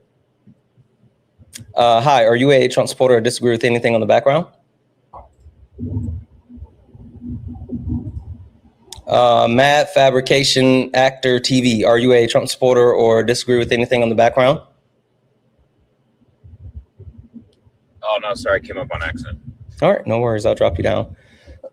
Guys, only request up if you're a Trump supporter or disagree with anything on the background. We're only looking for some debates. Only request up if you're a Trump supporter or disagree with anything on the background. We're only looking for some debates. W's in the chat for David, who added $25 for the kick, said, get crash out. I know that's right. W's in the chat for Sherelle, who added $1 to the kick fund. W's in the chat for Stephanie, who added $20, said, love your cooking show. W's in the chat for Miss Donna, who sent $5, said, I've had enough of crash out of here. W's in the chat for Stephanie for the $25 donation, saying, crash out, crash. I know that's right. W's in the chat for Crystal for the $1.50, saying, English as a second language is killing him. Yeah, like I'm not even going to talk about his language. I'm just going to more so say, like, he just was not good. He was not up for. Hey, Trump's best Israel soldier. Can you stop fucking spam sharing, you weirdo? Like, seriously, stop fucking spam sharing. You guys are weird. W's in the chat for Brienne, maybe, for the $1 super chat. The $1 W's in chat for Unsalted Hash for the $1.99 cent super chat to say Jeff voice sounds like Howard Stern's. Yeah. And W's in the chat for Fashid for the $5 super chat to say, I agree with Jeff that computers are expensive, especially RAM. It's hard to find these days. I know that's right. W's in the chat for those super chats. If anyone else likes to support the live, you can do so. Cash App, PayPal, Venmo. Pay links in the link tree in the bio. Santana speaks for you. If you're over on YouTube, you can send a super chat, and I will read that out. Hi, Christian. Are you a Trump supporter or disagree with anything on the background? Yes to both. Okay. Which point do you disagree with on the background the most? Where you like to start? The first one. Let's start with wanting Trump gone. Okay. So I would disagree with that. Okay. Why do you disagree with if you don't want Trump and the Republican Party gone? Then you are un-American. Well, because Donald Trump was obviously duly elected. He won the Electoral College and popular vote and every single swing state. So I think if you want to overthrow the presidency, you were pretty un-American. But in regards to, that's not what I thought you meant by that question. But oh, okay. Well, but like you made a statement. So let's stop there for half a second then. So if you want to overthrow a duly elected president and subvert the will of the people, then you're un-American. Correct. Okay. Why would Donald Trump give amnesty to 1,500 un-American people and then at the same time establish a $1.776 billion slush fund to reward them for trying to overthrow and subvert the will of America while also violating the United States Constitution, Amendment 4, God dang it, Amendment 14, Section 4. Sure. So these people are not un-American. They are obviously U.S. citizens. And although someone that can commit a crime, they can still be... U.S. citizens can be un-American. But again, they try to overthrow the country. Yeah, but let's make sure we're categorizing that correctly. They tried to overthrow the country. I would disagree. So when someone is like, even if they commit a crime and then they are a victim to like authority, like for example, if someone commits a crime and then they suffer from police brutality, although they did commit a crime, they are still a victim to the police brutality. So these people that did commit a crime, January 6th, some of them were still victims of the DOJ. They were punished. They were put in solitary confinement, mistreated, beaten up by police. So yeah, I think they do, deserve something. But that slush fund, you want to call it, isn't specifically for January 6ers. You know that, right? It's for anyone that sues the DOJ.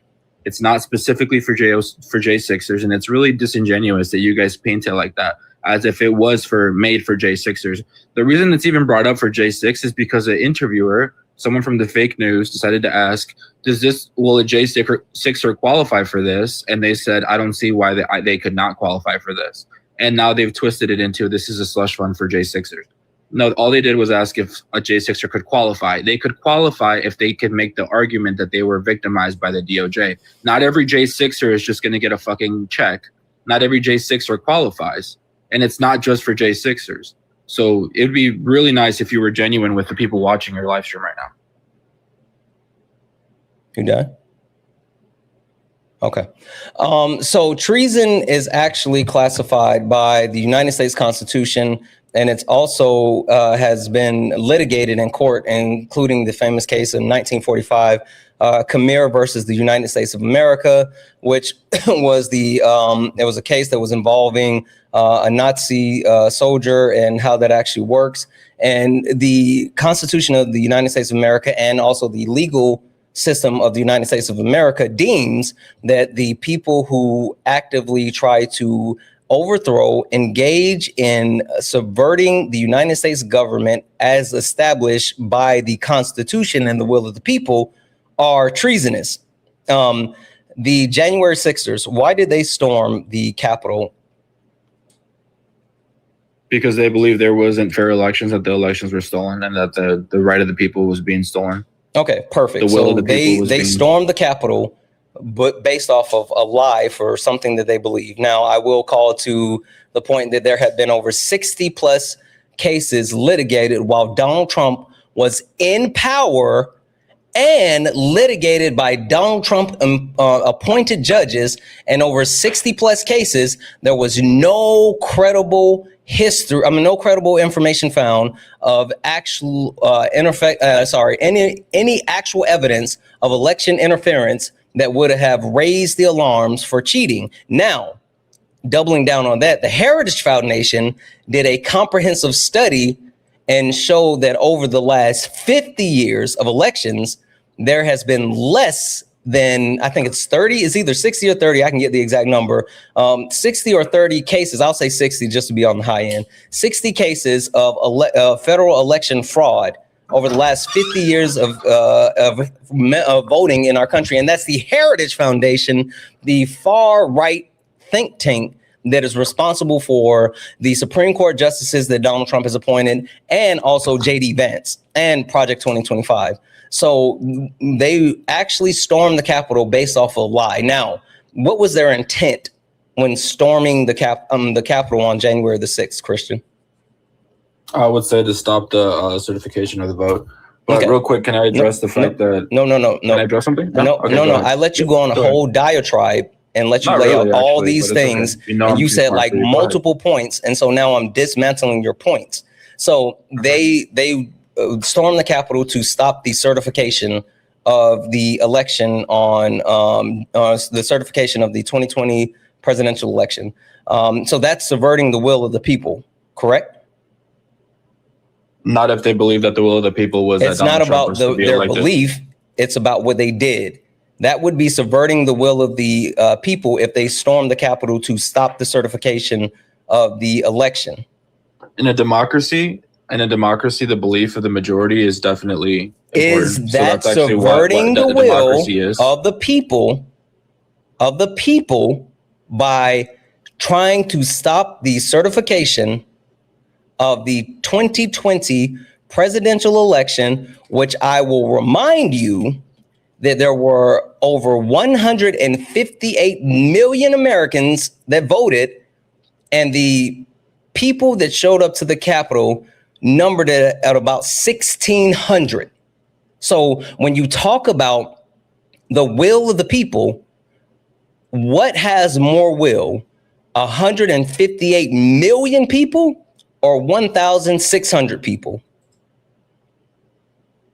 I would say all the people that voted for Trump in his second term. I think that's proof of that. That's that Joe Biden not was the not question. very popular. Joe Biden definitely did not win the election. One, but Christian, now Trump you're did running. Stop running. Stop running, Christian. Christian, stop running. I'm right here. You're the one You're muting. running. I'm not running. You're running. You're muting me. I'm muting you because you're being disingenuous and you're not answering the question. The question is, you said that they stormed the Capitol to enforce the will of the people. I'm saying, which one is better representation of the people? The 158 million, and again, 158 is not just Democrats, it's not just Republicans, it's everyone.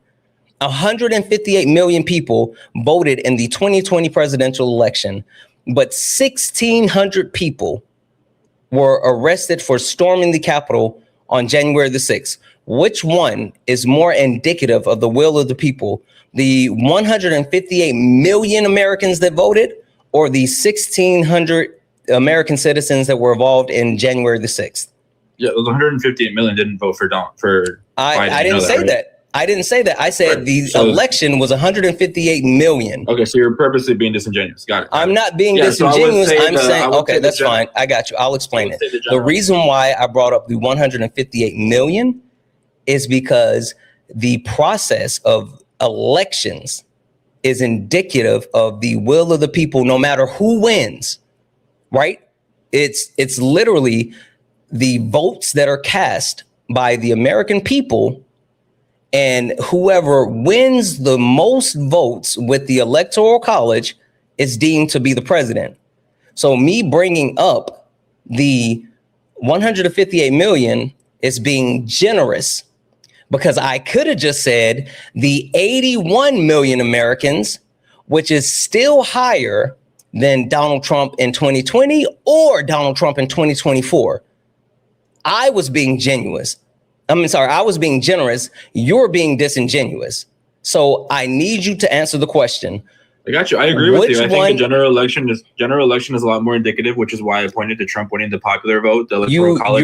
You're literally running from the question. That's why Trump won every single You're swing literally state. running the question because the 2024 presidential election had not happened when January 6th had actually taken place. One more time, which one was more indicative of the will of the people? Was it the 158 million people that voted in the 2020 presidential election, or the 1,600 people that stormed the Capitol on January the 6th? Which one? I already told you, the general election.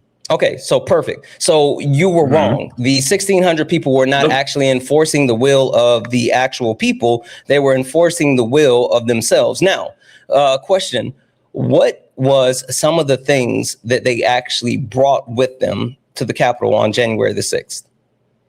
Flags. Sure, flags. What else? Drinks. Pepper spray. Oh, pepper spray. Yep. What else? I don't know. I got you. Everybody. Gallows. They brought gallows. They brought gallows. But I guess they brought gallows. They brought nooses. They brought guns. And at the same time, while bringing gallows and nooses and guns, they were chanting, "Hang Mike Pence, the former vice president of the United States of America." Hey, who certifies the presidential election on January the 6th? Yeah, Mike Pence. What's the point? Okay, so the vice president. The vice president certifies the presidential election. You're being very boring right now because you're making me answer questions that we both know the answer to. Yeah, we're taking you through a dialogue. So the answer is the vice president certifies the actual election. So hey, if they were chanting "Hang Mike Pence," and Mike Pence is the person that was not only the vice president, but the person to certify the 2020 presidential election. How is that not treasonous? Yeah, because the chant of a few people is not the chant of everyone that was there. Not only that, Joe Biden himself has called for the unalivement of Donald Trump. Said we need to put him on the bullseye right after Biden? That's not calling for Donald Trump to be. You're trying to run. I don't care about the meta. You're literally trying to run. Every single time we start talking about we're talking about January the 6th. Every time we get there, I know you're crashing out. This is so bad, Christian. This is so bad. You're crashing. Sure, go ahead. Holy smoke. Stop it. Be an adult. No, let's focus on January 6th. Be an adult. Let's go back in time. Let's go back to 2020. Sure, let's finish this actual Ignore the point. president calling for the unalignment of another Let's finish president. this actual point. Ignore and then Joe we can, Biden. I know. You're trying to run because you're cooked. You're trying to run because you're cooked. I'm telling you right now, I'm done talking over each other. You're the one muting. Stop. I'm done talking over each other. I'm letting you know right now, Christian. I'm not going to mute you anymore, and I'm not even going to talk over you. But if you refuse to answer my questions directly, or you decide that you want to talk over me, I'm going to take it as just a concession and kick you. Okay. I haven't refused to answer any of your questions, so go ahead, sir. You have. Now, go ahead. So the actual January 6ers who broke into the Capitol, smeared shit on the Capitol walls, and they actually did something that had never been done in United States history. And I'm not just talking about storming the Capitol. Do you know what they did with the Confederate flag? No, I don't really care. Okay. Go ahead. Tell the class. They actually flew the Confederate flag inside of the United States Capitol, which is the first time in American history that has ever happened. Hey, the Confederacy. Oh my gosh, that is so terrible. The Confederacy, were they traitors? Oh no, a single MAGA supporter flew a Confederate flag, dude. You're right. You got me. Were the Confederacy traitors? Yeah, those Democrats were definitely traitors. They wanted slavery, and they still do to this day. Oh, so the Confederacy was the Democrats. Yeah, they were That's traitors. What you're saying? They still are traitors. Oh, okay, so the Confederacy is the Democrats. Hey, why is it that Republicans fly? Why is it that Republicans fly the Democratic flag? Oh, because Southern states are mostly red now, and now the Confederate flag represents standing against your government. Oh, no. That's not California true. Talk about that's literally not true. That's literally not true. It doesn't stand for fighting against your government. It stands for the Confederacy, who talks about their heritage, and it talks about what they actually did. So you can try to run from what you're saying, but saying that, oh, they were Democrats, technically, yeah, you're right. But they were actually conservatives. They were not progressive. Are there black people that fly the Confederate flag? That's fine. That's fine. What does the black people have to do with anything? What does that have to do with anything? You're claiming that people who fly the Confederate flag is because of their racism. So why do black people when did I say that? Flag? And when did I say that? Because of their Southern pride? Is that because of? No, I said they say it's because of their heritage. I think it's a tracking issue, Christian. I think it's a tracking issue. It's a tracking issue with you. You can't answer a basic question? No, it's not about answering a basic question. You're literally trying to run away from the point. You're fucking cooked. You're so bad at this. Christian, you're so center myself. Yes, this is my fucking live, you donut. Yes. Wait, did you just tell me to center myself on my live? Yes. What the fuck are you talking about? Oh, you're stupid. You're right. I think you need to do another line, buddy. Quiet. I'm just gonna thank a couple of people. Why? Off that burger sugar. I know. Keep your nose clean. I'm telling you, you're now crashing. You want to be cooked. You want to be kicked.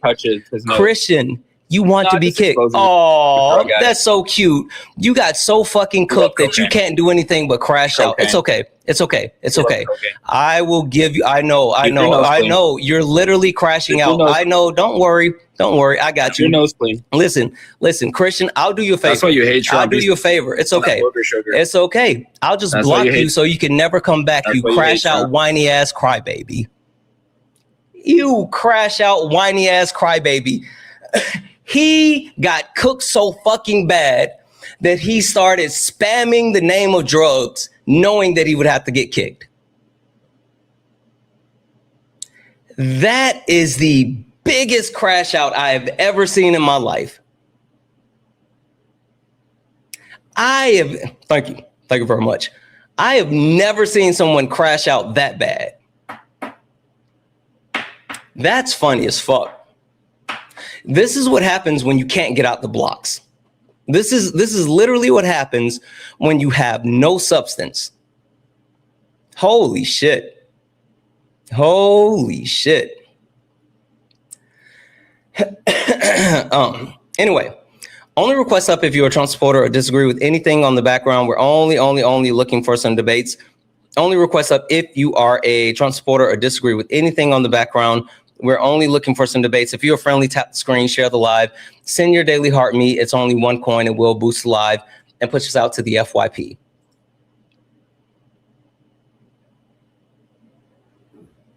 Hi, are you a Trump supporter or disagree with anything on the background? Maxwell, are you a Trump supporter or disagree with anything on the background? W's in the chat for Bryce for the $10 donation stand. I know it's not a debate anymore, but this white man, a coward. I just spent 40 minutes walking around, chickening out, going to a funeral. I was at the church and I just said, I can't do this. I appreciate the live distraction. Bryce, I think that is completely different. That's completely different. What you are actually dealing with and what it takes to grieve and go through like the necessary hardship of facing death is not something that makes you a coward. It just makes you human.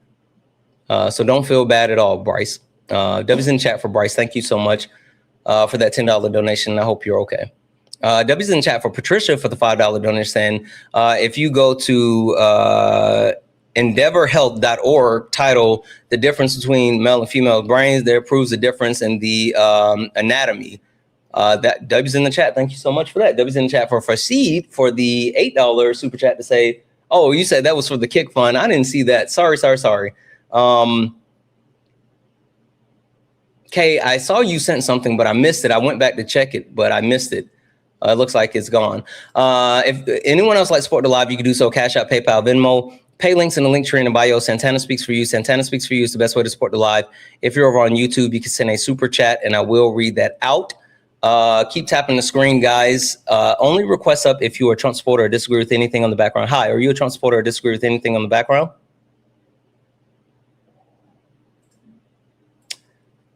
Nugs Bunny, are you a Trump supporter? Thank you for the fist bump. Are you a Trump supporter or disagree with anything on the background? Okay, I'm gonna take that as a no. Guys, only request up if you are a Trump supporter or disagree with anything on the background. We're only looking for some debates. If you are a friendly, tap the screen, share the live, send your daily heart me. It's only one coin. It will boost the live, push us out to the FYP. Hi, are you a Trump supporter or disagree with anything on the background? Yes, sir. Trump supporter. Okay. As a Trump supporter, how is it not un-American to support Donald Trump and what he's doing to America? Donald Trump is ordained by Jesus Christ to save America. How so? He's been on a holy mission to eradicate evil. You think so? Yes, can you give me the actual doctrine, the word of God that says that this is something that is ordained? There's no actual doctrine. This is my personal belief. Oh, okay. Okay. So it's not based off of the actual word of God. It's based off of your belief. There's a lot of words of God's. So okay. I don't know. You're absolutely right. You're absolutely right. Just to verify, are you a Christian? No. Okay. What's your religion? I'm not religious. I believe in God. Okay. So, I did say Jesus, but that was kind of just like, I do believe he's ordained by God, though. Okay. So which God do you believe in? God. I mean, just God. Do you believe that Jesus was the Son of God? No. Okay. What's your religious text then? Again, I've read a lot of them. I've read Right. most of them. What religious text do you root your actual belief in God in? I don't root my belief in God in religious texts. Okay. Do you root your belief in God in like nature? Personal life experience and nature. Yeah, God. Okay. So if you root your actual belief of God in nature, what nature spirit represents God? Because there's multiple deities that represent nature. So which deity do you actually root your belief of God in? So God is God, man. It's monotheistic. I'm not here. The only time, quote unquote, God is when you are specifically talking about like Christianity and how they deem God. I mean, there's multitudes of other religions, and their God or their ultimate deity has different names. And then when you talk about like nature, there's different spirits specifically towards nature. So that's your belief. No, I'm saying that's how religions are constructed. That's not my belief. I don't believe this. We're debating personal beliefs. Wait, just to be, no, we're not. I'm not telling you anything personally about me. I'm just telling you how religion is recognized within the right. The world. I'm not religious. Okay, so I'm trying to get an understanding. Like you literally sitting here saying that Donald Trump is ordained by God, but you can't clarify which God. And not only can you not clarify which God, there's one God. Says who? Who says there's one God?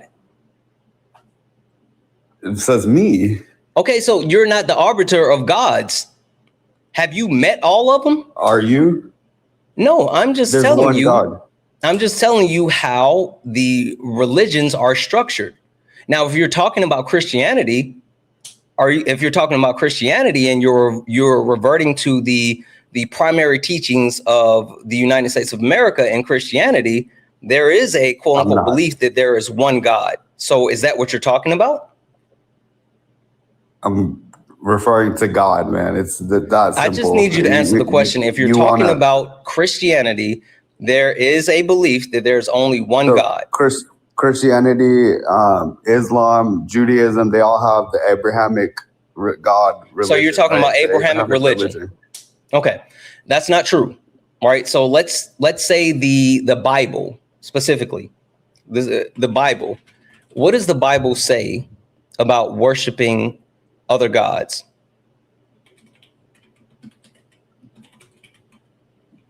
Worshiping other idols, that's idolatry.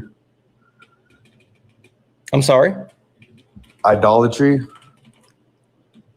Like, no, is that what you're referring to? That's what it says. That's what they call it. No. I'm sorry. Let me be more specific. It's Exodus 20:3-5. Yeah, I can't quote Bible. You shall have no other gods before me. Right. Who's putting any God? I mean, again, I'm not religious. This is like destiny is written. I'm just saying that whatever Donald Trump doing is destiny. You're getting onto I hear you. So now you're switching from religion to destiny manifest. Cool. I never brought up religion. You literally brought up God. That's religion. Yeah, that's not religion. That's where you get it confused. And that's why I said, is your God in nature? God is omnipotent. He's all being. He's all around us. And nature okay, is not so in nature. Where did you learn this stuff? Who taught you this? What is your actual information rooted in? Personal life experience. Okay, so question. So your personal life experience, is your personal life experience something that you think that should be followed overall, or is it just you? So in each of our worlds, we create our own world, right? We are the creator of our own world. We live in the same globe together. You can say the stupid shit, but we live in the same globe together. When you die, the world ends because the world is over when you die. The world is also over if we go into a nuclear war.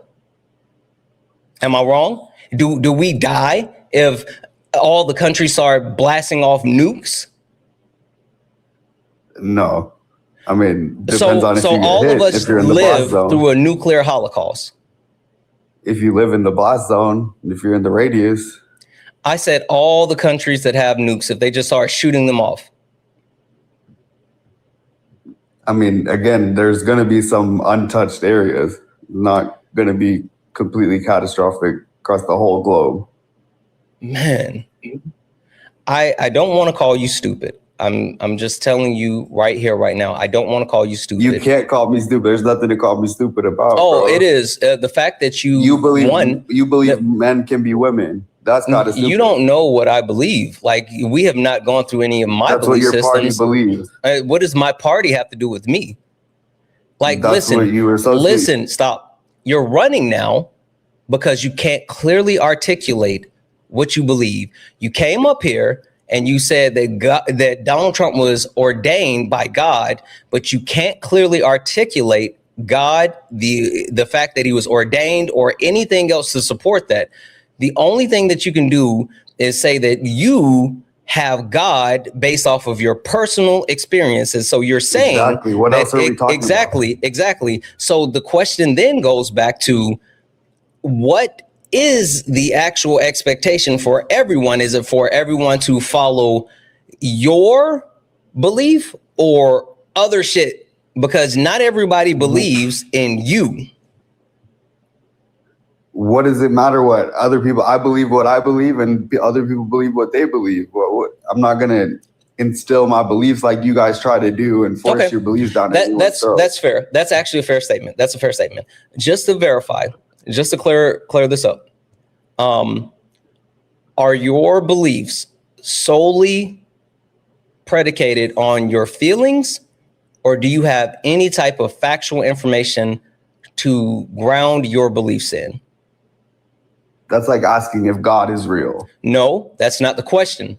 My question is... So yes, my feelings. Okay, so it's solely your feelings. So the only reason you support Donald Trump the only reason that you still support Donald Trump is because of your feelings.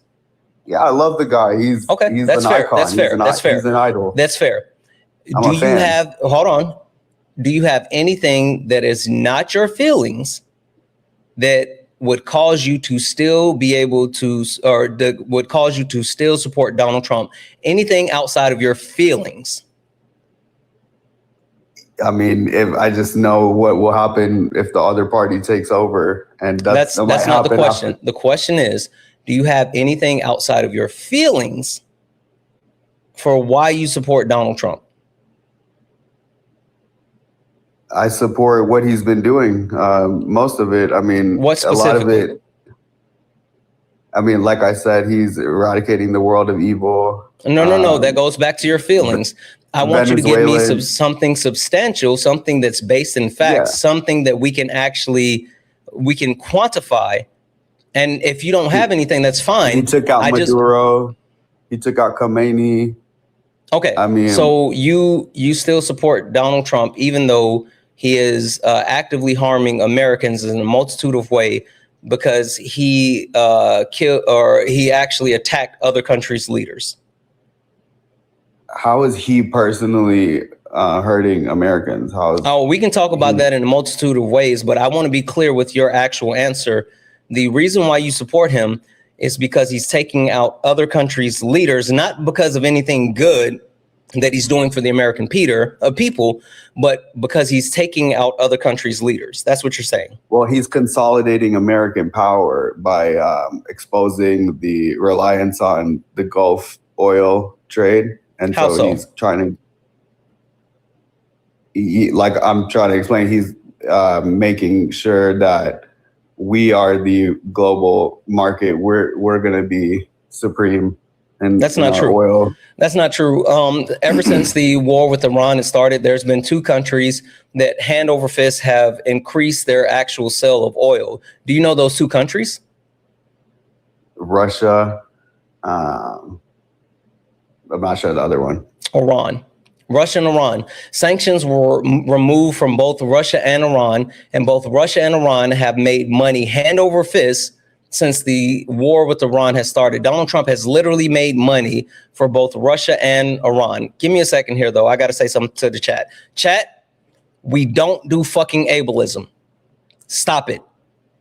We don't do that here. So if you're for some reason putting SLOW in the chat or anything like that, fucking cut it out. You guys know better than that. Stop talking. I'm not talking to you right now. I'm talking to my chat. You guys know better than that. Yeah, also, if you're putting DUMB, don't do that. We're not fucking playing those games here. He may be stupid. He may be an op, but we do not do ableism. Cut it out.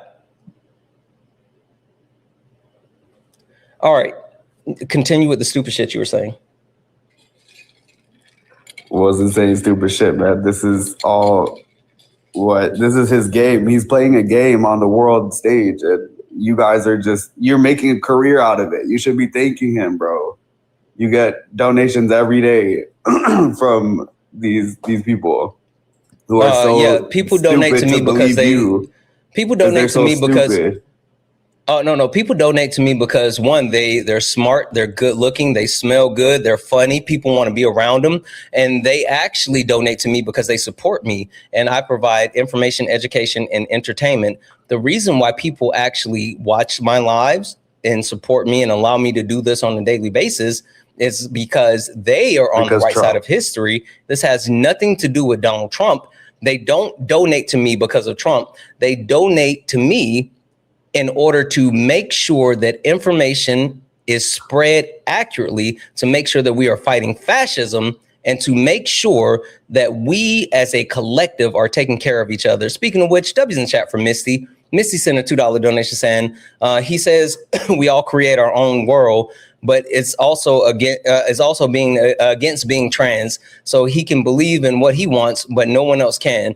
That's the point, right? And that's what I was trying to get into is his actual beliefs the root of everything, or is there anything else? But W's in the chat for Missy for that. Guys, if anyone else would like to actually show this asshat that it's not about Trump, it's about us, you can do so. Cash App, PayPal, Venmo, pay links and link tree in the bio. Santana Speaks for You. Santana Speaks for You is the best way to support the live. If you're over on YouTube, you can send a super chat and I will read that out. Now, you said that Donald Trump is doing this on the global stage. He's somehow benefiting American citizens on the global stage. Can you give me any quantifiable? That. Oh, okay. You said that he's never said he was benefiting American citizens. Oh, okay. He is not. So he's benefiting American citizens. Okay, so can we agree that he's doing nothing to benefit American citizens?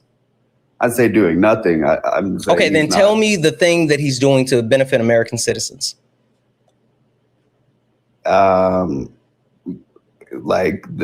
Bringing common sense back, banning that radical quote unquote common sense ideology. Is not doing something beneficial for the American people. Listen, you can quantify these things. Do you know what quantifying them means?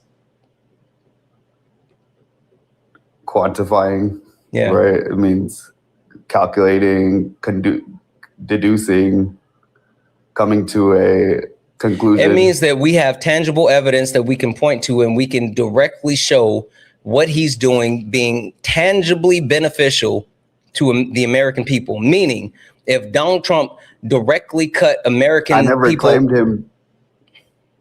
never claimed that he was benefiting American people. Okay, so that's what I said. Can you name one quantifiable thing that he's doing to benefit the American people?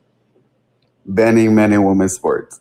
How does quote unquote banning men and women's sports better the American? You don't have anything. If you don't have anything, just say you don't have anything. You know what's so funny? That's what I said. Oh, okay. So you're admitting he's not sports. No. Stop. You came up here and you talked about Donald Trump actually being ordained by God.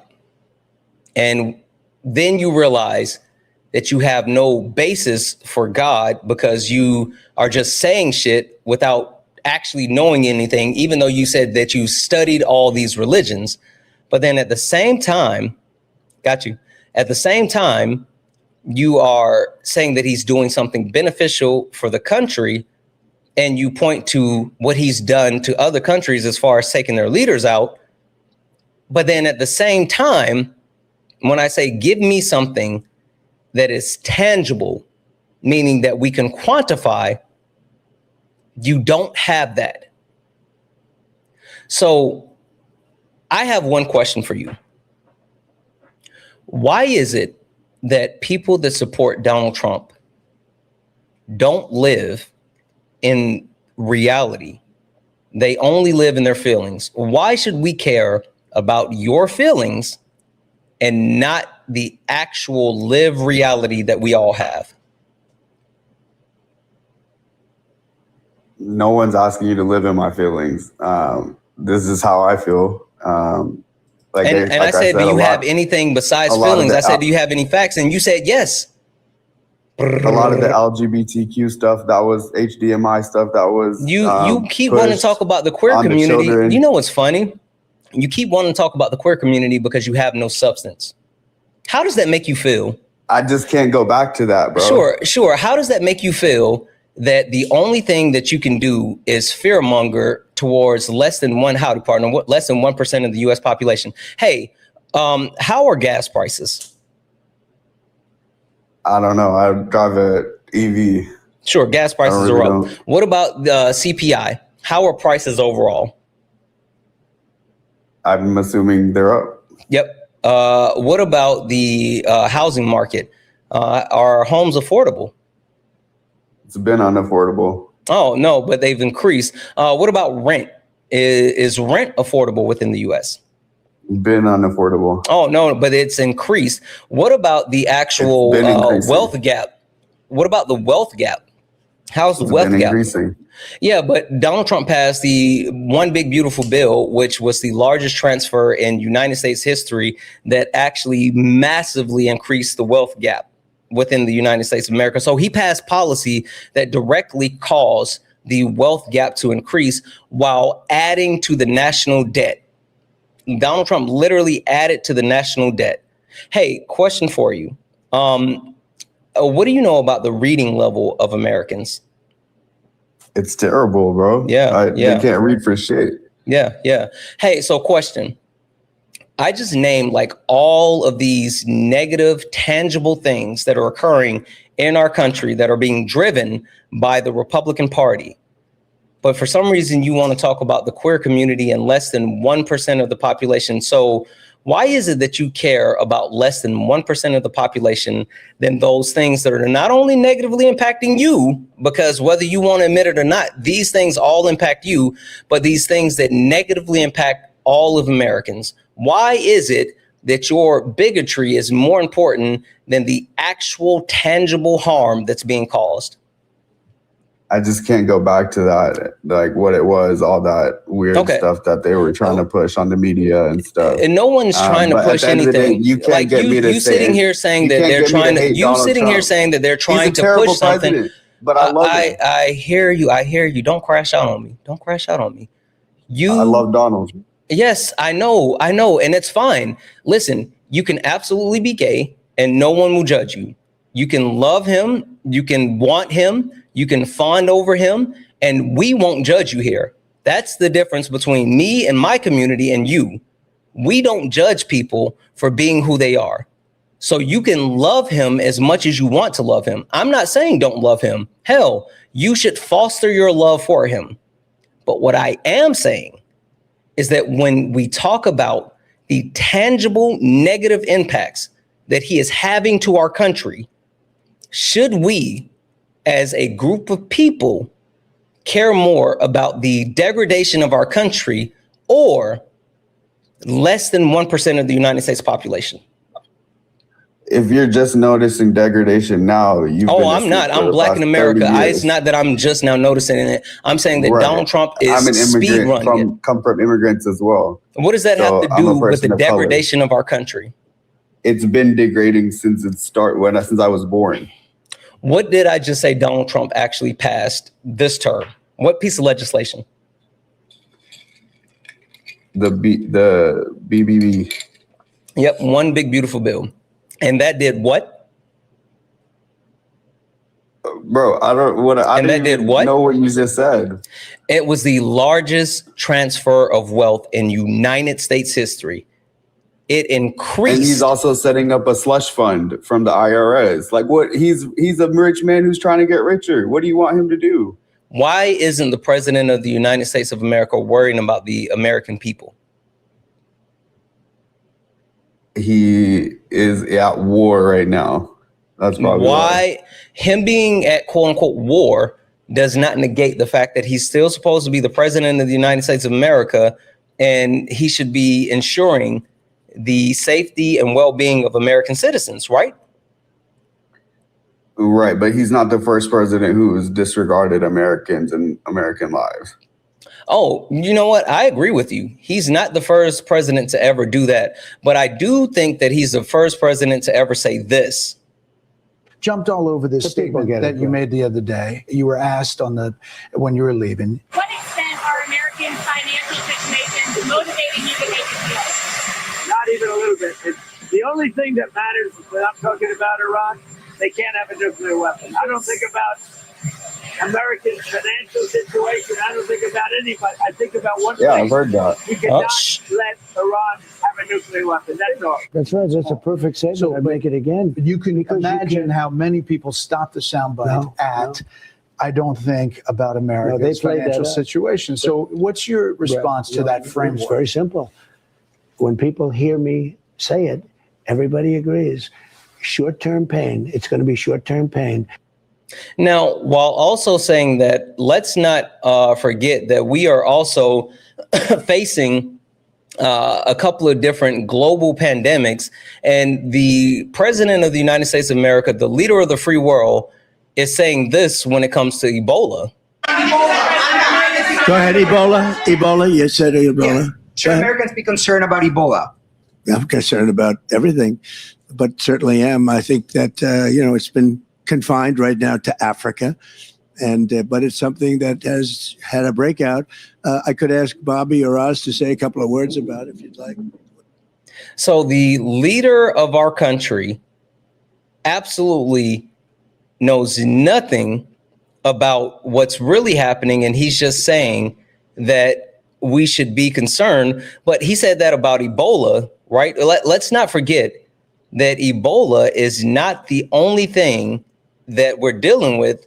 We also have the hantavirus.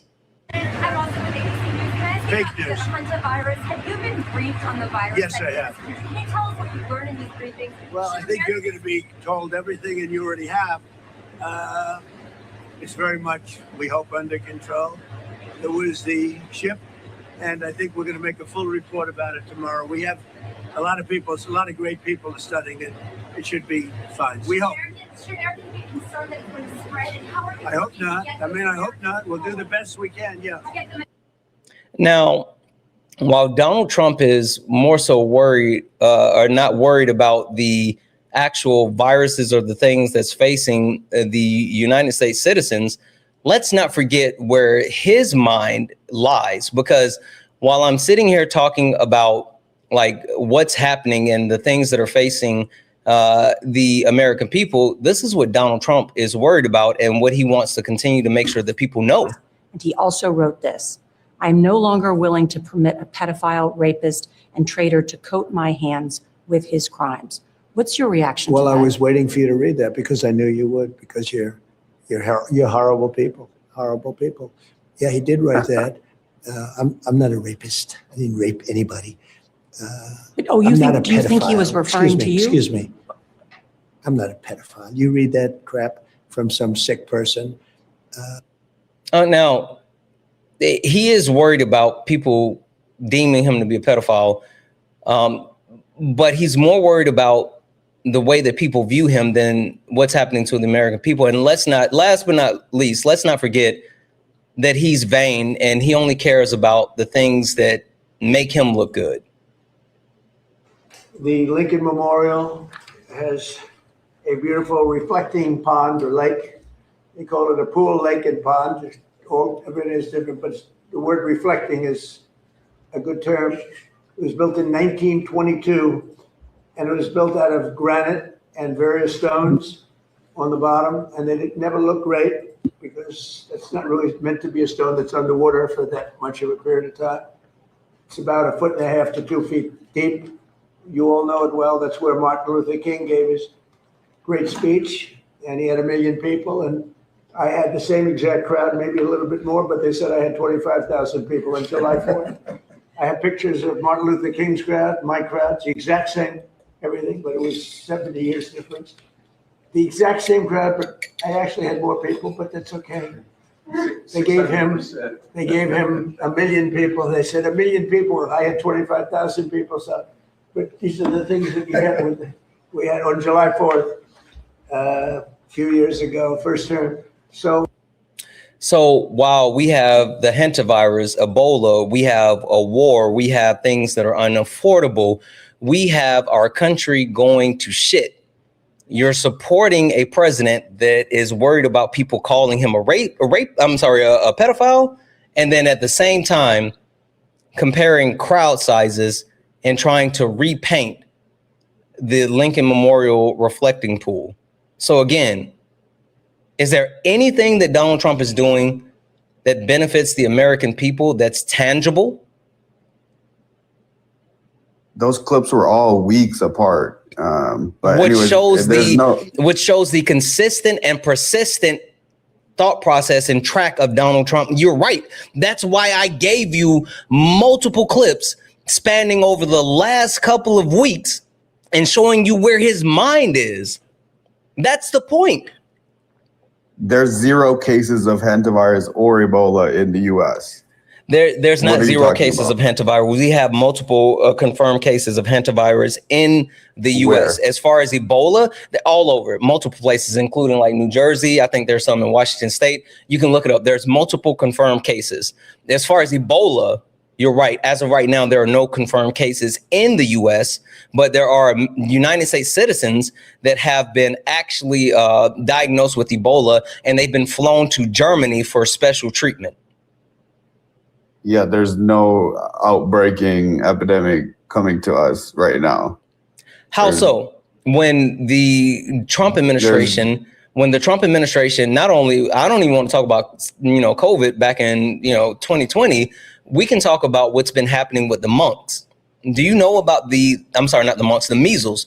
Do you know about the measles outbreak that's been occurring in our country? Because of the vaccination mandate change? Yeah, because stupid people like you now are for some reason thinking that there's no need to actually get vaccinated. And so something that had almost been completely eradicated within our country is making a massive comeback. Yeah. So again, I'm going Survival of the fittest. Sorry? Survival of the fittest. I mean, dumb people are going to die out. Don't say DUMB. I've already said that's ableist. Don't do that. I have a question. Stupid? Yes, you're stupid. Yes, you're stupid. And don't say that. Don't say that again. You heard what I said, and I'm telling you, don't say that. Now, the question I have is, if it's survival of the fittest,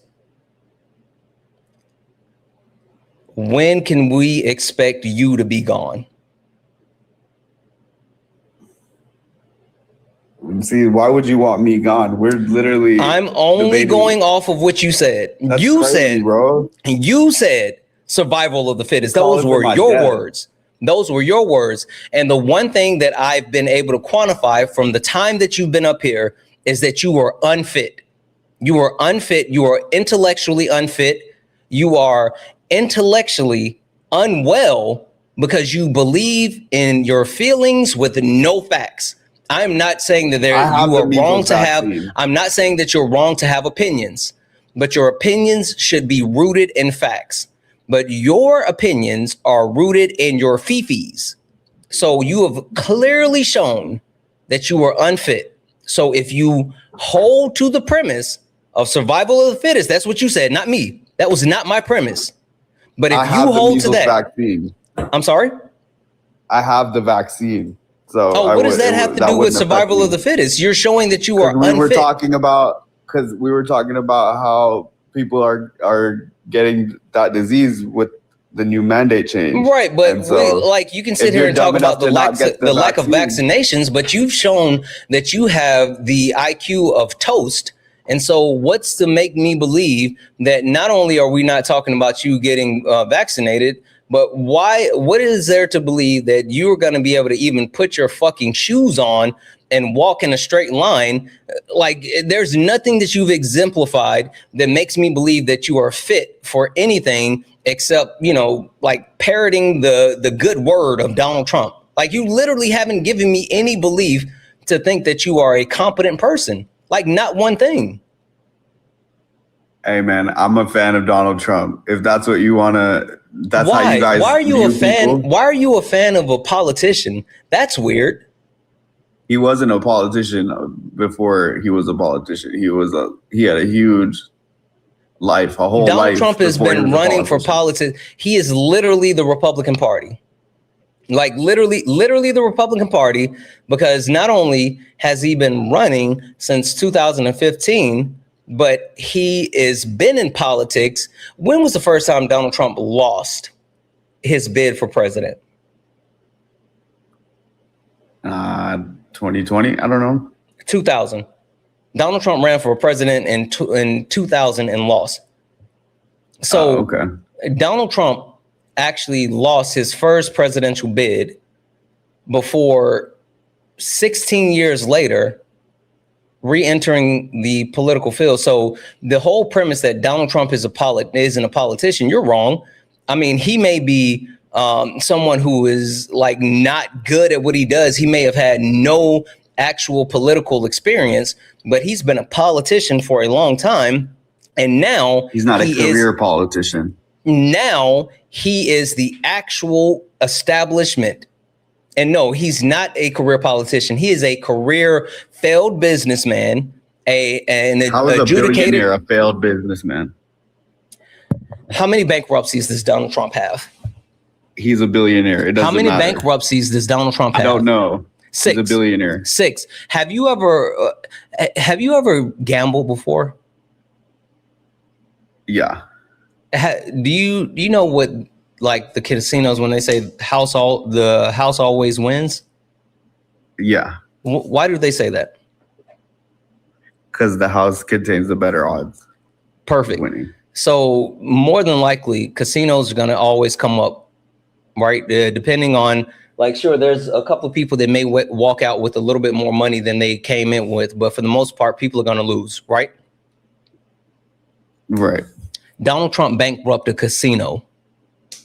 How do you bankrupt a casino? I don't know. He's a billionaire. That is a fucking, casinos are money glitches. I don't know, but he's a billionaire. Question for you. What do you have to say to that? When do you think Donald Trump amassed the majority of his wealth? I don't know. Donald Trump has made more money. His life. Donald Trump has made more money and become more wealthy since returning to office in 2025 than he has for the entire rest of his life. And don't forget, he's almost 80. So in about a year and a half, he's made more money as president of the United States of America than he has for his entire rest of his life, which includes the $415 million inheritance that he got from his dad. Yeah, he has a whole IPO, bro. That's why. So again, it sounds like he's a failed businessman. He's a failed politician. A billionaire is not a failed businessman. He's literally a failed. Oh, cool. I got something for you. So, do you know who Barbara Walters is? Yeah, the news reporter. Yeah. Would it be fair to make a statement that says Barbara Walters has a long history with Donald Trump? As far as interviewing, I don't know their history. Yeah. As far as interviewing, I don't know. Okay, I'll give it to you. So Donald Trump and Barbara Walters has a very long, drawn out history of Donald Trump actually sitting down and doing like sit down interviews with Barbara Walters. Now, this is a sit-down interview with Donald Trump and Barbara Walters from the late 80s. Being on the verge of bankruptcy, being bailed out by the banks. Well, you don't have to say on the skating on thin ice and almost drowning. That's a businessman to be admired. You say on the verge of bankruptcy, Barbara, and you talk on the verge, and you listen to what people are saying. I talk to your bankers. Well, that's fine. And what do they say? I mean, depending on which banker you're talking to, what do they say? I'm the only one people write about. I mean, they don't write about other people. You have a little more debt than most people. You're something like $3 billion in debt. I also have a little more assets than most people. Okay. You have debts to pay back. Right. You have huge loans to pay back. You say the country is in a depression.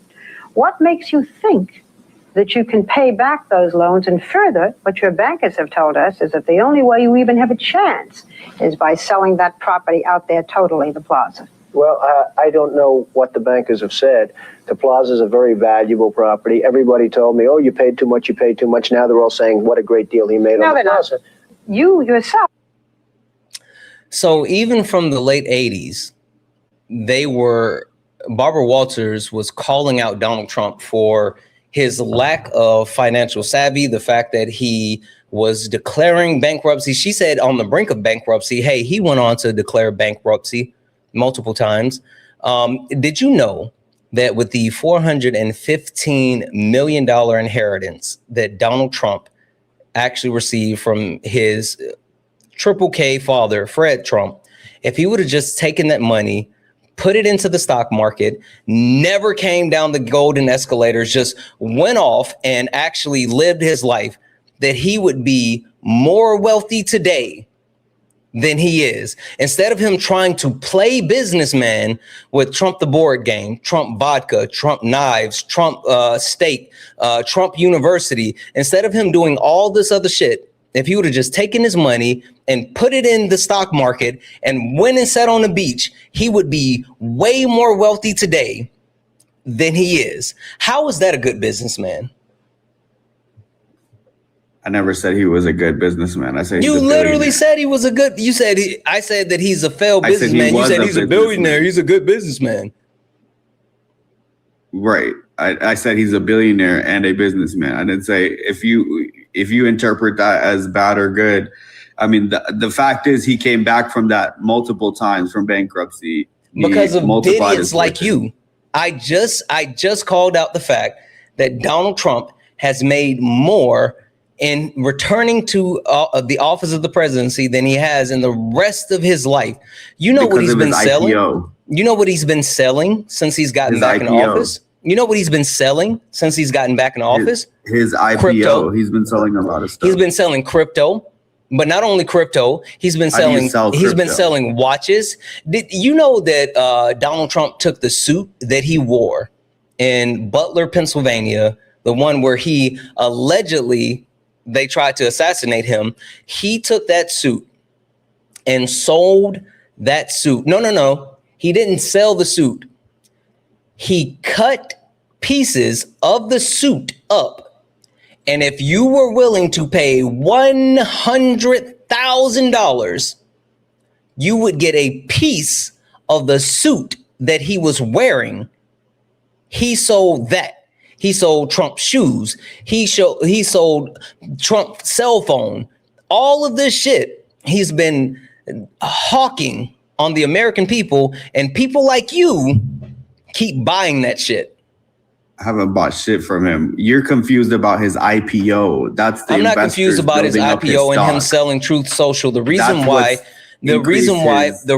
he was able to actually sell Truth Social is because of the fact that he was coming back into office as presidency. Coming back into office as president. That's the only reason that he was able to successfully sell Truth Social and to do anything, excuse me, to do anything that is remotely responsible for, like, quote unquote legal earnings. I mean, and the reason why I keep bringing up the actual cryptocurrency and all of the other scams is because a large majority of the money has been made off of the back of untraceable, untrackable activities. Now, you know what is traceable and what is trackable? Would you like to know what is traceable and trackable? Go ahead. This right here. This is Donald Trump, and with his financial disclosures of stocks, this is what it looks like as far as trading stocks in January. I'm sorry, in 2025. That's January, April, July, October. You see, he's trading stocks, nominally trading stocks, but when you actually do that in Q1 of 2026, Donald Trump traded 3,700 stocks, including buying $1 million worth of NVIDIA stock right before he announced that the United States of America is allowing NVIDIA to sell chips to China. So can you tell me again how he's making money, or he was a successful businessman outside of his time in office? I mean, do you not know his real estate portfolio? He had multiple bankruptcies. He had to sell off multiple properties. He still had and Donald Trump does not own the majority of properties. The only thing that he owns is his name, which he has licenses agreements to put his name on certain properties.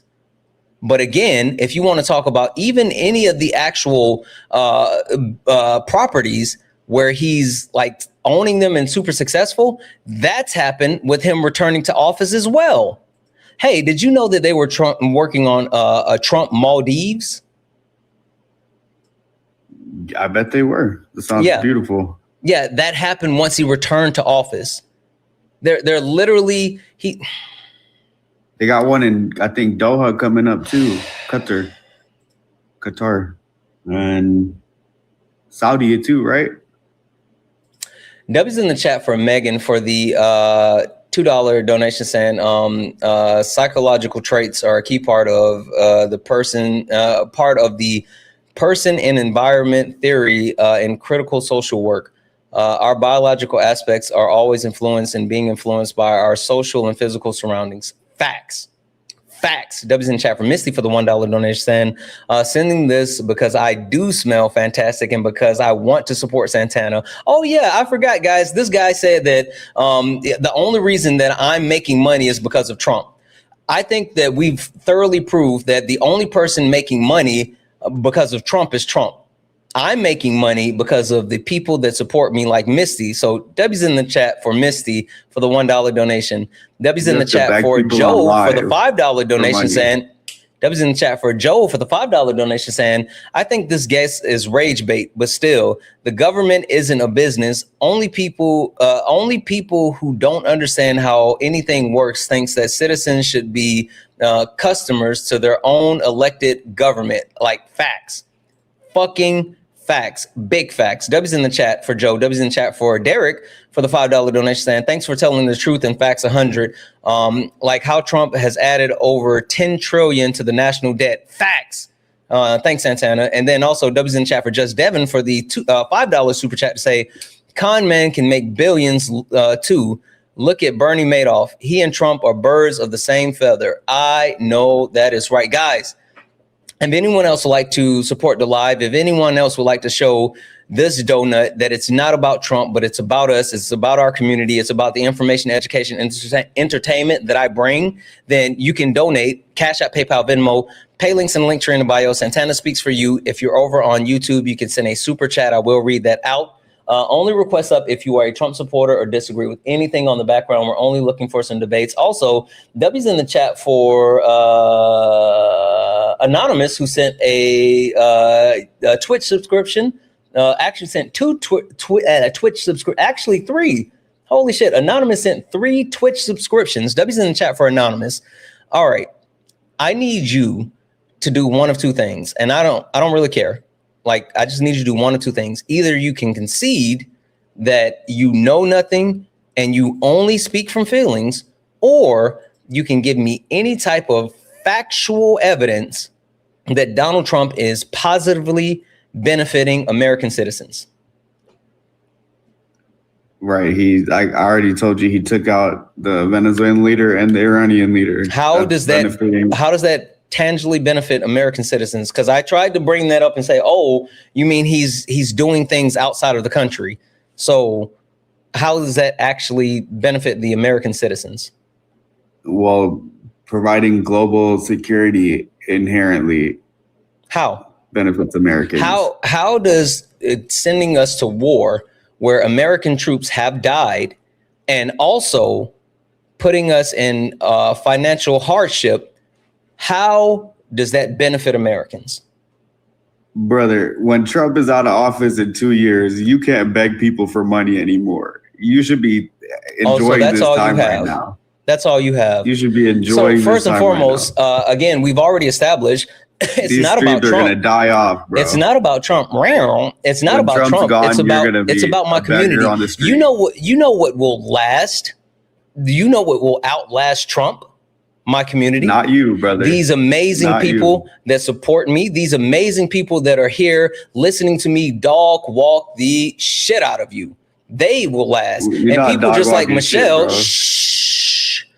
People like Michelle, who sent a $25 donation, said Trump stripped the only government agency that could police his crypto plans, the CFTC.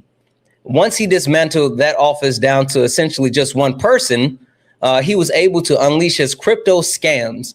The New York Times just wrote an in-depth article about it. I know that's right. Debbie's in the chat for Michelle. Debbie's in the chat for Haley for the $5 donation. Say, I support Santana. He's the GOAT. Trump is a Muppet. Trump is not only a Muppet, but he's a fucking donut. Debbie's in the chat for the Taffy Bot, who sent a $10 super chat to say, hey, caller, F you. Santana doesn't beg. His audience is the community that support each other. Hard concept for you, Bub. It is literally something that is it is eluding him in all aspects. Like, that's what you don't get.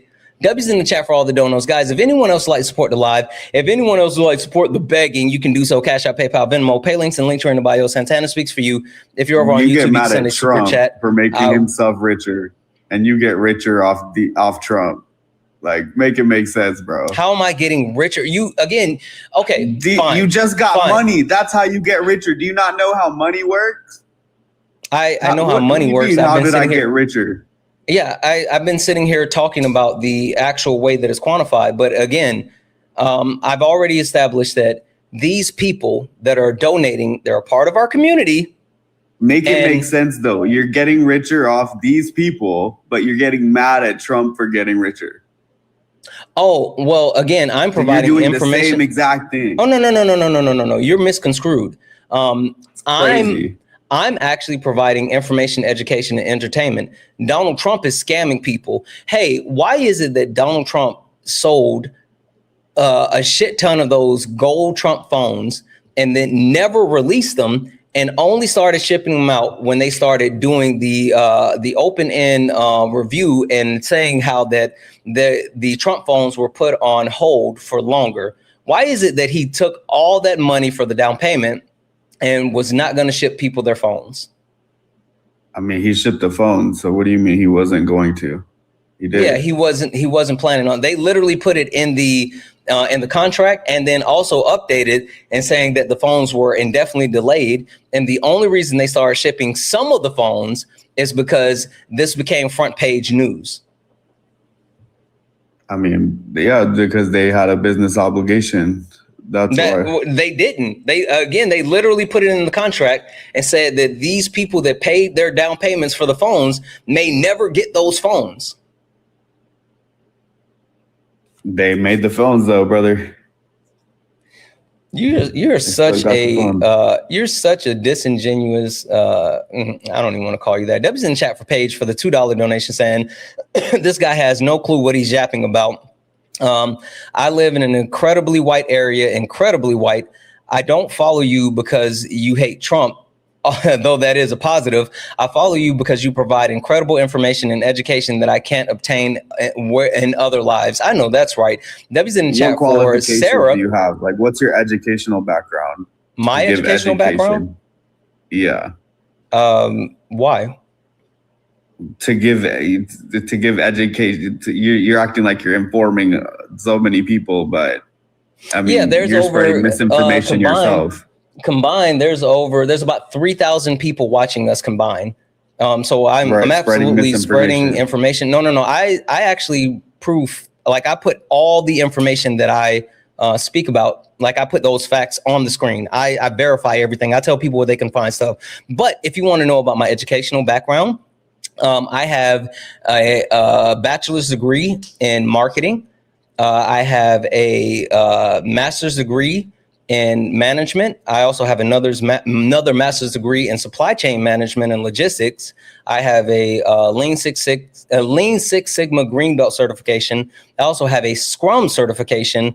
So yeah, I have education. When have Trump's not out, only, go back to your day job, bro. I also have experience working for multiple Fortune 50 companies. And you can say that, but I'm going to go ahead and clock in right now. Again, W's in the chat for Samia for the $1 donation saying, spending my last dollar. Love you, Santana. This guest needs to shut the fuck up talking to you like that. You're not a beggar. Santana, you're a real one. I appreciate the fuck out of you. He's just last jelly. Dollar, He's you're just taking jelly. that lady's last.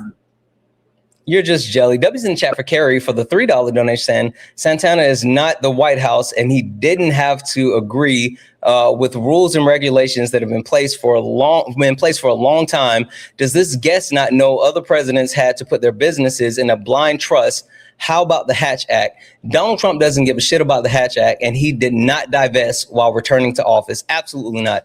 W's in the chat for Kara for the additional $1 donation saying, also, please guess, note Trump and his sons did not make those phones. They were repackaged another phone that existed overseas. Big facts. W's in the chat for the donations. Guys, if anyone else likes to support the live, I'm sorry.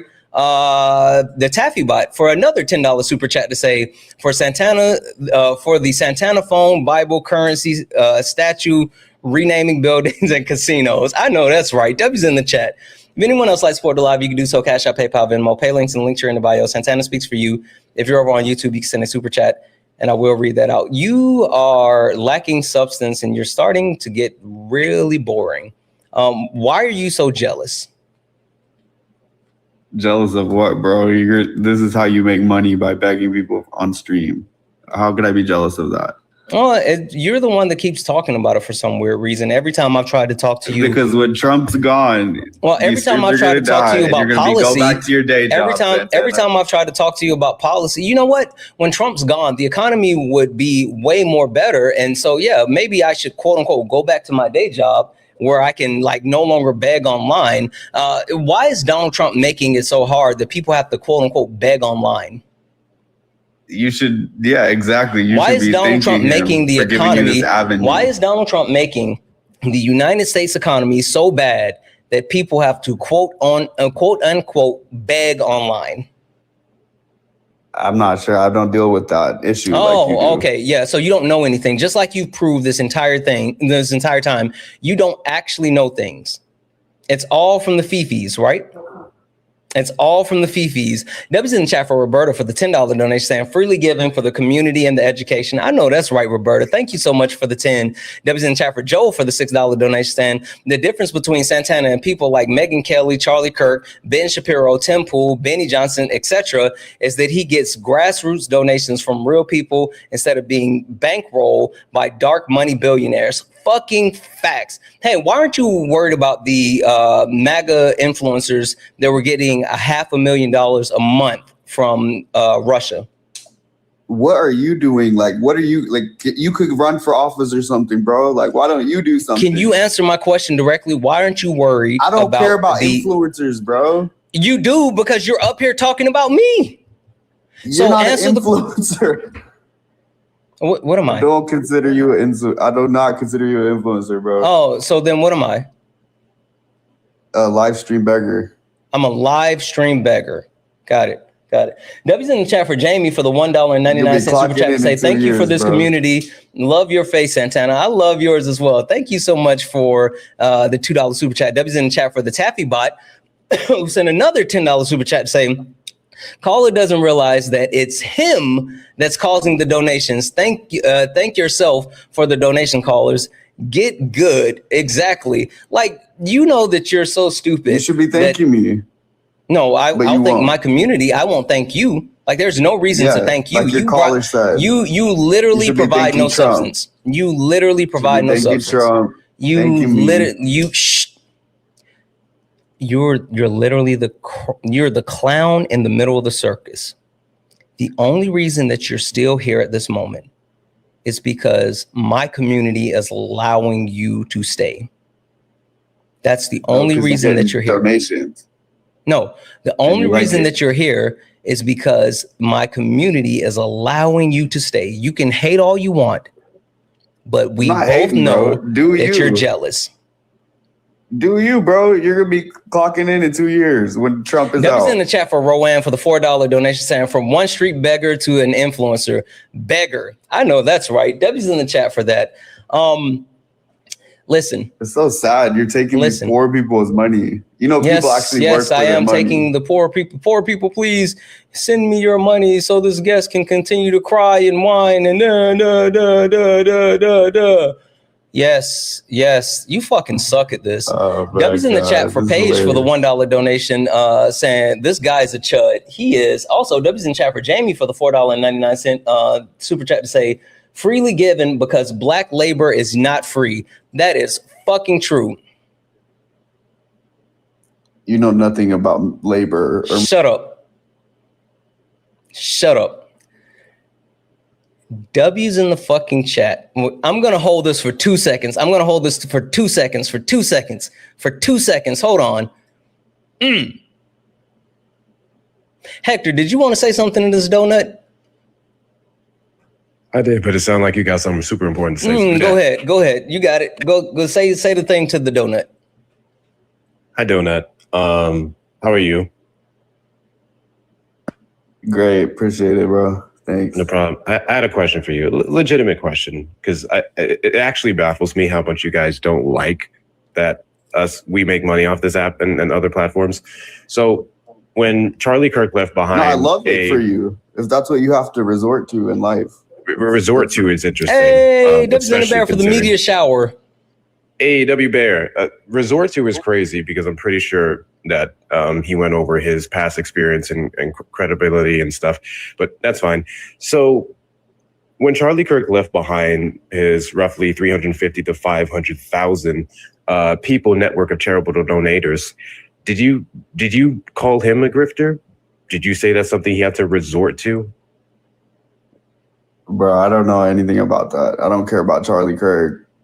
Well, Charlie Kirk, I mean, I'm sure you know exactly who he is and you know exactly what he did. And his campaign and Turning Point USA was fueled by people. No, I don't. People who believed in his work, they believed in his mission, and they sent him money for it. It seems like you guys never have energy for Charlie Kirk. But I'll tell you what, Charlie Kirk was a regular guy. On TikTok live streams. So he was begging on YouTube. He was begging at Republican college campuses. Speaking of begging, though, W's in the chat for Anna for the $3 donation, saying from a poor. I understand, Anna. I appreciate you. W's in the chat for Mad Scramble for the $5 donation, saying of all these lives I watch, yours has the best community. Listening to you and your co-hosts make me a better person. Happy to support you in the long run. W's in the chat for that. Thank you so much. W's in the chat for Darius for the $5 donation, saying he wants to talk about you because he can't address the substance. We've already proven that. We've dog walked the fuck out of him up and down this live. W's in the chat for Manders for the $1 donation, saying shut up, dweeb. Trump is a PDF file rapist. You're ignorant, and Santana doesn't beg. He's also here to stay. Keep crying. Exactly. And W's in the chat for I'm just going to call you Big K for the $20 YouTube super chat to say Trump supporters hate the same people Trump does. Absolutely. Absolutely. Fucking W's in the chat for all the donos. W's in the chat. I got one other special one that I'm going to read out in just a moment, but W's in the chat for all of the other fucking donations. If you like to support the live, if you like to support the grift, if you like to shut this fucking donut up, you can do so. Cash App, PayPal, Venmo, pay links, and link here in the bio. Santana speaks for you. If you're over on YouTube, you can send a super chat and I will read that out. Make sure you guys are taking care of Hector while he's up here. Hector, go ahead. Yes, sir. Yes, sir. W Grift. So again, you seem to have no energy whatsoever for all the right-wing individuals on TikTok, on YouTube, on Instagram, on Twitch. Whoa, Hector. Charlie was left-leaning. Anyway, go ahead. You're right. Excuse me. He had no problem when he leaned left in the end and he was grifting for money to do his mission. So I don't see why you would complain about Santana and his charitable donations, the ones that he doesn't complaining. I require was from anyone. congratulating him. No, you weren't. Listen, this is where you do the thing where you try to slip out of you using it. No, as I literally insults, was. I never and said that's not what this is what you guys have to do for money. That's fine. Wait, so if you were congratulating me, can you congratulate Courtney for the or say thank you, Courtney, for the $25 donation? Saying I noticed the caller had nothing more to say after you listed your credentials from your education from one educated black man to the next. I'm sending this not only because I can, because you deserve it. Fucking W's in the chat for Courtney. Can you say thank you to Courtney? I'm not left or right. I just can you say Trump, thank bro. you to I'm a Courtney? fan. Can you say thank you to Thanks, Courtney? Can you say Trump. thank you to John for the $5 donation? Thank you, Saying sent my Trump, last $5 out of my funding social these security guys' check, just so you can continue to cook this guy. Can you say thank you to John for the $5? Bro, when Trump's out of office, y'all are gonna. Can you say thank you to John for the $5? Thank you, John, for letting him not go back to his day job for a little bit until Trump's out of office. This really bothers you. It's hilarious. Can you say thank you to Taffy for the $10 Venmo? W Hector for the grits. Bro, Can you say thank you to Taffy? Thank you, Taffy, for funding these guys' lives. Yeah, cool, awesome, great. So you said you're all about Trump, since you didn't like me bringing up your left-leaning Kirk friend. Donald Trump, a literal billionaire, aligned himself with the world's richest man for the 2024 election, and he still begged for donations for 2 years. Mm-hmm. Why do you have no energy for a billionaire requiring your money to win an election? It wasn't my money. How was it my money? So when I say your money, I'm referring to you, an average American, who I'm assuming makes less than $100,000. No, I mean, your assumptions are drastically wrong. But okay, so are you American? Yes. And do you make more than $100,000 a year? Yes. What do you make? Why would I disclose that with you? Santana tells me how much he makes off begging on these. Sure, I'll tell you right now. I just made $2 because Just Devin sent a $2 donation saying, here again, after Trump is gone, we'll still have tons of Republicans, moderate Democrats, and white supremacists to dump on. You're fucking right. Or I can say W's in the chat for Joe, who sent another $5 donation saying, guess is just jealous and also doesn't seem to understand that you debate politics. And politics are still going to exist after Trump is gone. Just mad that you're talking about his daddy that steals from him. How much you want to bet that he lost his health insurance because of the BBB? Statistically speaking, it's more than likely. Or Roberta, I'm disclosing that Roberta sent $10. Craft Weaver sent $10 to say buying fancy coffee for you and management. I know that's right. Or how about this? That's why you got me up here still. Oh, how about this? Okay, shit. I got you. Don't worry about it. W's in the chat for Danella for the $3 donation saying, you just love Trump. What a weird cuck behavior. I've already said that. He keeps talking about he's a fan. Really. Bro, if you can't recognize Trump's iconicness, hold on. You guys Hold on. W's in the fucking chat for J-Hop, who sent a $100 donation and said, thanks for reminding me to donate, guess. Fucking W's in the chat for J-Hops for the $100 donation. Damn, I kind of want to leave. Can you say, wait, hold on. I got something special for you. But before I give you this, hold on. Can you say thank you to J-Hops? Wait. No. I got something special for you. Can you say thank you to J-Hops? This is like, I'm not making money from this, so what's wait. Okay, but you're jealous. Okay. What about this one? What about this one? You're welcome. Say thank W's you in the to chat. Trump. Hold on. Listen. W's in the chat for Stephanie for the $150 donation. 100. Yeah, bro. And now, would you like your to wife know? brought out the red panties today. Yes, absolutely. You fucking weirdo. Brought out the red panties today, would you baby. like to know? Would you like to know what Stephanie actually said? I would love to know. Yes. Sure. Don't worry, I got you. Stephanie actually said. Don't worry, I got you. When Stephanie sent that $150 donation, Stephanie you must said, be so happy. I am. I'm extremely happy because my community is fucking amazing. Anyway, when Stephanie sent that $150 donation, Stephanie actually said, "Hey, Santana, can you please kick this guy?" Fucking right I can, Stephanie. W's in the chat for Stephanie for the $150 fucking donation. Let's go.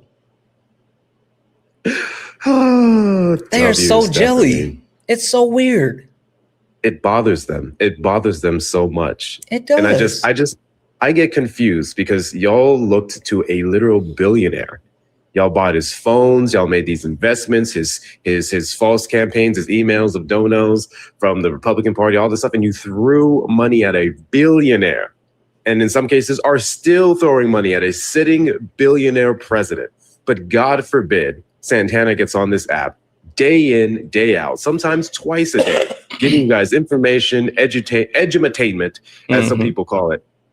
And God forbid he says, hey, it takes a lot to sit here. It takes a lot to run this system. It takes a lot to have this camera. If you would like to say thank you, send thanks. That bothers y'all so much. And I would just advise for you to maybe get a personality, maybe tell factual information. Yep. Try that. Yep. Anyway, that's what I came up here for. I appreciate you, bro. I was about to kick him, and then I saw you in the request. I was like, let me hurry up and get you up here before I do that, because I dog walked the shit out of him. He admitted that it was just about his feelings and he had no facts. So at least he admitted that. At least he told the truth. At least he did. I appreciate you. All right, man. Later. Yep. W's in the chat for Hector, guys. W's in the chat as well for Phoenix Eyes for the $2 super chat to say, OMG, caller, wipe your mouth and get tested. Yes, he absolutely had orange Cheeto dust in the corner of his mouth. W's in the chat for Mello for the $2 donation saying, how Trump's sending the cult emails asking for money. Yes, Donald Trump still sends out those emails begging for money. It's fucking wild. W's in the chat for Mizikin, I think that's how you pronounce it, who sent a $10 donation saying, please let us start a permaban goal. Guess Santana is more of a man than you could ever be. Listen, I wasn't even trying to get you guys to like kick him or pay or anything like that. He just fucking suck, and you guys just troll the hell out of him. He's not even worth a permaban. Chat, we won't remember him in 10 minutes. We won't remember him in 10 minutes. I fucking mean it. W's in the chat for all the donuts, guys. If anyone else likes to support the live, you can do so. Cash App, PayPal, Venmo, pay links in the link tree in the bio. Santana Speaks for You. Santana Speaks for You is the best way to support the live. If you're over on YouTube, you can send a super chat and I will read that out. Look up at the top, guys. 2,000 of us hanging out here over on the old TikToks. If you see the word follow up here, that means you're not following me. Guys, we're on our way to 200,000 followers. So please, please, please hit that follow button up there. Turn on notifications so you know when I go live. I go live all the time. We do a bunch of different lives. So please, please, please hit that follow button. Only request up if you are a Trump supporter or disagree with anything on the background. We're only looking for some debates. Hi, are you a Trump supporter or disagree with anything on the background? Brandon, are you a Trump supporter or disagree with anything on the background? Yo, Santana, that's my bad, bro.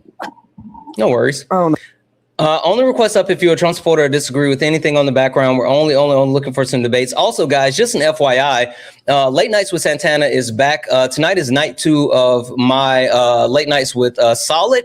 Solid is co-hosting this week with me, and we are digging into structural functionalism. Last night was the first night. It was absolutely amazing. We broke down the actual issues as far as the labor class and the way the labor class is treated within our country. If you are interested in joining that conversation, you know, with Late Nights, it is a panel discussion.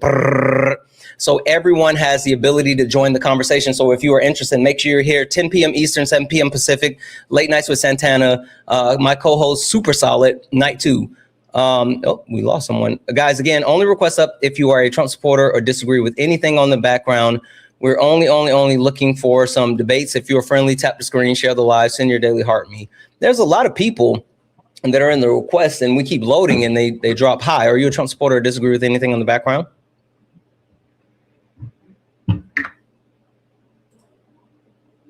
Shika X, are you a Trump supporter or disagree with anything on the background? I guess not. W's in the chat for the Taffy bot who sent out 5 YouTube membership subscriptions. Let's fucking go. W's in the chat. Thank you so much for that. Also, W's in the chat for Travis who sent a $1 donation. Oh, from Tammy. Thank you so much. Thank you, Tammy. I appreciate the hell out of you. W's in the chat for Tammy. Hi, are you a Trump supporter or disagree with anything on the background? So, Santana, you can't throw shade at Trump for making money off the stock market without throwing shade at all the rest of the politicians that did it as well, like Nancy Pelosi and everybody else. If you're going to bring up one, you got to bring up all of them. Yeah, I think that we should ban all politicians from actually engaging in insider trading. Would you agree with that? 100%. 100%. Okay. Cool. You know who doesn't agree with that? Who? Donald Jimothy Trump. Jimothy, bro, you get me with that. Yeah. Did you know that Josh Hawley actually put forward a bill to ban Congress from actually engaging in insider trading and being able to trade stocks? And Donald Trump was on board. He was literally on board. Donald Trump was like, yeah, let's do it.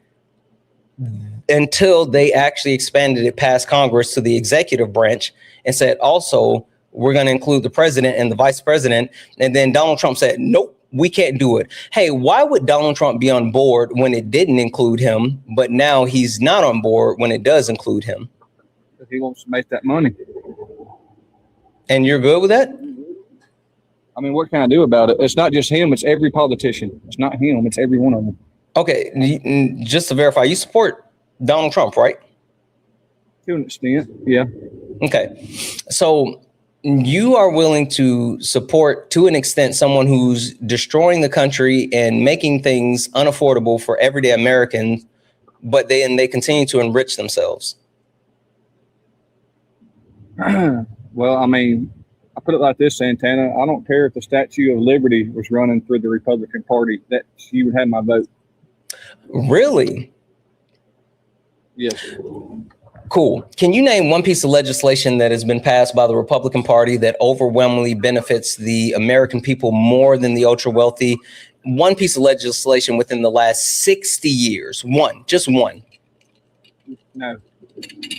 Okay, perfect. So we can establish that you said no, you can't name one, but I'll do you one better. There's not one.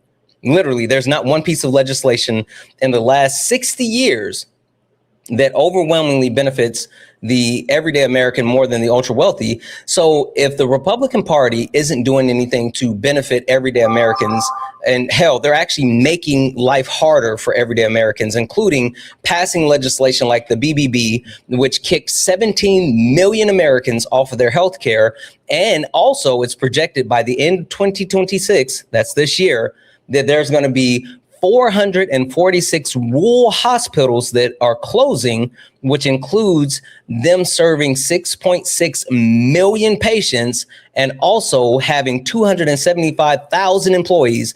The Republican Party, Donald Trump, passed that piece of legislation that is not only harming everyday Americans directly by taking them off of health care, but it also is hurting access to health care. More people are going to die and more people are going to lose their job. So why is it that you're willing to support the Republican Party no matter what, when they're not only not doing anything beneficial for the American people, but howdy partner, they are actively harming the American people?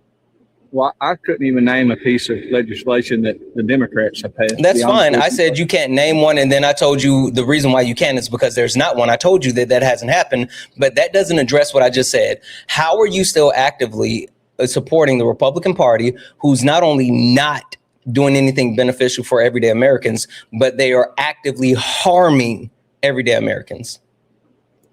Have you ever, we had like civics class in like 8th grade, okay? And we took a little quiz. Everybody took it, not just me. That's not answering my question. You telling a story doesn't answer my question. I'm getting there. Okay. All right. Just making sure you are. Go ahead. That had a bunch of questions on it. And at the end, it determined basically if you're a Republican or a Democrat. Have you ever took that quiz, or have you ever heard of such a thing? Yes, there's a political awareness test that you can take. Yes. What does that have to do with anything? So when 90 out of the 100 questions that I answered, told me I was Republican. Why would I ever vote for a Democrat if I don't agree with anything they have I to hear say? you. So, FYI, quick question: how old are you? Be 29 in about 10 days. Ain't no fucking way. Yes, sir. You sound at least 99. There's no way in hell you're 29. They tell me I look 99 too. Man. You sound like you've lived a hard life. I got a lot of miles on me, Santana. That's not a good thing. That's not a good thing. Do you have health care? I do. Company paid. I swing a claw hammer for a living, blue collar worker. Oh man, how's your back? Don't ask about it. Right? But you do understand that you're supporting a party that's making your life harder, and you're saying you're 29 with a lot of miles on you, but you're literally supporting a party that's going to make your life even harder. Hey, Santana, 2020 to 2024, I was slinging that same hammer with the same back. Ain't none of them helped me. Not the Republican, not the Democrat. Nobody has helped me. Yeah, and I hear you. I hear what you're saying. But what I'm saying is that you're actively supporting someone who's making things harder. And that's not true. The ACA was passed under Barack Obama, right? The ACA was supposed to be a pathway to universal health care. Do you remember when the ACA was passed and there was the poison pill that stated that if you did not actually have insurance, that you were going to be fined? Yes, I do. I was very young, but I remember my mom talking about it a lot. Do you know who put that poison pill in the ACA? No, I don't. Republicans. Republicans, Well, specifically people like Ted Cruz, advocated for it and said that the filibuster should be used and the actual legislation would be shot down if they didn't add that poison pill, which required people to be fined if they didn't actually have health insurance. Now, do you know why the subsidies were removed from the ACA in 2026? No. It's because the Republicans wouldn't vote to extend the ACA subsidies, even though the ACA subsidies were overwhelmingly popular across the board. I'm not talking about Democrats. I'm talking about Republicans, independents, MAGA Republicans actually love the ACA subsidies. Did you know that since the ACA subsidies were in place, that red states, meaning Republican-held states, the sign up for the Affordable Care Act with the ACA subsidies increased by 150%? No. Yeah. The people in red states actually benefited the most, and so they signed up for it. But now, since the ACA subsidies ended at the end of 2025, you said you have private health care insurance, right? Yes, sir. Did you have did you have private health care insurance last year? Yes, sir. Did your health care premiums go up? No, it's all 100% company paid. So they don't take anything out of your check? No, sir. Once you've been invested in this company, I think it's about 5 years. After 5 years, it's 100% company paid. So after 5 years, your company pays the entire cost for your health insurance? Yes, sir. And my wife and kid too. That's actually pretty impressive. That's impressive. I've never heard of that before. I'll give you the benefit of the doubt. Well, FYI for us. I will say this, we haven't always had that. It just came about a few years ago. We haven't always had it. Okay. Well, for us normies, right? Even if you have private healthcare insurance, the cost of premiums for private healthcare insurance actually increased year over year because removing the ACA subsidies affected people who don't use the Affordable Care Act, and it caused those premiums to increase. So everyone's healthcare coverage or healthcare costs went up due to the Republican Party. Can you name something that has not went up consistently in the past 50 years? Isn't wages everything going up? Wages hasn't gone up. You know why wages hasn't gone up? Minimum wage hasn't gone up, but wages you know why gone up. You know why? Well, the federal minimum wage hasn't increased. It increased a bit, but it hasn't actually paced itself at the cost of living. Did you know that the cost of living and the federal minimum wage used to be parallel, and while one increased, the other one increased at the same time? Yeah, I did. Do you know when it stopped increasing? No. Ronald Reagan. Prior to Ronald Reagan, the actual federal minimum wage was parallel with the cost of living, and it increased as necessary. Now, Ronald Reagan, which was a Republican in hell, when I say Ronald Reagan was a Republican, I mean Ronald Reagan was the Republican. I've shown this a couple of times, but I feel like I would be remiss if I didn't. Have you ever seen the Reagan map? No, I'm not union to your guys in your comments. I'm not union. No, I have not seen the Reagan map. This is the Reagan map. This is what Ronald Reagan did. You see that? Yeah. Ain't that awesome? You would think so, right? But prior to this happening, the federal minimum wage and the cost of living were parallel. So people in the United States of America were able to actually live off of a single family income. Hey, you know what happened after this map? No, I don't even know what year this was, to be honest with you. Sure. After this map, Ronald Reagan instituted trickle-down economics, which overwhelmingly increased the wealth gap and has now caused the actual federal minimum wage to plateau while the cost of living has skyrocketed. Literally, the ideology of the Republican Party and the fact that, quote unquote, trickle down economics by giving tax cuts and tax breaks to the ultra wealthy and corporations is the way to do it instead of actually investing in the people. So literally the Republican Party said, hey, if we give big businesses and corporations more money and more tax breaks, then they'll take care of the American people. And guess what they didn't do? Well, did they take care of their people? Guess what they didn't do? I'm gonna guess that they took care of their people that worked for them. Nope. Then not only didn't take care of their people, they didn't take care of any people, and they've continued to make record profits while people can't even afford to. Hey, do you know who the largest public employer is in the U.S.? I'll just say that's a piece of shit company. If they get tax breaks and benefits and they don't give it to their workers, that's capitalism. That's not the company. That's capitalism. That's how capitalism works. I agree, but that don't mean the company did not have to give it to them. They could have gave them a raise, a bonus. That's how capitalism works. If you expecting capitalism to actually benefit the proletariat just speaks to the fact that you have no idea what you're talking about. The capitalism will always benefit the bourgeoisie. It will never benefit us, we the people. That's not how it works. But again, do you know who the largest public employer is in the United States of America? I'm just going to take a wild guess here and say it's Walmart. Yep. Did you know that a large majority of Walmart employees actually are on government assistance with like SNAP benefits? That's not just Walmart. That's 90% of the country.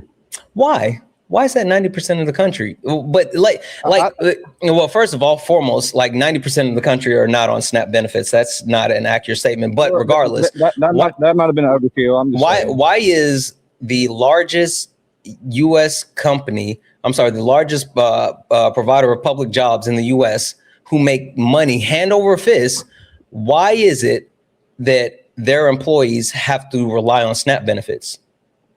Well, I think you're saying that, or you can say that because, there's a lot of them on SNAP benefits, but how many more people work at Walmart versus Dollar General? You know that's what I mean? A ton, but again, that's not the question. Why is it that Walmart is making record profits, but their employees have to get government assistance to eat? No. They don't have to. They're choosing no, they to. do. Walmart, they do. Walmart, the reason why they do is because of the answer. Do you know the answer, or do you want me to tell you?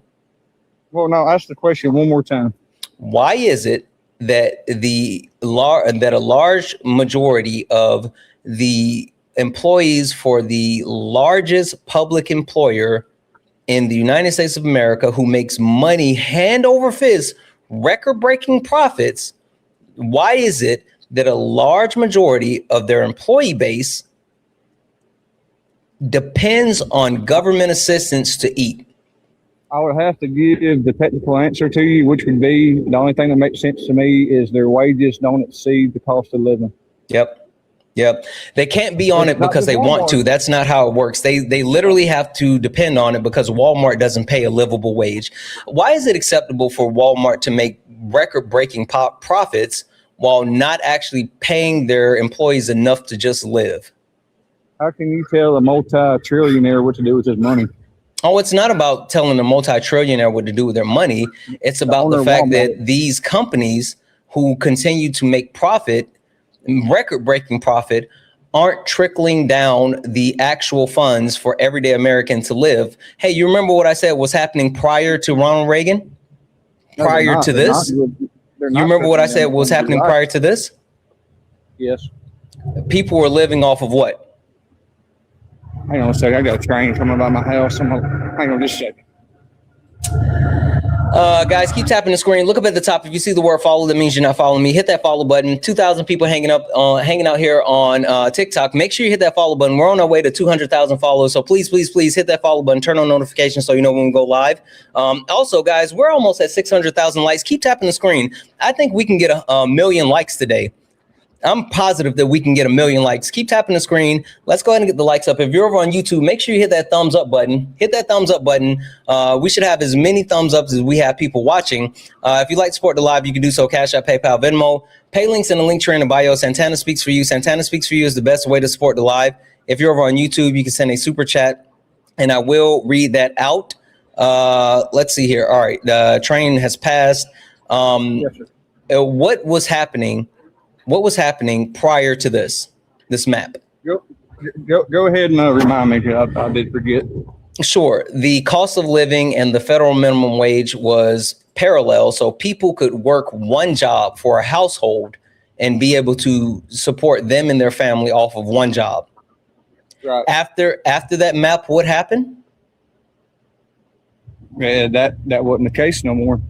And who actually won this election? One of the best presidents we've ever had. Reagan. Okay, cool. So if Reagan won this election and caused the cost of living to become unaffordable in the United States of America due to trickle-down economics, then how is this a good thing? How is Republicans having power a good thing? One more question for you. Did you know, you're 29, did you go to college? No, sir. I told myself when I got through with high school, I would never go back to school. I hear you. Hey, did you know that back in like the 1950s and the 1960s, if you would have graduated high school and you wanted to go to college, you could have basically went to college at like a public state college or whatever for free? Yeah, I think you can still do that depending how smart you are. No. I'm not talking about, academic scholarships and things like that. No, not academics. Not that. Well, being smart speaks to academics. Okay. So again, prior to back in the 50s and the 60s, if you just graduated high school and you were a C average student and you decided I want to go to the state college, you could go for free. Do you know when that changed? No, tell me. What's that right there? What are you showing me? What's on the screen? It's that map. Yeah. What do you think I'm trying to say by putting that map on the screen again? So let me ask you. What do you think I'm trying to say by putting that map on the screen again? That Reagan was a terrible president. Reagan actually, prior to Reagan, public colleges were either free or very low costing, and people could actually go. Do you know why they made that switch and started charging people to go to college? So they can make money? Nope. I mean, if the black people, racism, black people started to graduate and to get those higher degree educations. They started to go to college. And since it was free, then they had to find a way to price black people out so they can continue to keep them for a free and cheap labor class. Like literally, they wanted to eliminate black people's ability to get free education. And so, since they wanted to limit black people's ability to gain free education, they hurt everybody.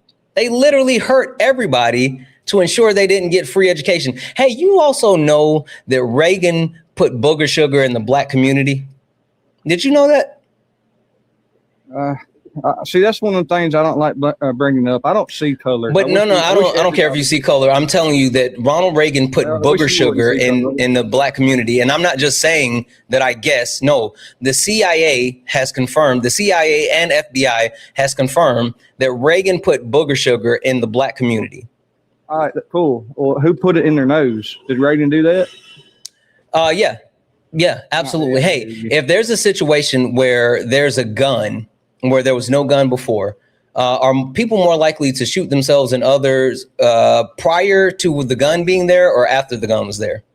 Well, it just depends who you get the gun to. No. That's not the question. That's not the question. The question is, are people more likely to shoot themselves and others if there is a gun or no gun?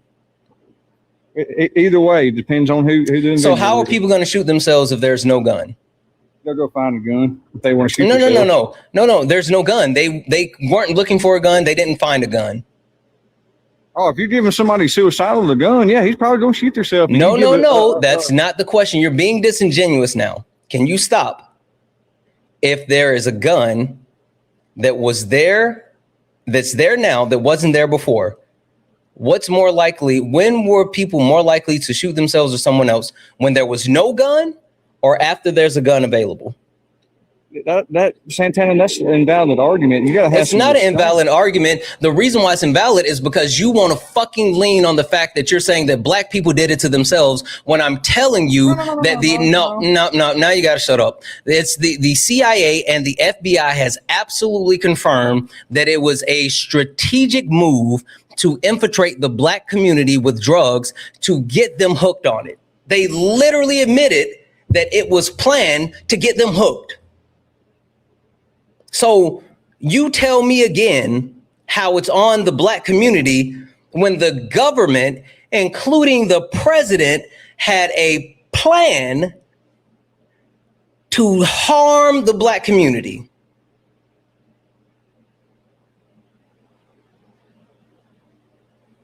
Sending you a request to come off mute.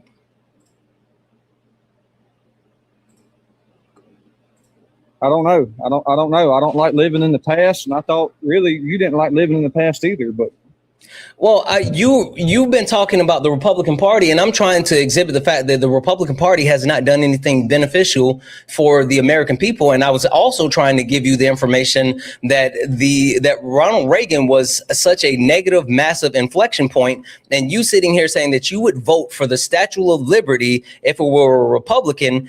It exemplifies the harm of saying that you're just going to vote Republican. Absolutely means shit. I'm telling you, it's one of the worst things that you can say. But then you try to pretend as if black people have not been overwhelmingly harmed by the United States government in a multitude of ways. I literally told you that the United States government, that the Republican Party made the decision that they would rather hurt everyone and be racist than let black people gain an education. That's literally why they said it, while at the same time trying to while at the same time dumping booger sugar into the black community. I ain't saying that was a good thing if it happened. All I'm saying is that it was there and it was in your hand. You could have thrown it on the sidewalk and kept walking. You didn't have to put it in the system. That's actually, you know what? That's fair. They could have thrown it away. It was in their hands. They could have thrown it away. Cool. Hey, I got a question for you. I have an answer. Sure. Why does white men lead in CSAM, not only in CSAM, but also in production of CSAM and distributing CSAM? Why do white men lead in CSAM? Santana, I don't even know what CSAM is. Touching kids. Hell, I don't know. I mean, I don't do that. I don't know. But I mean, again, couldn't they just not touch kids? Well, I just got through telling you that I don't see color. So, I mean, if I don't care about you not seeing color. Sure, you don't care about other people's lived experience. I'm talking about empirical data. The FBI has this empirical data that says that not only is that white men lead in the action of CSAM, but the creation of CSAM material and the distribution of CSAM So my question is, why is it that white men can't keep their hands off of kids? I don't know, and everyone that does needs a permanent, fix to it, which is a you mean like Donald Trump? If it's proven, yes, sir, absolutely. So what about? Is it just kids? What about women? What about women? What about women? What about women? Do you hold that same? Do you hold that same actual smoke for like anyone who actually raped women? Don't throw shade at Trump if you're not going to throw it at Biden for sniffing kids or touching their hair and whatever. No. You know why I don't throw shade at Biden? Because you guys use that as a weird fucking got you. I hate hearing you guys talk about. Hold on, I hate you guys talking about that shit because him sniffing his grandchild's hair is not weird. You're weird. Like if you've never sniffed a baby's hair or a child's hair that's related to you, then that's on you. You guys love to try to pretend like that's something that's so weird. Him sniffing his grandchild's hair is not weird. You know what is weird? You know what is weird? You know what is weird? Raping your wife. Yeah, that's fucked. Yeah. Donald Trump did that. Okay. Donald Trump's ex-wife put in the divorce decree that he raped her, and not only raped her, but pulled her hair out. Trigger warning. I'm so sorry, guys. So sorry. Trigger warning. Trigger warning. He pulled her hair out, raped her, and then the next morning said, "Did it hurt?" What do you want me to do about that? I want you to disavow a fucking rapist. You guys always talk about like you guys like to go in the tick for tat. Like, oh, what about Biden? What about Biden? And you like to talk about, well, he sniffed the other kid's hair. No, I'm talking about what Donald Trump's ex-wife put in a legal proceeding. You're not even letting me talk. Let's get back to the Biden. I only brought Biden up because you brought up Trump was a pedophile. And I said you can't throw shade at one without throwing shade at the other. I'm not throwing shades. I'm throwing facts. Donald Trump is mentioned in the Epstein files more times than Jesus is mentioned in the Bible. Did you know that? Yes, sir. Did you know that Donald Trump is mentioned more time in the Epstein files than Harry Potter is in all the Harry Potter books? If it's true, and he's in the files, I wonder who wrote these files, as a matter of fact, but he's in the files. No one writes the files. It's a collection of investigations. It's not a handwritten book. It's literally a collection of information. So is there anything in the files, concrete evidence, they can say he's a pedophile and go arrest Trump? Yes or no? There's multiple actual allegations, credible allegations, including the fact that a person that successfully sued Epstein's estate for trafficking accused Donald Trump of being the one that she was trafficked to. So literally, in order for her to win her legal suit, she had to prove that she was trafficked by Epstein, and she did prove it. And in part of that actual accusation, she said that Epstein trafficked her to Trump. Now, you can do whatever you want with that or not, but that's why I said, what about his wife who put that in the divorce decree? That's probably why they're divorced. No, she's dead, but... Or why they got divorced. So that's not a deal breaker for you. That's not a deal breaker for you that his wife is on record of him doing that to her. Could you, Santana? Let me ask you this: it's 2026 and technology is so far along, but could you imagine if we had the technology and everything we had? Let's go back to let's say 1930 and found out what every president that has done. What does that have to do with what we're talking about in 2026? If was a fifth, we'd all be drunk. I hear you. We can talk about, well, if we knew, or if we could find out, or if I hear you. But what I can actually quantify is tangible information. I can only assume that every other president has been a piece of shit because every other president has been a man, and men overwhelmingly perpetuate the harm. And that doesn't matter if it's towards women, children, or other men. They perpetuate harm. They don't know what consent is. And I know for a fact that every single president except one has been a white man. So you can talk about, well, if we knew, I'm willing to fucking grant that to you. Hell, I will grant that with not only every other president in United States history, but even Barack Obama. That does fuck all for the conversation that we're talking about today, because today, May the 25th, 2026, Donald Timothy Trump is the president of the United States of America, and he raped his wife. Yeah, I just found it funny that earlier you like living in the past. Now you don't want to go back and talk about the past. Kind of hypocritical. No, I don't want to talk about hypotheticals. I'm talking about things that I can prove. If you want to bring up a credible allegation and say, what do I think about that? Sure, I'll talk about that. But we're talking about. All I'm saying is we're talking about. You couldn't bring up a video of this president from 1947 raping his wife because it didn't exist. You can't bring up a video of Donald Trump doing that, but you know what does exist? The fucking divorce decree. The legal documentation.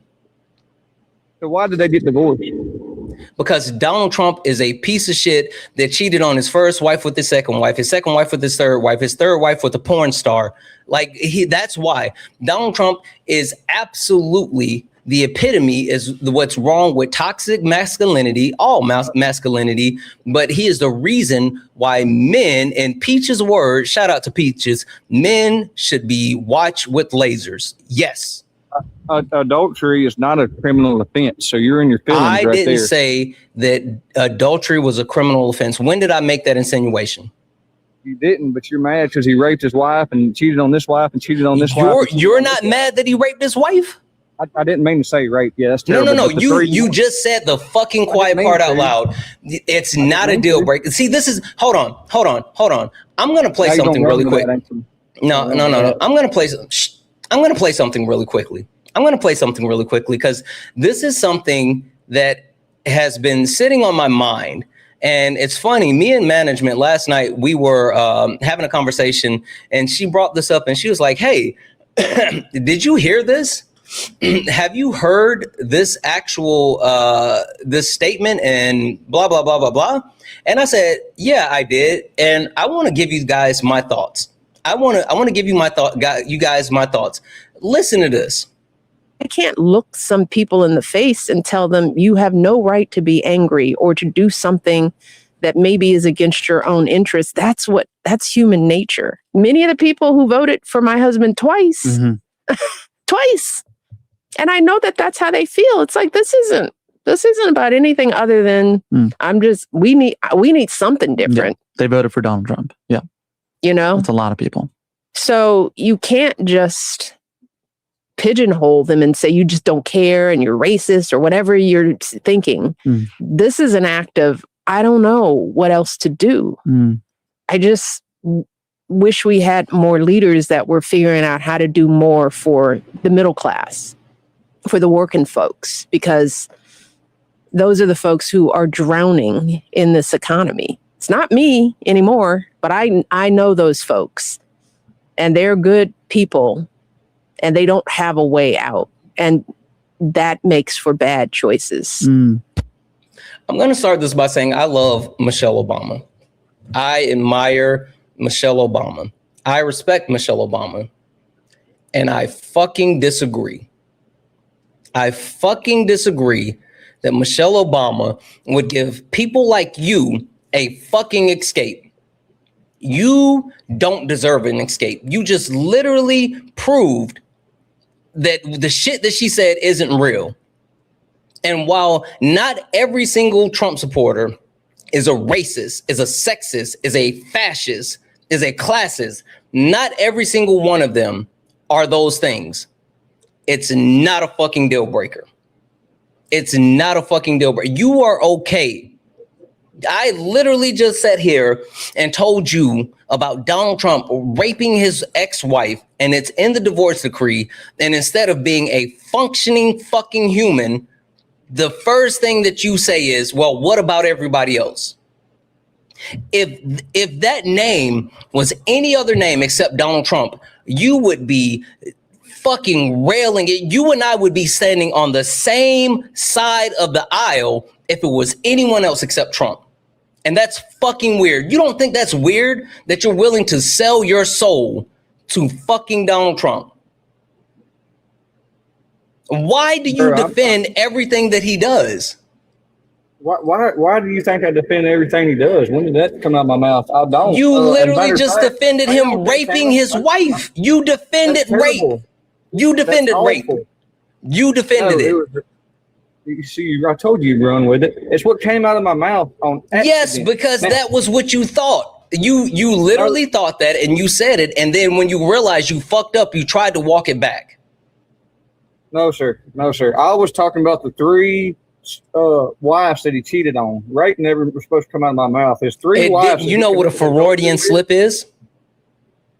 I know. I don't know. I can't even complete a sentence. A Freudian slip is when you say something that you don't mean to say that actually goes against the thing that you're trying to say. And so letting it slip that it doesn't matter about rape is what you were really thinking, but it made it past the filter from your brain to your mouth. And so instead of stopping right here, it went here and out your mouth. That was a Freudian slip. You said the quiet part out loud. So 3 sentences before we were talking about cheating on his wife, we were talking about rape, and that's why it came out of my mouth. But all I was saying is the rape is terrible. Yes, sir, it is. But the adultery, why isn't that a deal breaker then? If it's terrible, why isn't it a deal breaker? Why can't you say that's a line and I won't cross that line? Because I'm pretty sure every president in history of presidency has probably raped their wife. See, right there, you're a disgusting piece of shit. Like you sitting here saying that you're a disgusting piece of shit. That's why men are fucking dangerous. That's why women pick the bear, because there is no line that you won't cross for you to defend Donald Trump. Santana, I don't like any of them. I think Trump's a piece of shit. I think you don't. You're literally sitting here upholding rape culture. On my mama's grave, they're all a piece of shit. I don't like your mom would be rolling over in her grave right now. She heard you. Don't do that. Don't do that. Don't invoke your mother's name while at the same breath giving coverage for rape. You're a rape apologist. You're a fucking predator. I don't know what else to tell. I'm a predator? Wow. You're a predator. You're literally a predator. When you uphold rape culture, you're perpetuating those types of things that give men like Donald Trump the coverage to keep doing the shit that he's doing. You and me. I can't stop him from doing nothing. We can stop men. It's our responsibility. You and fucking me together. That's not political. That has nothing to do with politics. That has nothing to do with politics. Us stopping men have nothing to do with politics. I don't give a fuck about your political affiliation if you can't stand side by side with me and disavow and stop men from being predators and abusing women, children, and other men. If you can't stand side by side with me in that sense, then you can't stand near me. Like that should be a nonpartisan issue. But there's nothing I can do about Jose in South California raping his wife. Why the fuck is it Jose? We've already talked about the fact that it's more likely to be Billy Bob than Jose. Okay, cool. Because white men lead all violent crime in the United States of America. That is an FBI statistic. White men lead in every single category of violent crime. So while you sat here and then tried to invoke a name that would solicit a response from an immigrant, you need to be talking about Billy. You need to be talking about Timmy. You need to be talking about Bob. You need to be talking about Scott. You need to be talking about white men. And I will say this with my whole fucking chest. It's not just white men, it's all men, but white men lead in these categories. Can I talk now? I just threw Jose out there, man. I wouldn't throw in no kind of race or Hispanic background to that name whatsoever. I mean, that's how you took it, fine, whatever. That's not what I was trying to do. Do you know what state I'm from? You sure like to talk about it a lot.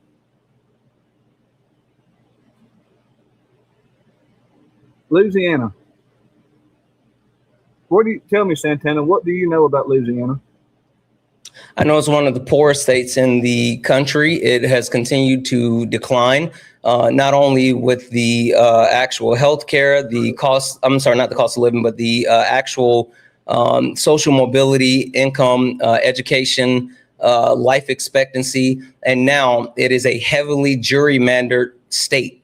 That's what I know about Louisiana. It's one of the worst states in the United States of America, and it has been held by the Republican Party for a majority of time. Yeah, it is a terrible state. I'm not disagreeing with you on that, and it's declining.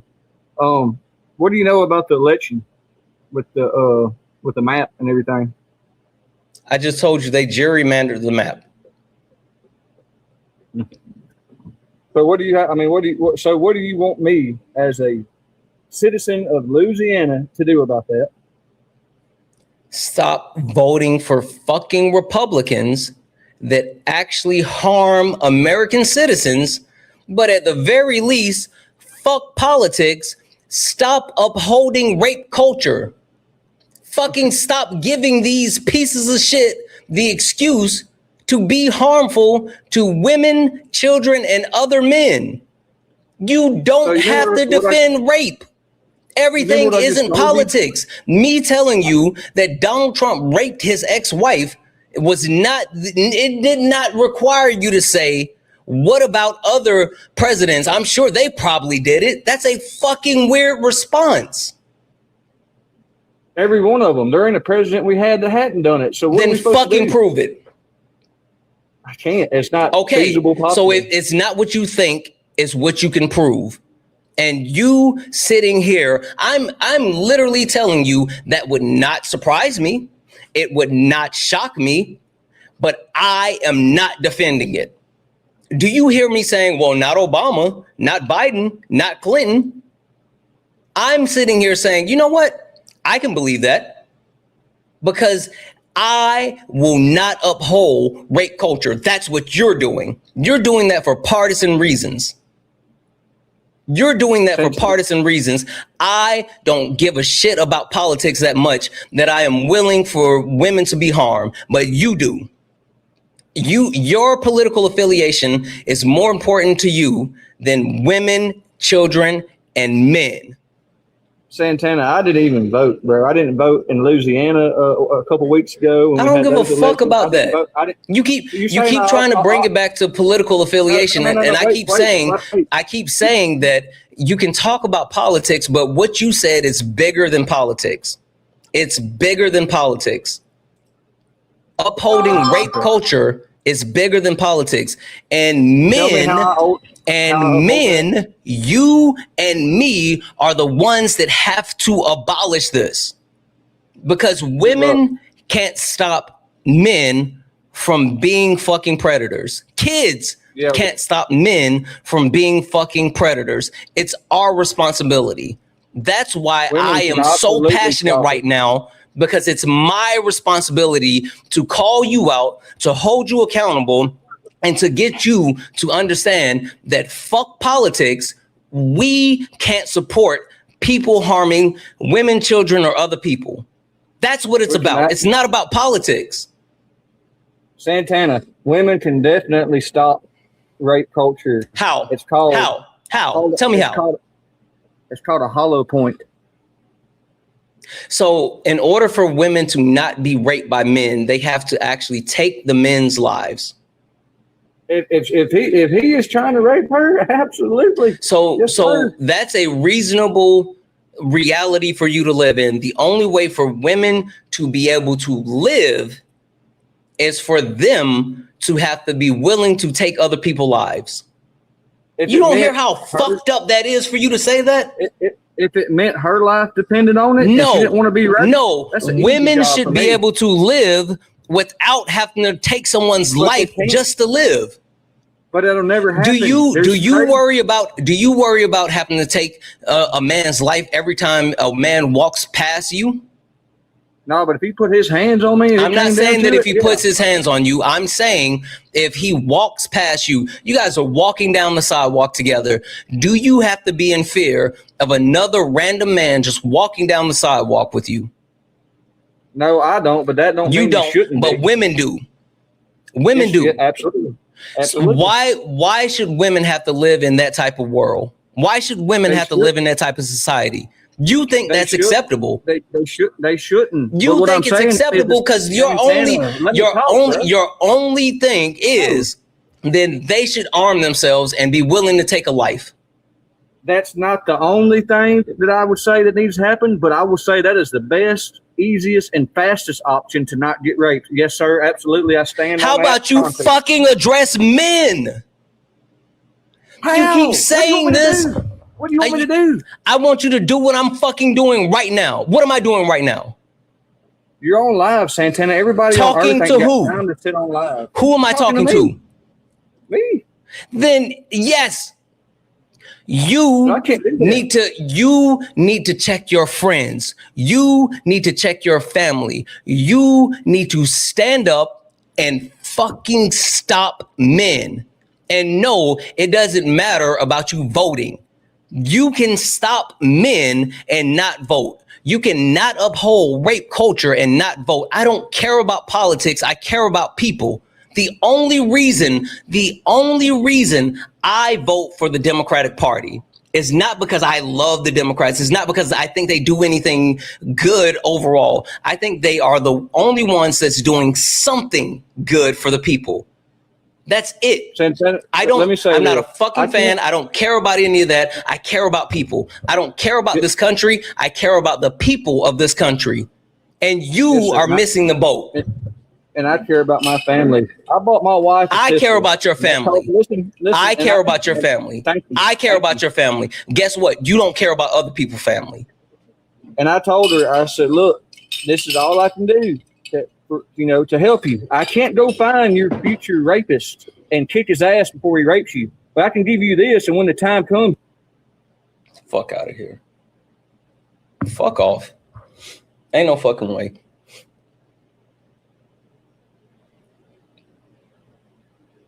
That's the problem. You're so busy trying to justify all of this instead of trying to get to the solution. You're the problem. It's you.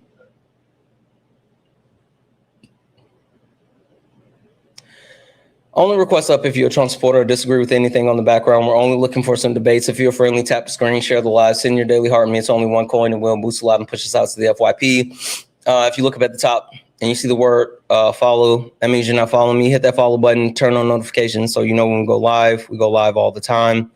If you'd like to support the live, you can do so. Cash App, PayPal, Venmo.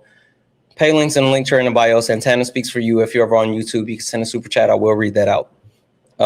James, which topic do you disagree with on the background? I wanted to talk about reparations for non-white people. Okay. Can you give me just a few moments to say thank you to a couple of people and then we'll get into it? Sure. All right. Appreciate it. W's in the chat for the Taffy bot for the $10 super chat to say Les Wexler owns Southern Air, which facilitated drugs weapon transfer from the CIA to and it was complicit in the war on drugs / race. Wexler financed Epstein. Do we need to say more? No, it's all connected. They're all fucking connected. W's in the chat for Phoenix Eyes for the $5 super chat to say Santana mentioned, I can't say that word on TikTok live, but the O drug, absolutely. Couldn't all those white folks put the happy pills down? Facts. That was in chat for Miss Donna for the $5 super chat to say Reagan and Nancy were the biggest hypocrites of marriage. Ronald, the dealer, and Nancy just say no. Make it make sense. You can't. You can't. W's in the chat for TaffyBot for sending out 6 YouTube subscriptions. Fucking W's in the chat for that. W's in the chat for Blue Bonnet for the $5 super chat to say, "Amen, Santana. SA is what rape is. Period." Thank you. Absolutely. W's in the chat for Feisty for sending out 5 YouTube membership subscription, and also Miss Bella for sending out 5 YouTube subscriptions. W's in the chat for Mad Scramble for using their YouTube subscription monthly perk to say these hollowed out Trump supporters are more jealous of you I'm more jealous of the love you get than the money. Yeah, it's true. Like, they're horrible people. And since they're horrible people, it's hard for them to deal with like who they are. W's in the chat for Anonymous, who sent a Twitch subscription. W's in chat for Manders for the $1. The one cheer. Rape is a criminal offense and adultery makes him a piece of shit. Fuck this man. Yep.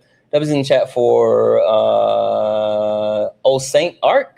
Who resubscribed over on Twitch for 6 months. That's fucking crazy. W's in the chat for that. Thank you so much for that resubscription. Almost done here. W's in the chat for Samantha for the $10 donation, saying Walmart also just changed how they do raises to be able to give us lower ones every year and every couple of weeks. From what I understand, they're basing hours they can give on sales made per department, so they can give us less hours. Appreciate you, Santana. I appreciate you, Samantha. Also, they're doing digital price tags as well.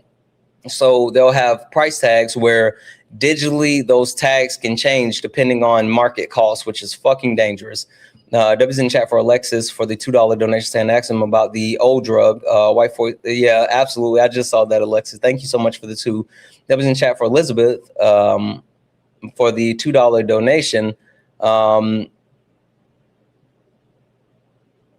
I'm not going to say where you work, but you said you get insulted, threatened, sexually harassed, etc. I'm extremely disabled, and if it wasn't for my hubby, because of how much I make, I'd be screwed on bills, and I would have to get another job.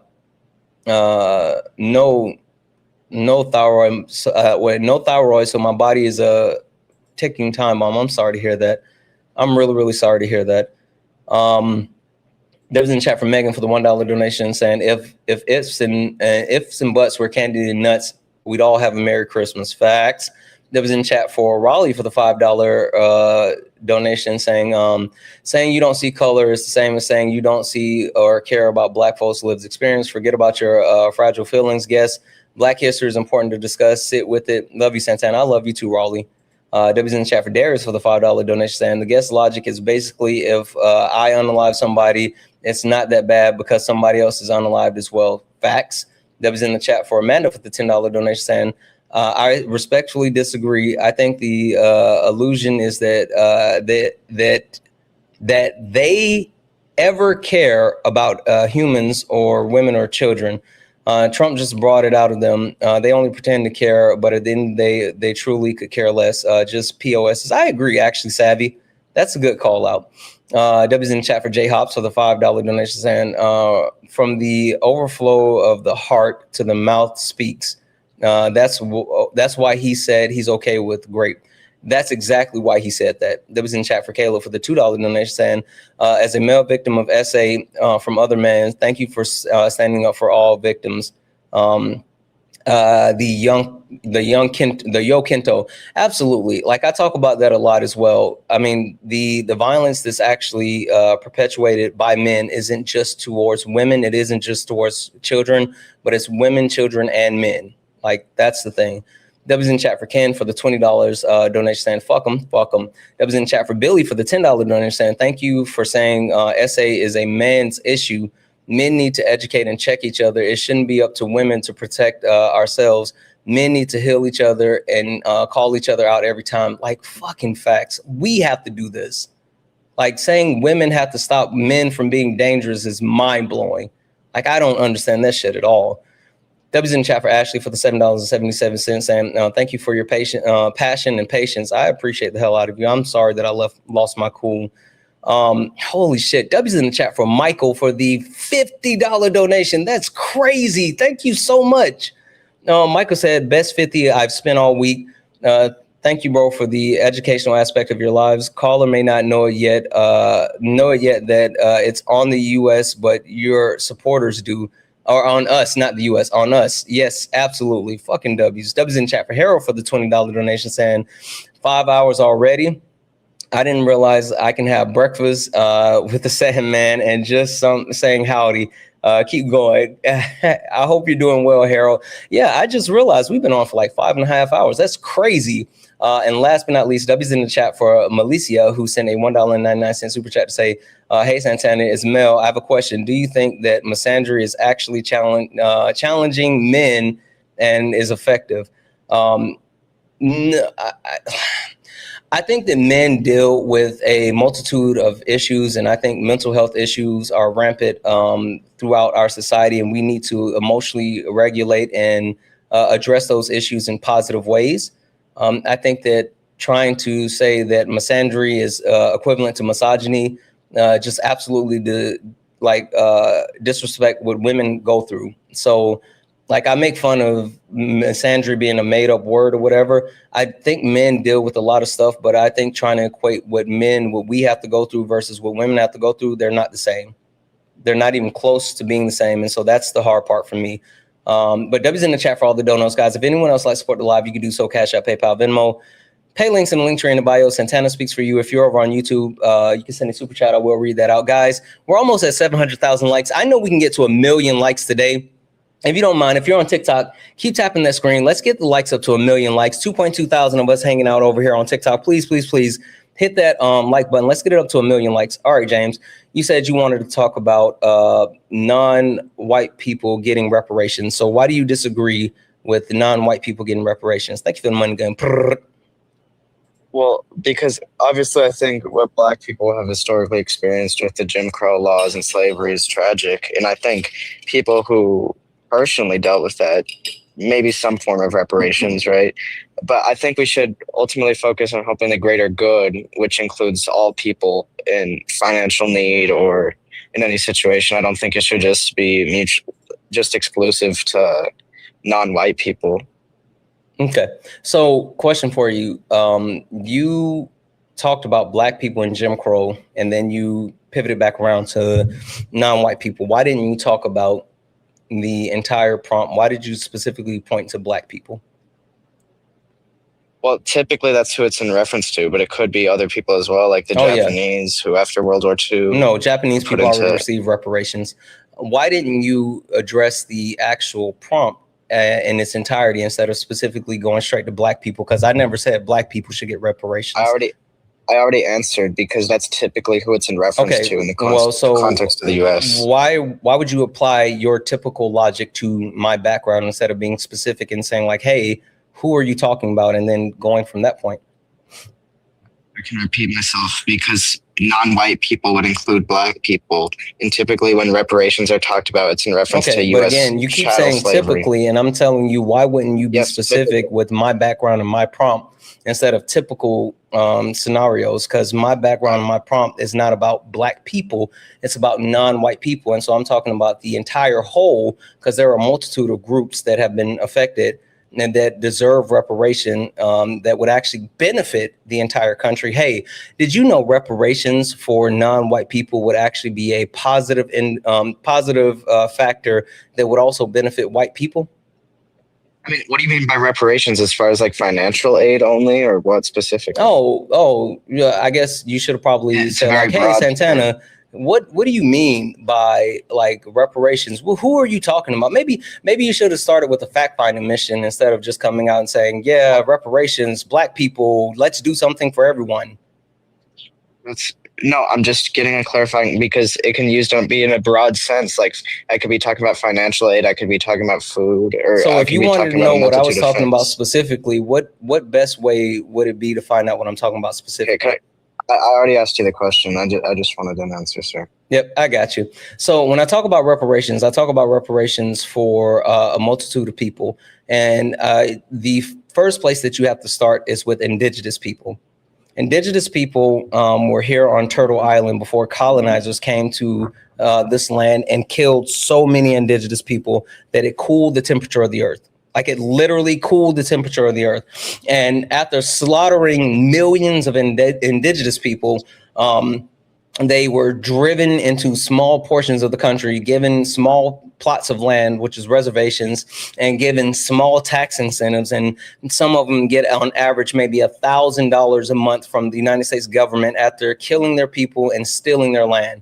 So that's the first group. The second group is, of course, Black people. Whether we talk about chattel slavery, whether we talk about what happened as far as reclamation, Jim Crow, segregation, like pig laws, all of this other stuff, whether we talk about any of the actual multitude of disenfranchising that Black people experience, the simple fact of the matter is that Black people built this country for free. And then after building this country for free, then they were disenfranchised and told that they can't have what other people can have once they're free.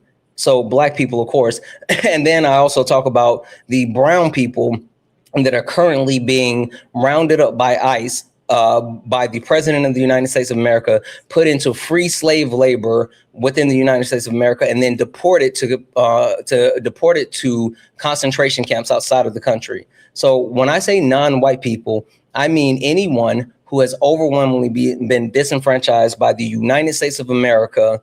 At the same time of them being disenfranchised by the United States of America, they have not been given any type of reparations or access to white privilege, because you can talk about Irish people, you can talk about Italian people, how when they first came to the country, they were not considered white, and so they were treated as less than. But the structure, the social structure was shifted to include white people and Italian people, and so they got access to white privilege, which has since benefited them. So I'm not talking about them.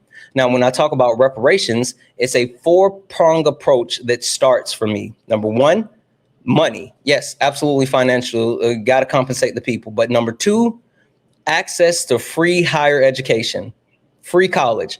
Number three, tax incentives, tax breaks that allows them to create the equity that the white people have. And last but not least, number four, land. You have to give them land. So those are the four pillars of where reparations starts for me. And those are the people that would actually qualify for reparation. Well, first of all, you mentioned ICE. I wouldn't say I'm necessarily in support of them. So that doesn't matter to me. I didn't mention ICE so we could debate it. I mentioned ICE to tell you why I'm saying that they can get access to it. Yeah, I'm just telling you why I'm saying that. Yeah, I mean, you said brown people getting rounded up into concentration camps. So I would assume that would be in reference to ICE. Yes, it is a reference to ICE, but it's to highlight the point that they deserve reparations from the harm that's being caused. Yeah, I understand that's your point. Okay, go ahead.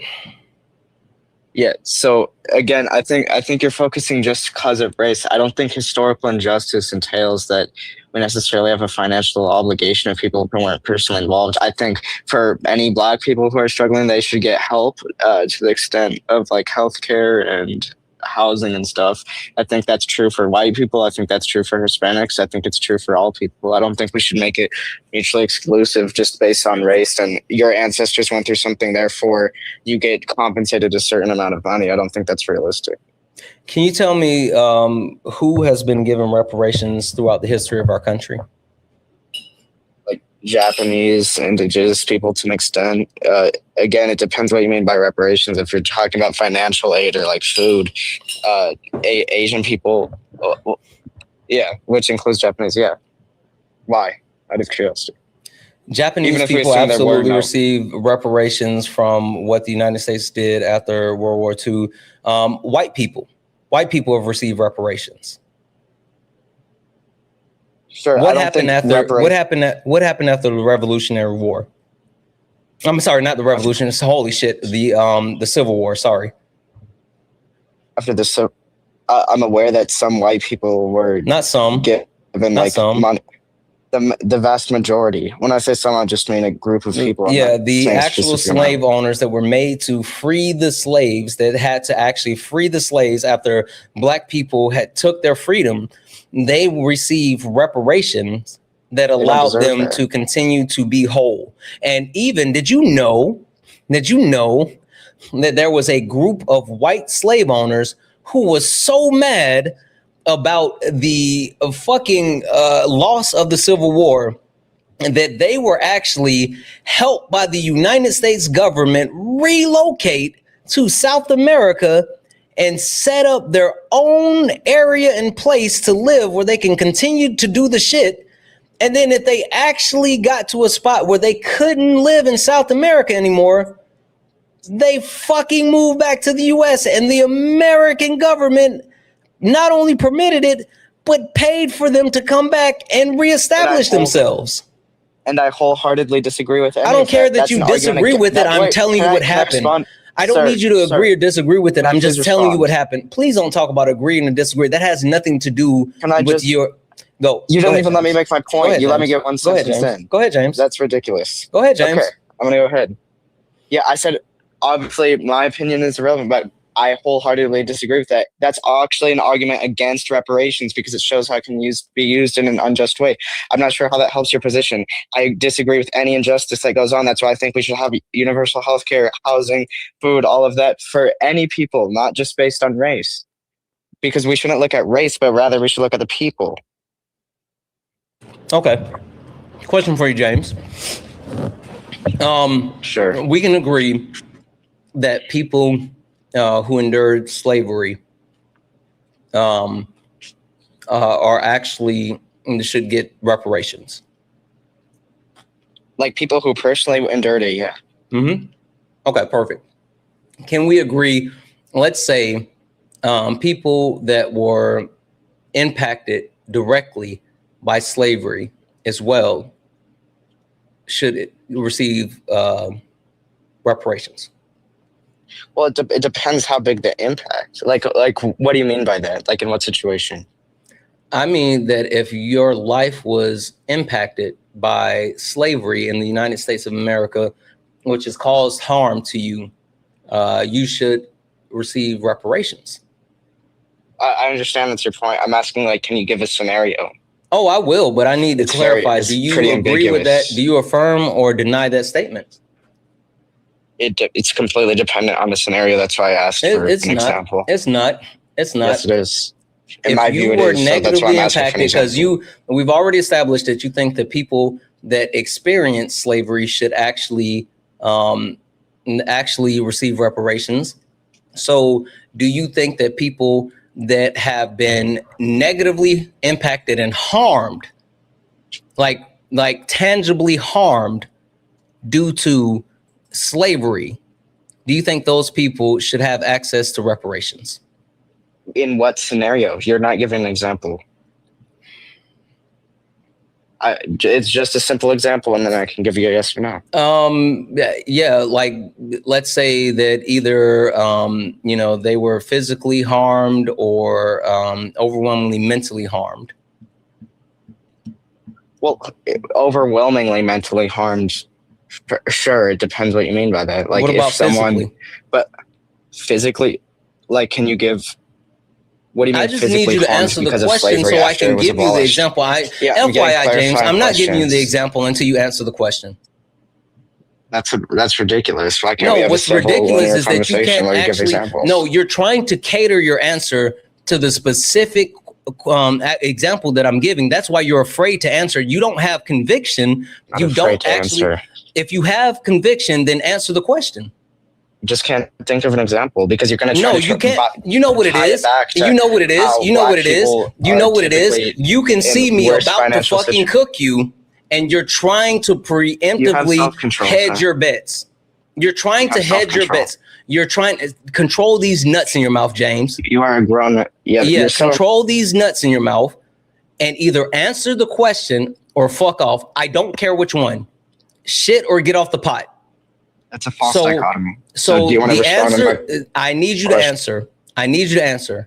Stop. I'm muting you. I'm going to give you the question. I just need, that's me muting you, James. Stop. I'm giving you the question.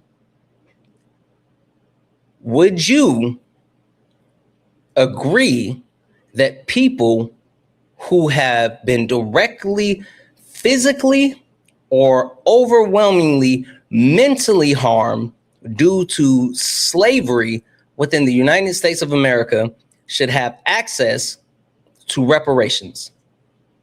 And I'm asking a clarified question. When you say physically harmed, like, how would that be as a result of slavery? Like, are you referring to I can fucking tell you future jail laws and, after like, you answer the question.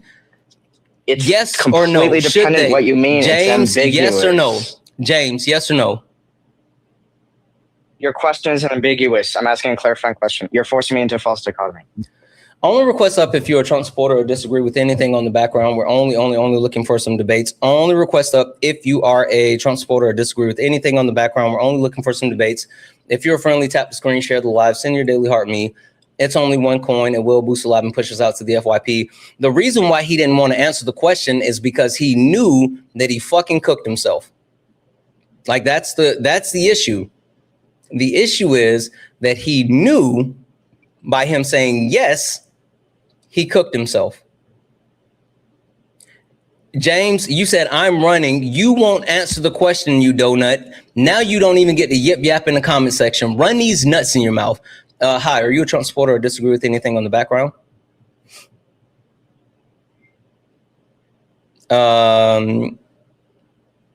Caitlin, are you a Trump supporter or disagree with anything on the background? Okay, I'm gonna drop you. Only request up if you are a Trump supporter or disagree with anything on the background. We're only looking for some debates. If you're friendly, tap the screen, share the live. Send your daily heart me. It's only one coin. It will boost the live and push us out to the FYP.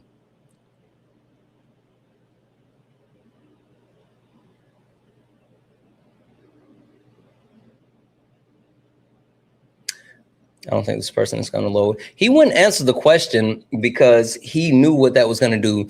Also, guys, FYI, for the 2.1 thousand people hanging out here on TikTok and all the other places, I will be back tonight at 10 p.m. Eastern, 7 p.m. Pacific, late nights with Santana. We are back for night 2 with my special co-host, Super Solid, where we are talking about structural functionalism and all of the things that it entails. Hi, are you a Trump supporter or disagree with anything on the background? Samantha, are you a Trump supporter or disagree with anything on the background? Okay, and drop you down. Guys, there's a lot of people in the box, and there may be some people who accidentally request up. Let's take a moment. If you take a look down at the bottom of your screen, if you see the pink and blue person, you're good. You're not in the request, you're good. But if you look at the bottom of your screen and you see 2 gray people, then that means that you are in the request and you're here to debate. So if you see the 2 gray people, that means you're here in the request and you're here to debate. So please, please, please check that. I'm going to say thank you to a couple of people, and I'm going to give you a moment to get out of the request if you're not here to debate, because we're only looking for some debates. And I'll come right back. W's in the chat for the Taffy bot for the $10 super chat that just sent me love. Thank you so much. Brrr. Thank you, Abel. Brrr. And W's in the chat for Phoenix Eyes for the $5 super chat to say, ooh, maybe he was, I can't say that part, but he doesn't have empathy chip unlocked. It was understanding he has to say the words when family is involved. Yeah. Oh, you're talking about the guy earlier. Yeah, he just fucking sucked. W's in the chat for John for the $20 donation saying only women lead the country. While I can't disagree, I can't help but to giggle at the notion of men making everything messy and then asking a woman to clean it up. You know what? I didn't even think about it, but that's actually true. That is kind of fun. Women in the chat, can you let me know? Like, would you guys be okay with cleaning up the mess if we just let you have all the power? Or do you think men need to fix the shit that we've done in the country? That's actually something that was in the chat for John. I didn't even think about that. Women, if we just like gave you all the power, would you guys be okay with that? Or would you say, nah, clean up your own mess? Just let us get done faster. It would get done faster. Yeah. I didn't realize, John, that was a fucking good one, John. I didn't even think about that. Yeah. W's in the chat for Maze for the $1 donation saying, my mom, white, and her ex-husband kept us trapped by using the police and DSS every time we tried to get away. They forced us into mental hospitals to make us comply. DSS tried placing me with my pedo dad. Holy shit. And I had to tell the doctor I'd unalive him to Brent. Holy shit. I'm really sorry to hear that, Maze. That is crazy. I'm really, really sorry to hear that. W's in chat for Maze. W's in chat for Ivy for the $2 donation. And thank you for being so passionate about standing up for victims, survivors, friend, and not letting the gross culture get away with it. It's been 9 years and I haven't told anyone. I'm in tears. I feel so seen. Thank you, Santana, and I appreciate what you do. Ivy, Not only are you seen, but you are loved, you appreciate it. I'm so happy that you're a part of our community. And don't ever call yourself a victim again. You're not a victim, you're a survivor. You're still here, you're still standing. You made it through that, and you're a shining example of what people can be and do. We won't let those things define us, and we will keep fighting together. I'm happy that you feel seen, Ivy, because you are. I love you so much, and I hope you have a great rest of your day. W's in the chat for Ivy, guys. Seriously, seriously, seriously. W's in the chat for Amanda for the $5 donations. Oh, Savvy. What up, Savvy? Coming from a white woman, what made me best understand reparations was the foot race analogy. Oh, yeah, that's a good one. That's a good one. I also like the box one as well. W's in the chat for Dr. Shuzi for the $5 donation saying, thank you for the work, Santana. Thank you so much, Dr. Shuzi. You are fucking awesome. W's in the chat as well for Jakea, I think. For the $20 Canadian, say, love you, Santana. Did you watch any of the Combo Breaker tournament? Combo Breaker. I don't know what the Combo Breaker tournament is. So no, I didn't get to see that. I'm sorry. W's in the chat for all the donos, guys. If anyone else likes to support the live, you can do so. Cash App, PayPal, Venmo, Pay links, and Linktree in the bio. Santana Speaks for You. Santana Speaks for You is the best way to support the live. If you're over on YouTube, you can send a super chat. I will read that out. All right. So I gave people a moment to get out of the request. Hi, are you a Trump supporter or disagree with anything on the background? Yeah. Yes, Trump supporter. Yes, disagree, or combination? Combination. I'm a supporter of the Nordic resistance movement, but I do disagree with some of the background. Are you American citizen? No, I'm Guandan. I'm Ugandan. Okay. Wait. Yeah. Okay, so you're Guandan, but you support Trump. I do. Got it. Okay. Why? I mean, I did support Trump. I support his running mate, who was supposed to be his candidate, but he was called Frederick Vaderland, but he didn't get elected. Got it. But you know, I agree with the economic policies of the of his administration, quite frankly. Okay, got it. What about the magic he does? I have AIDS, so that kind of doesn't apply to me. Magic? Just because you have AIDS, magic doesn't apply to you? I mean, that's like 6'7". Oh, okay. I'm also You're not even funny. You're not even a good troll. Like, seriously. You're not even a good troll. Only request up if you're a Trump supporter or disagree with anything on the background. We're only looking for some debates. If you're friendly and you like to support the live, you can do so. Cash App, PayPal, Venmo, Pay links and Linktree in the bio. Santana Speaks for You. Or if you're over on YouTube, like Brandon sent a $4.99 YouTube super chat to say, as a male victim of SA, thank you for continuing to advocate for us SA survivors. I know that's right.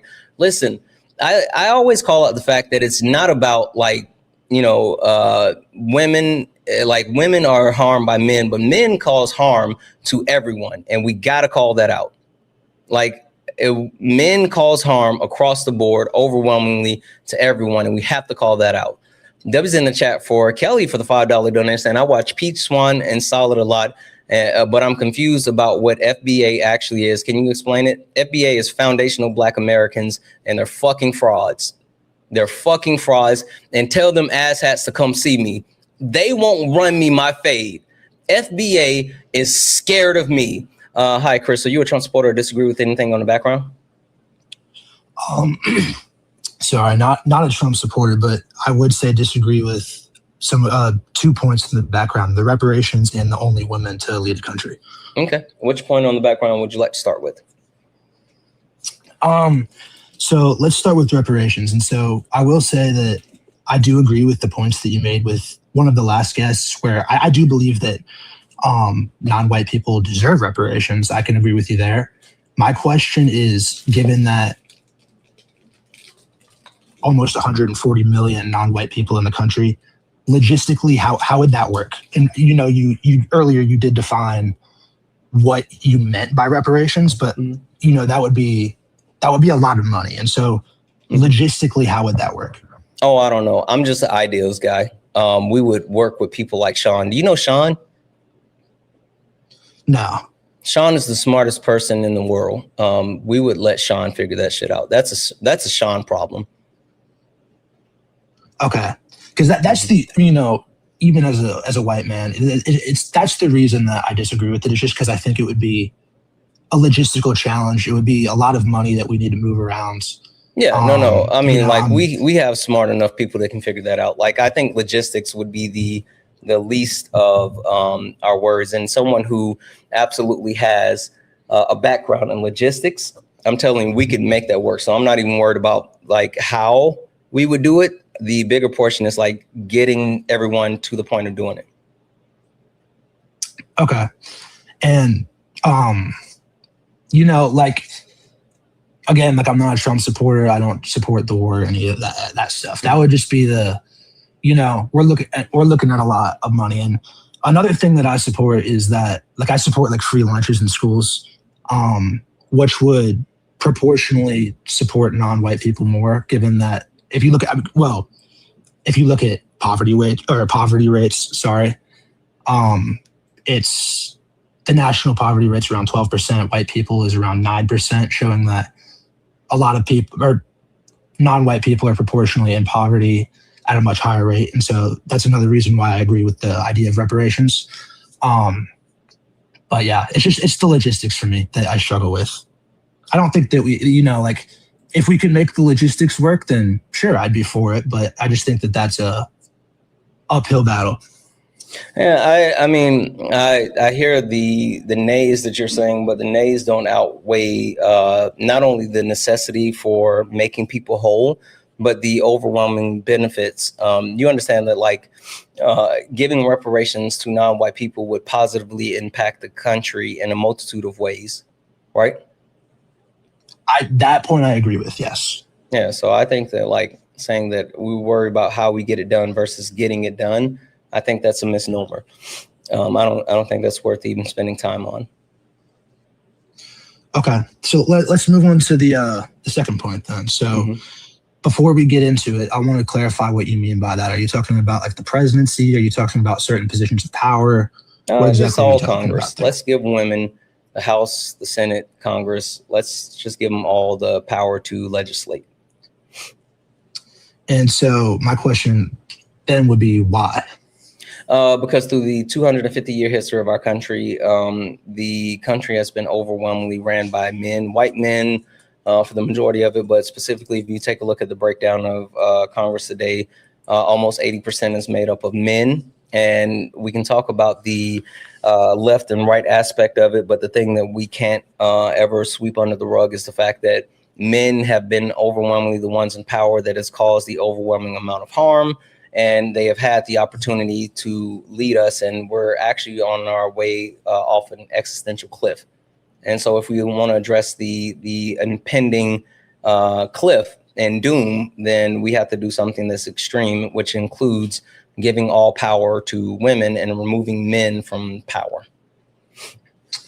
So like literally being like, men cannot run for Congress. Yeah. And I'm not even saying forever. I'm just saying for like maybe 30 years or so. Like, let's just let women do the thing for a while.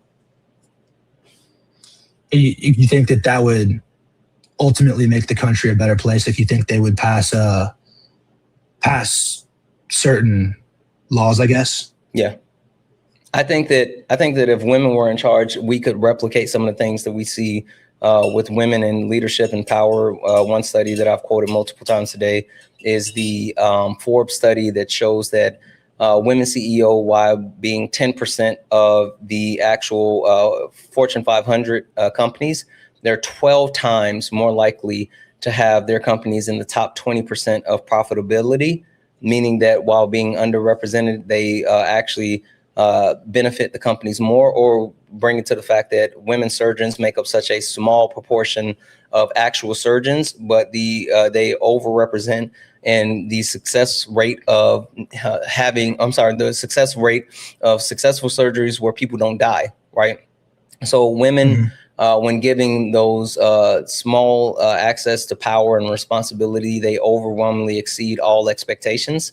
You talk about the reason why I brought up 250-year history of our country is because the United States of America is following the exact same course as the last 5 superpowers that have overwhelmingly the last 5 superpowers where the currency that they have was the centralized currency for the world. And the United States of America is taking the exact same steps, like bar for bar, everything from becoming more isolationist, from the declining in their actual currency to engaging in war. Like all of those aspects, they're doing the exact same thing as the last 5 global superpowers that caused them to collapse. So understanding that the power has been coalesced within men, and they have driven us to the point of going off this cliff. And women have shown, even within the smallest amount of examples, if you give them leadership and power, then they exceed. The only logical conclusion for me is to remove men from power, give women the power, and allow them to save the country. Do you think, like, if that would happen, like, how do you think they would go about, like, closing the pay gap, getting women more representation within executive roles in companies and things like that? Because, you know, a lot of the smartest, most wise people in my life are women. And so the idea itself is like, I don't disagree that women would make great leaders because, you know, I've seen it firsthand. But do you think that they would actually be able to create more opportunities for women in this country? And how so? No, I don't think women would focus on making more opportunities for women. I think women would focus on making more opportunities for everyone. The reason why I'm advocating for putting women in power is not because we need women to do things for women. It's because women have shown a propensity in a multitude of ways to think about the whole instead of the individual. Men overwhelmingly pass legislation and, pass legislation that could benefit certain people, that would disenfranchise certain people, but overwhelmingly, specifically white men, don't pass legislation that would hurt them directly. But if you put women in power, women would focus on the whole, not the individual. And so we would all benefit from the collective thoughts, which there's a multitude of studies that talk about their higher EQ, that talk about their IQ, that talks about the fact that women, like I mentioned, are better leaders by different statistical measures. But even more than that, they understand what it means to be a part of a marginalized class. And even white women, while having the proximity to whiteness, they are still part of a marginalized class because they are women. So they would think about others more than themselves. Okay. And my last question for you before you would go, but before I go, because, you know, I think that, you know, again, like reiterating myself, I think that women are great leaders. And, you know, I think that it could be a good thing if that were to happen. But my last question would be, is it even possible? Is that even a reality that could happen? It is. In order for it to happen, though, it's going to take men, right? In order for any type of societal change, in order to abolish any of these societal structures, whether we talk about race, gender, like any of those things, then it's going to take the people that benefit from those societal structures to step up and actually address the issue.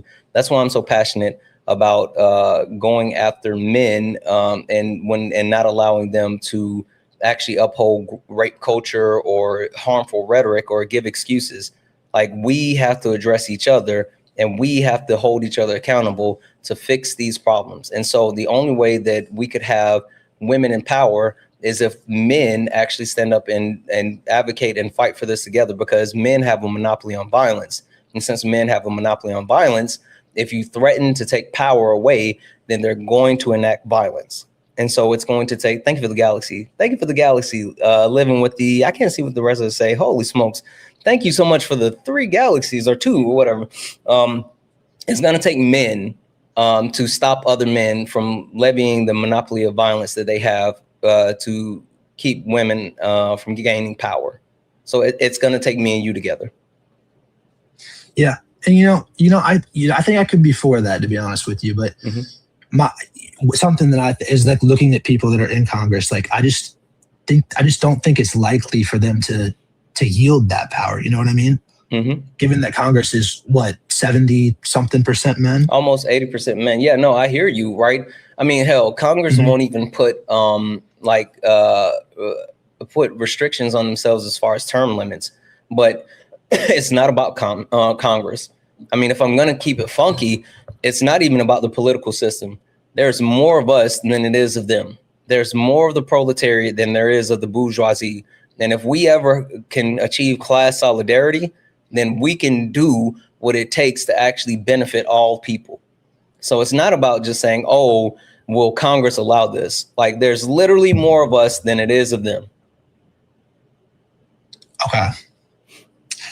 Well, all right, man. Well, that's about all I got. Thank you for, having a respectful conversation. And absolutely. Thank you. Sharing perspectives. I got some things to think about, some research to do. So have a good rest of your day, man. Yeah. Thank you. I appreciate you. Have a good one. Yeah. W's in the chat for Ren for the $2 donation saying, sorry, it's been a while. You're okay, friend. Holy shit. Ren, due to the sensitivity of your message, I'm not going to read the middle portion. I'm just going to say I'm really happy to hear that you're out of that, and hopefully you're safe and doing better. W's in the chat for Ren. Seriously, holy fuck. W's in the chat for Ren. What I'll also say is I'll read that second part off. I want to thank you for being an advocate for women and femme presenting people. Like, it's my responsibility. Honestly, it's my responsibility. I hold the burden to ensure that I use my privilege, my platform, my voice to uplift and advocate for marginalized communities. And while that is women, that's also people with disabilities. That's people within the queer community. Like, literally, this is what I am here to do. So I have to do that. W's in the chat for the Taffy bot for two $10 YouTube super chats to say, one for reparations. The other one is, how do those logistics work? We need genius. Yeah, like, seriously. Somebody go get Sean, because Sean is like the person I would, again, guys, 2028 presidential election, we are voting commiserate Sean. We're going to make Sean president. We will be voting for Watch My Legs for the 2028 president of the United States of America. And if you guys see Sean, always remind Sean that Santana said we are voting for her for president. Make sure, yes, we're definitely gonna, as a matter of fact, we're gonna make Sean commissar. What did I say? Commiserate? I always fuck that up. Commissar. We're gonna make Sean president, and then we're gonna stick Sean with a white man as a vice president. That's what we're gonna do. We're gonna make Sean president, and then we're gonna put like Andy Bashir with Sean. So you Pokemon go to the polls, guys. We're gonna make Sean the president, and we're gonna stick Sean with the white man as a vice president. You guys tell Sean I said that. W's in the chat for Mike. What up, Mike? Mike sent a $5 donation saying, miss the community, love you guys. Love you too, Mike. Welcome back. I hope you've been okay. W's in the chat for Ellen. Ellen sent these fucking bots are weird. Ellen sent a $5 donation saying, black women should lead. They're my only hope for the United States of America. Low key or high key, I absolutely agree. Only thing is, I don't want to put all that on black women, but I know for a fucking fact they could do it. I know for a fact they can do it. W's in the chat for all the donuts, guys. If anyone else would like to support the live, you can do so. Cash App, PayPal, Venmo. Pay links and the link here in the bio. Santana speaks for you. If you're over on YouTube, you can send a super chat and I will read that out. Guys, over on TikTok, we're so close to 1 million likes. We're at 816,000 likes. Look up at the top. If you or tap the screen, let's get it up to 1 million likes, guys. I know for a fact that we can hit 1 million likes. Please, please, please tap the screen. If you look up at the top and you see the word follow, that means you're not following me. Hit that follow button. Hit that follow button, turn on notifications so you know when we go live. We're trying to make it to 200,000 followers. So please, please, please hit that follow button. And W's in the chat for Tiffany for the $10 super chat to say reparations. Thank you, Santana, for all that you do. Thank you. I appreciate the hell out of you. I genuinely do. I genuinely appreciate the hell out of you guys. The things that you guys do, it means the world to me. There's no way in hell that I would be able to do this day in, day out without all the love, kindness, and support that you guys give. Can I explain the foot race analogy? Maybe. Hold on. Hi, are you a Trump supporter or disagree with something on the background? Okay, I'm gonna go ahead and drop you because I don't think that you meant to come up. Oh, okay. All right, your page is public. Hector's expo marker. Hector's expo marker. Yeah, I'll check that out. Thank you so much, Ren. W's in the chat for Ren, for the $1 donation. Also, W's in the chat for for Jacob for the $5 super chat Canadian. Say Combo Breaker is a fighting game tournament. Some good fighting games this weekend. I didn't get to see that. Hey, thank you for the cake. I didn't get to see that. I wish I would have been able to see that. W's in the chat for Romana for the $10 donation, saying Mermy here. Thank you for everything that you do. Love you, Santana. I love you as well. Fucking W's in the chat. Thank you so much for that $10 donation. Hi, Jordan. Are you a Trump supporter or disagree with anything on the background? Yo, I'm not, but I love you, bro. Thank you so much for everything you do, man. I appreciate it. I love you too. Hey, we should normalize telling other men that we love them. Like, I think that would be healthy. You're great, bro. Like, honestly, you do God's work, man. I'm okay. But seriously, like, I think that's super healthy. And I think that's important for us to do because, like, men, I don't know, like, we have a hard time expressing our emotions, but I think that's a good thing. Anyway, I'm gonna drop you down, but I appreciate you coming up. Have a blessed day, bro. Yeah, you as well. Guys, we're so close to 1 million likes. We're like 150,000 likes away from 1 million likes. There's almost 2,000 people watching. And there's almost 2,000 people watching on TikTok. If you guys just lock in for like 5 minutes with 2,000 people, we can absolutely hit 1 million likes. Let's do it. Let's do it. Fucking lock in. W's in the chat. W's in the chat. If you like, I'm sorry. Only request up if you're a Trump supporter or disagree with anything on the background. We're only looking for some debates. If you're friendly, tap the screen, share the live, send your daily heart me. It's only one coin and will boost a lot and push us out to the FIP. The FIP. Hi, are you a Trump supporter or disagree with anything on the background? No, I'm not a Trump supporter, but I want a more clarification with one of your prompts. Which one? So when you say want Trump and Republicans gone, you also want the Democratic Party gone as well? High key, yes, but right now I'm more focused on the people that's causing the most amount of harm within the country. All right, this is my second question. Did you listen to the answer? No, I agree with you. Okay. America first or Israel first? I don't give a fuck about either one of them first. I care about people. America first or Israel first? I don't give a fuck about either one of them. I care about people. What's so hard to understand about that one? Like, I care about people. I don't care about governmental systems. I don't care about countries or borders. I care about actual people. So we shouldn't have no country? What do you mean, no country? We shouldn't have a country? Your question doesn't make sense. What exactly do you mean? Should we have a country? Sure, we should have a country. You care about the American people? I care about the American people. I don't give a fuck about the actual structure of the company, the country. Also, hey, did you know, are you America first? Yeah. You are? Yeah, in the same sense you are America first. Okay. Oh, I'm not. I'm not. You want to know why I say I'm not America first? Why? Well, because, excuse me. Because in order to say America first, you have to understand the amount of harm that is connected with being quote unquote America first. Question for you, just in general, how old are you? You don't have to tell me like specifically, but in general.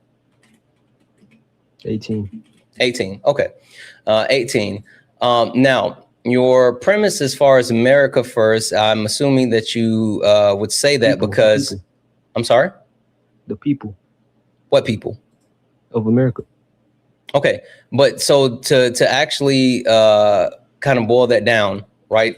It's because you think that the idea of being quote unquote America first means that you care about the people of America. Yeah. Okay, cool. And that's all people, all American citizens? Yes. Okay, cool. So what if I told you that by you sitting here saying that America first is beneficial to all the people, not only are you wrong, But what you are actually doing is perpetuating harm to the point of being racist. How, what does that have to do? Is America a race? America first, country, one flag. Yeah. Who is that? I don't agree with those. Who is that? I condemn those. Who is that? Yeah, it's the KKK, right? So the KKK are the ones that actually perpetuated the idea of America first. It was also perpetuated by the Nazis, by Hitler, with Germany first. So actually engaging in the premise of quote unquote America first is the same thing as saying that you deal with racist ideology that disenfranchise other Americans. So like maybe instead of saying, oh, America first, we should all figure out how to take care of other people, like American citizens, instead of focusing on like the premise that, oh, it's either America or Israel or some weird shit. Fuck Israel. Like Israel is a terrorist state. Bibi Netanyahu is a war criminal, and free Palestine until it's backwards. But that has nothing to do with you sitting here saying like America first, when I'm telling you that is overwhelmingly rooted in racism. You mean America? I asked you like the American people. I told you people. I care about people. I told you I care about people. Also, they're saying they can barely hear you. You got to speak up a little bit. Okay, the people, be more specific, like people like in America, right? No, I care about people, period. I don't care if you're in America or not. I care about people across the world, but I want to see like everyone taken care of, specifically black people. I'm gonna keep it funky with you. I care about black people across the globe. I care about black people within the global South.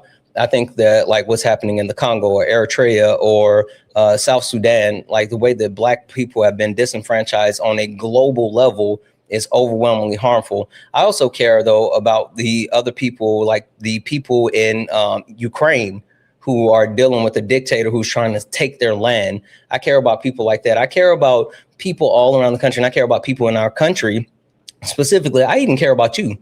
Like I know I don't know you, but I want you to live a happy, safe, and healthy life. Like seriously, and I'm not even joking, not trolling. I want you to live a happy, healthy, and safe life. Right. So you say you care about everybody, right? Like the whole people in the global, you care about everybody globally.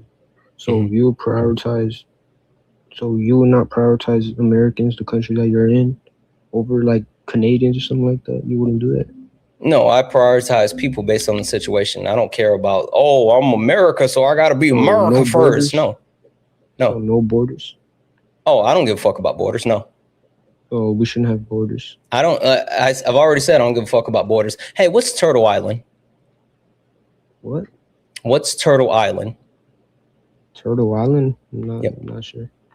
Turtle Island were the Americas prior to colonization, where indigenous people lived throughout the Americas without borders. Yes, tribes actually moved through different areas, and there was even markers to let people know like, hey, this tribe lives in this area, this tribe lives in this area.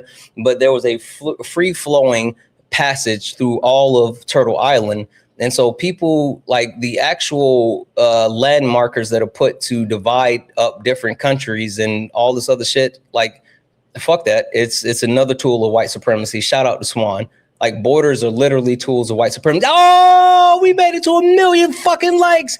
Can you say W's in the chat for making it to 1 million likes? W's in the chat for making it to 2 million likes. W's in the chat for the fucking million. Let's go. Let's fucking go.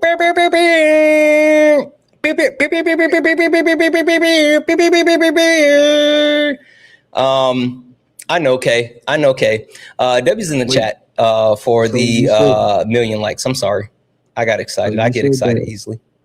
You said that borders are white supremacy. Yeah, borders are tools of white supremacy. Mexican borders. How about Mexican borders? Are they also white supremacy? All borders were created and used for tools of white supremacy. Hey, have you ever heard of the Berlin Conference? The Berlin Conference? No. Yeah. Wait, yeah. Was it something to do with the Berlin Wall or something like that or no? No. Oh, no, I don't know. You don't know what it is? The Berlin Conference? Yeah. No. Okay. I want you to go look that up, and when you do, come back and talk to me.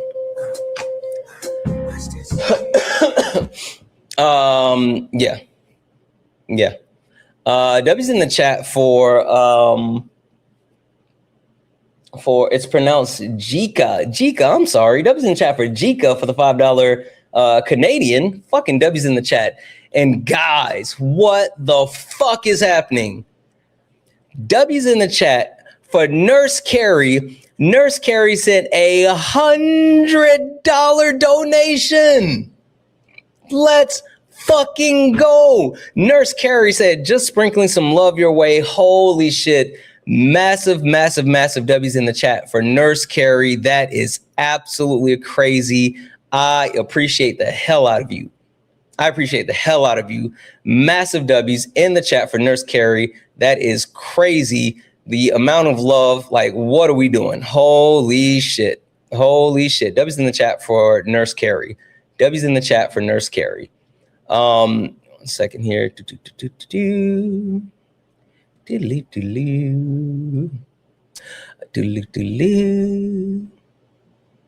dang it.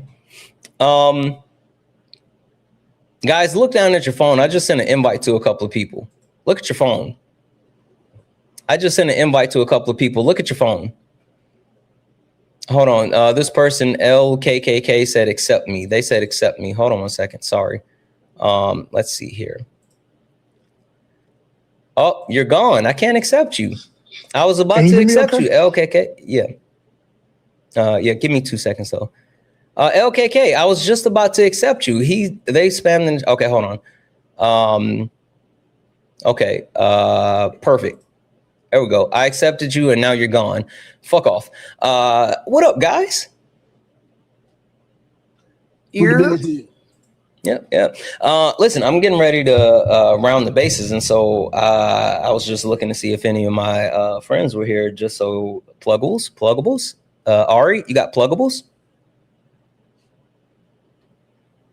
Sorry, I was attaching my phone to my phone charger. Yeah, sure, guys. I have a book club. Book club's coming up.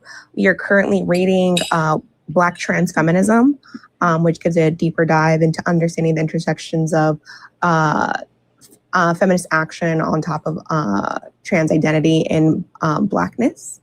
So if you guys are interested, the links are in the bio for the Discord. The Discord's completely free. All you have to do is there is an application for entry to make sure like Nazis don't get in there.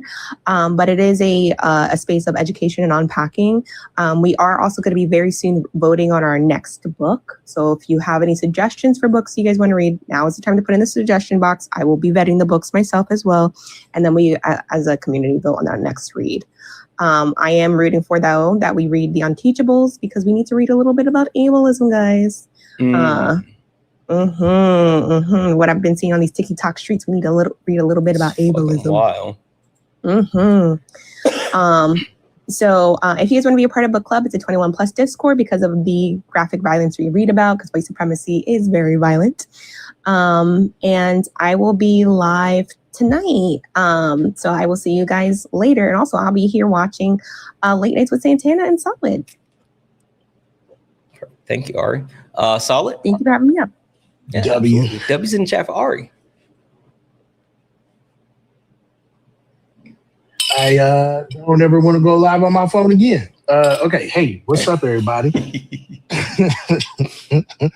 My phone sucks. Hey, so here's the deal. I am a combat veteran, all right? And I got a GoFundMe up because I want to make a mini documentary about the soldiers, Black soldiers from the 216th Infantry Battalion, all right? And I want to center their voices because they've experienced a whole bunch of racism.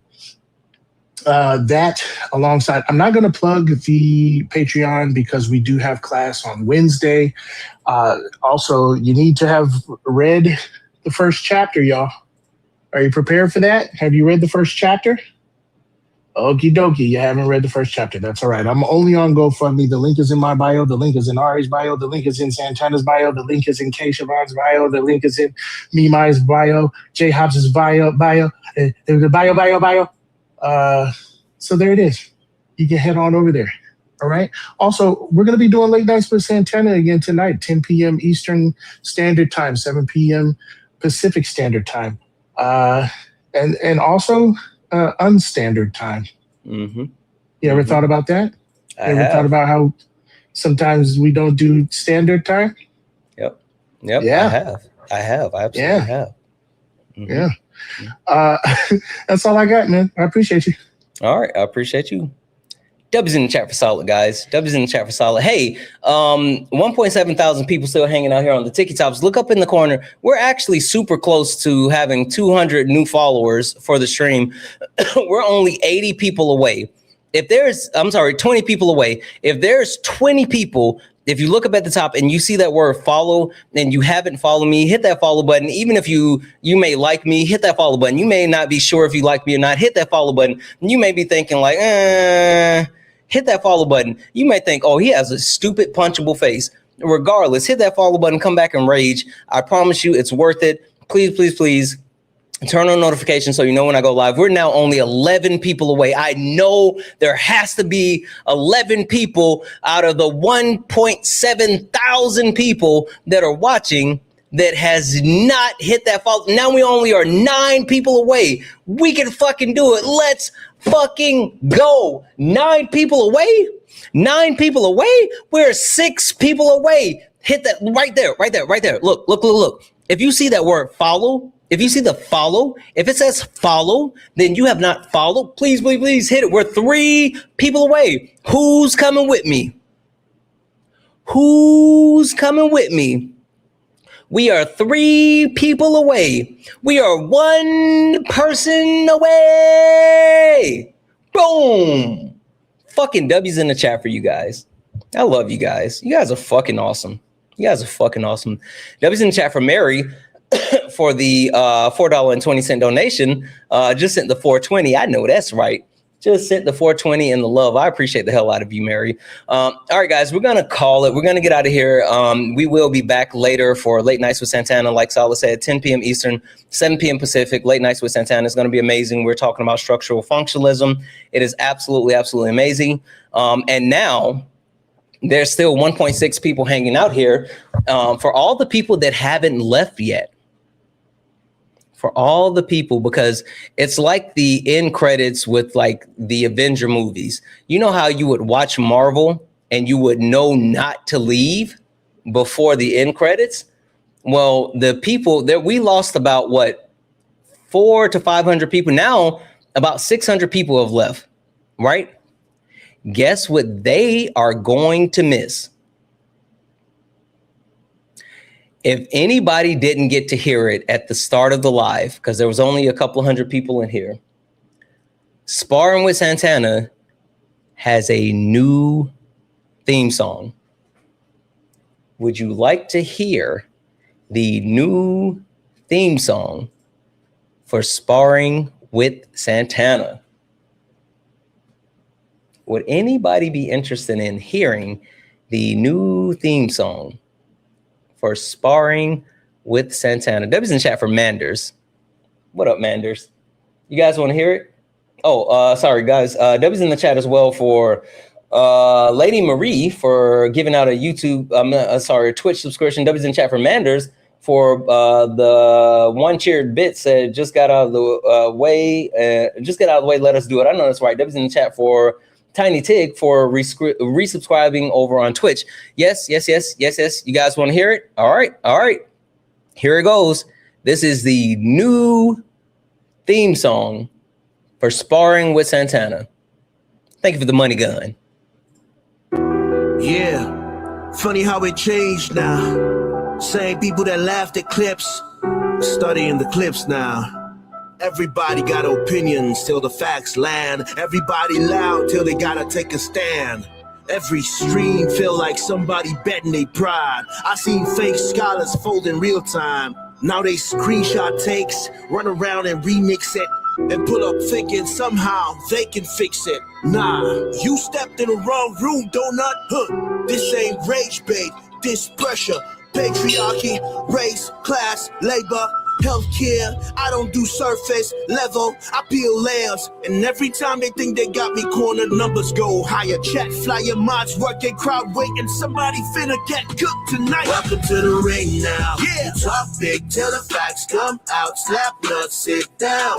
Welcome to the ring now. Yeah. Got the whole chat screaming when the logic break down. Yeah. Welcome to the ring now. You ain't built for this smoke. Y'all slap nuts ain't got milk for these old donuts. So pipe down. Yeah. You might drown. You don't want war with the king right now. I don't debate for applause, I debate for the record. Every false claim get dissected and severed. You rehearse outrage, I study the structure. Difference between noise and somebody with substance. You quote tweets, I quote policy. You want moments, I want honesty. You want ego boosts and virality. I want mutual aid and stronger communities. That's the difference between you and me.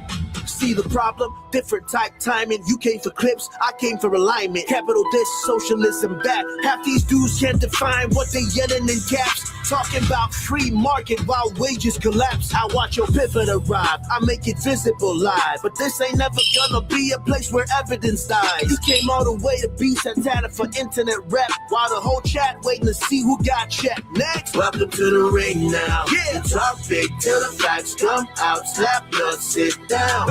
Welcome to the ring now. Yeah. Got the whole chat screaming when the logic break down. Yeah. Welcome to the ring now. You ain't built for this smoke. Y'all slap nuts ain't got milk for these old donuts. So pipe down. Pipe down. You might drown. You don't want war with the king right now. Yeah. Welcome to Sparring with Santana. Bring your sources or bring excuses, whatever. Doesn't really matter either way. You're about to get cooked. You should know who I am by now. What?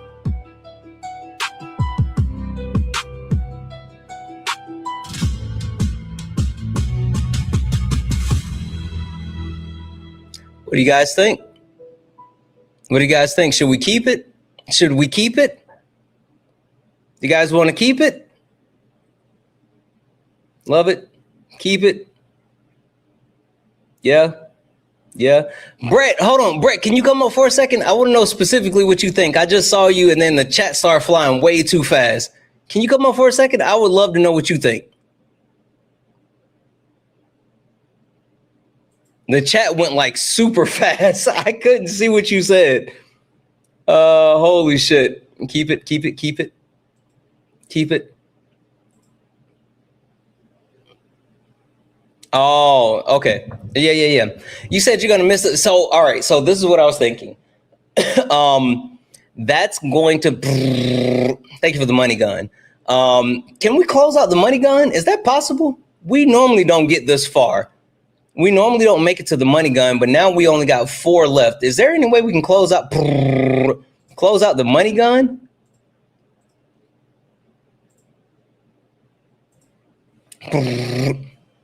Fucking let's go. Brother. What did you think? So I came in at the tail end of it, but from what I caught, that's fire, bro. Wait, you didn't hear the beginning? How about I one more didn't hear time all of really it now. quick? One more time really quick. I need to hear it. Yeah, absolutely. All right, let's do it. Yeah, funny how it changed now. Same people that laughed at clips, studying the clips now. Everybody got opinions till the facts land. Everybody loud till they gotta take a stand. Every stream feel like somebody betting they pride. I seen fake scholars fold in real time. Now they screenshot takes, run around and remix it, and put up thinking somehow they can fix it. Nah, you stepped in the wrong room, donut. This ain't rage bait, this pressure. Patriarchy, race, class, labor, healthcare. I don't do surface level, I peel layers. And every time they think they got me cornered, numbers go higher. Chat, flyer, mods, working, crowd waiting. Somebody finna get cooked tonight. Welcome to the ring now. Yeah. Talk big till the facts come out. Slap nuts, sit down. Welcome to the ring now. Yeah. Got the whole chat screaming when the logic break down. Yeah. Welcome to the ring now. You ain't built for this smoke. Y'all slap nuts ain't got milk for these oats. Donut, so pipe down. Yeah, you might drown. You don't want war with the king right now. I don't debate for applause, I debate for the record. Every false claim get dissected and severed. You rehearse outrage, I study the structure. Difference between noise and somebody with substance. You quote tweets, I quote policy. You want moments, I want honesty. You want ego boosts and virality. I want mutual aid and stronger communities. That's the difference between you and me. See the problem? Different type timing. You came for clips, I came for alignment. Capital this, socialism that. Half these dudes can't define what they yelling in caps. Talking about free market while wages collapse. I watch your pivot arrive, I make it visible live. But this ain't never gonna be a place where evidence dies. You came all the way to be Santana for internet rap, while the whole chat waiting to see who got checked. Next, welcome to the ring now. Yeah, talk big till the facts come out. Slap nuts, sit down. Welcome to the ring now. Yeah, got the whole chat screaming when the logic break down. Yeah, welcome to the ring now. You ain't built for this smoke. Y'all slap nuts ain't got milk for these oats. Donuts, so pipe down. Pipe down. You might drown. You don't want war with the king right now. Yeah, welcome to Sparring with Santana. Bring your sources or bring excuses, whatever. Doesn't really matter either way. You're about to get cooked. You should know who I am by now. What?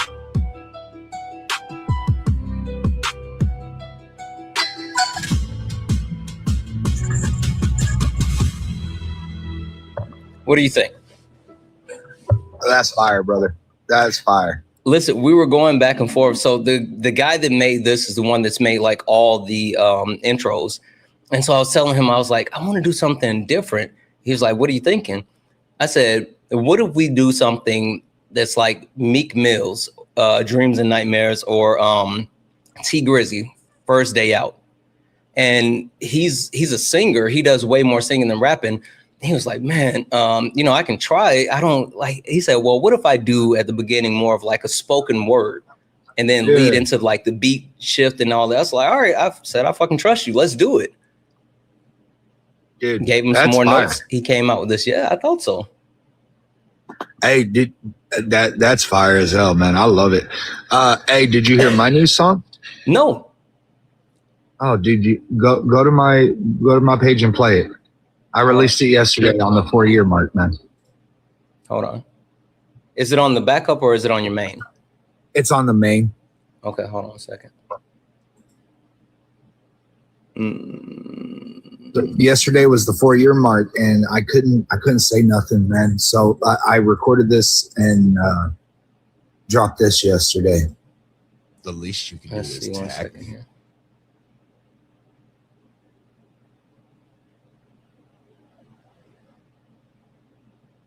The one that says available on Spotify? No, that's my song Imagine. No, it'll be the first one that's not pinned. It's my latest video. The blueprint or the brain.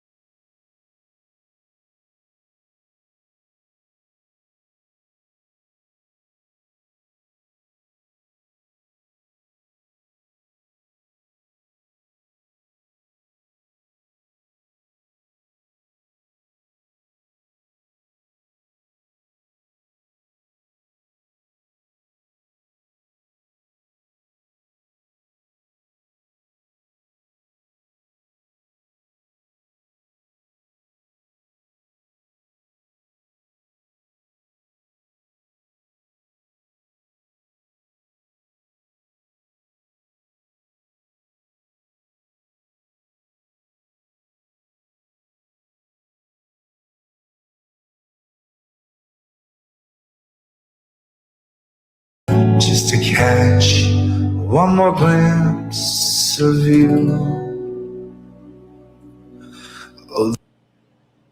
Oh, sorry. Storms that I would gladly battle through. Son, I will fly to you. Hold on, there's a few more seconds.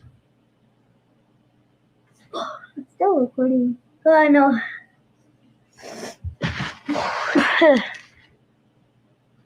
If I had the blueprint. That's it. Oh man. Oh man. I'm sorry. I looked over and I saw the reason why I clicked off. I'm sorry, Twitch and Kick. I didn't realize because I clicked on it from the web tab, and I didn't realize you guys couldn't hear it because of how I opened it up instead of the other way. I apologize. I'm so sorry, guys. Damn it, Brett. I'm sorry, man. Like I said yesterday, I've been off for a few days. I caught my main got hit while I was gone too, which is, but I couldn't think of anything to say, man. And like Uzi loved music. I love music. We love the arts and everything like that. And, yeah, put that together. The video is just, it hurts. I could see but I didn't mean to bring down the. No, you're good. You're good. You're absolutely good. Guys, go check it out. It's on his page, his main page, Brett Cross 0524. Go check it out. Like, holy shit, that is that's a lot. That's a lot. That's a lot. That's a lot. I appreciate it. Yeah, that's going to be one. We're working on a whole album, the first of its kind. All the songs are going to be about firearm violence and Uzziah and everything. Right now, maybe in the talks with a because what I want to do is I want to do a song from each genre, right? Mm-hmm. Because I don't listen to country. But there are people that listen to country that experience this and go through this. So I want, to hit everyone. But I may be I'm in the beginning stages of talks with a literal rap legend to do a song, like a literal legend. So, yeah, it's going to be dope, man. It's not Flavor Flav, right? No, but you know anything about, you don't have to tell me. No, you have to tell me. I'll text you. I'll text you. Do that. Because this can be dope. But so that song was originally written by he's a comedic artist. His name is Tim Minchin. I rewrote the whole entire second verse. And that voice that you heard in the background and the singing and everything, that's my son Jackson. That's my other son that was the same age that they were, in the same Yeah. So he's only 3 months younger than Uzziah. So he wanted to get on it. So a lot of that you hear in that second verse, that's him as well. So yeah. Well, Brett, like I've said a million times over and over and over, you're literally the strongest person that I know. Because I have no idea how you continue to put one foot in front of the other. So there's that. It's not me. It's my kids, man. It's my kids, my wife and my kids, and my support system. Santana, it's you as well. It's everyone, because I can't do this by myself. So it's not just me. But I love you, brother. And I'm gonna get down before I continue crying. Listen. That's one. I'm glad I wear my hat kind of low. So. Yes, sir. Well, I love you, brother. I appreciate you even playing that on here, man. I truly do, man. Absolutely. I love you as well, bro. All right. Later, brother. W's in the chat for the Taffy bot who just sent out 5 more YouTube subscriptions. Let's fucking go. BB Skates just got one. Gremlin Noodles just got one. Whit Pants just got one. Geesey got one. And Zent K did just got one. W's in the chat. All right, guys. We're going to go ahead and get out of here. Like I said, we'll be back later for Late Nights with Santana, me and Solid. We're going to continue with the structural functionalism. Really, really excited about that. So make sure that you're here 10 p.m. Eastern, 7 p.m. Pacific, Late Nights with Santana. Look at this bot. This bot came in and said, violation detected in live now. Avoid a 3-month suspension. Hey, Jabbar or whatever, I'm going to send you a request. Come up here, you idiot. I just sent you a request. Accept that request. They think that we're stupid because they are. Yeah. Yeah, that's what I thought. You fucking clown. Yeah. Yeah. Anyway, let's get out of here. Let's get out of here. Let's get out of here. Exile. You stepped in a box. Now you're in the ring. Ain't no hugs here. You better take your best swing. Mike Hot, who wanna step in the flame? This ain't a debate, this a mind game. Facts type lies, get left in chain. One wrong word, you slapped out your name. This ain't TikTok T, this a war zone talk. No script, no filter, no safe walk. Bring stats to get scrambled like a glitch. I got fire in my mouth like I came from the pit. Hey, W's in the chat for the chat. W's in the chat for the chat, guys. It has been a crazy stream, and the day is not done. It is not. We will be back later, 10 p.m. Eastern, 7 p.m. Pacific, Late Nights with Santana, and my special guest host, co-host, Super Solid. It's going to be amazing. It's going to be amazing, guys. Thank you. Hey, thank you for the box of gloves. Thank you all for hanging out with me today. It was a crazy day, and it was great. I haven't had a stream like this in a long time, where we're just hanging out all fucking day. I appreciate all of you. Thank you, thank you, thank you. Thank you for all the gifts, taps, likes, and shares. Thank you all for being amazing. Thank you all for hanging out. I love you all, and as always, peace. Like a punch in the air.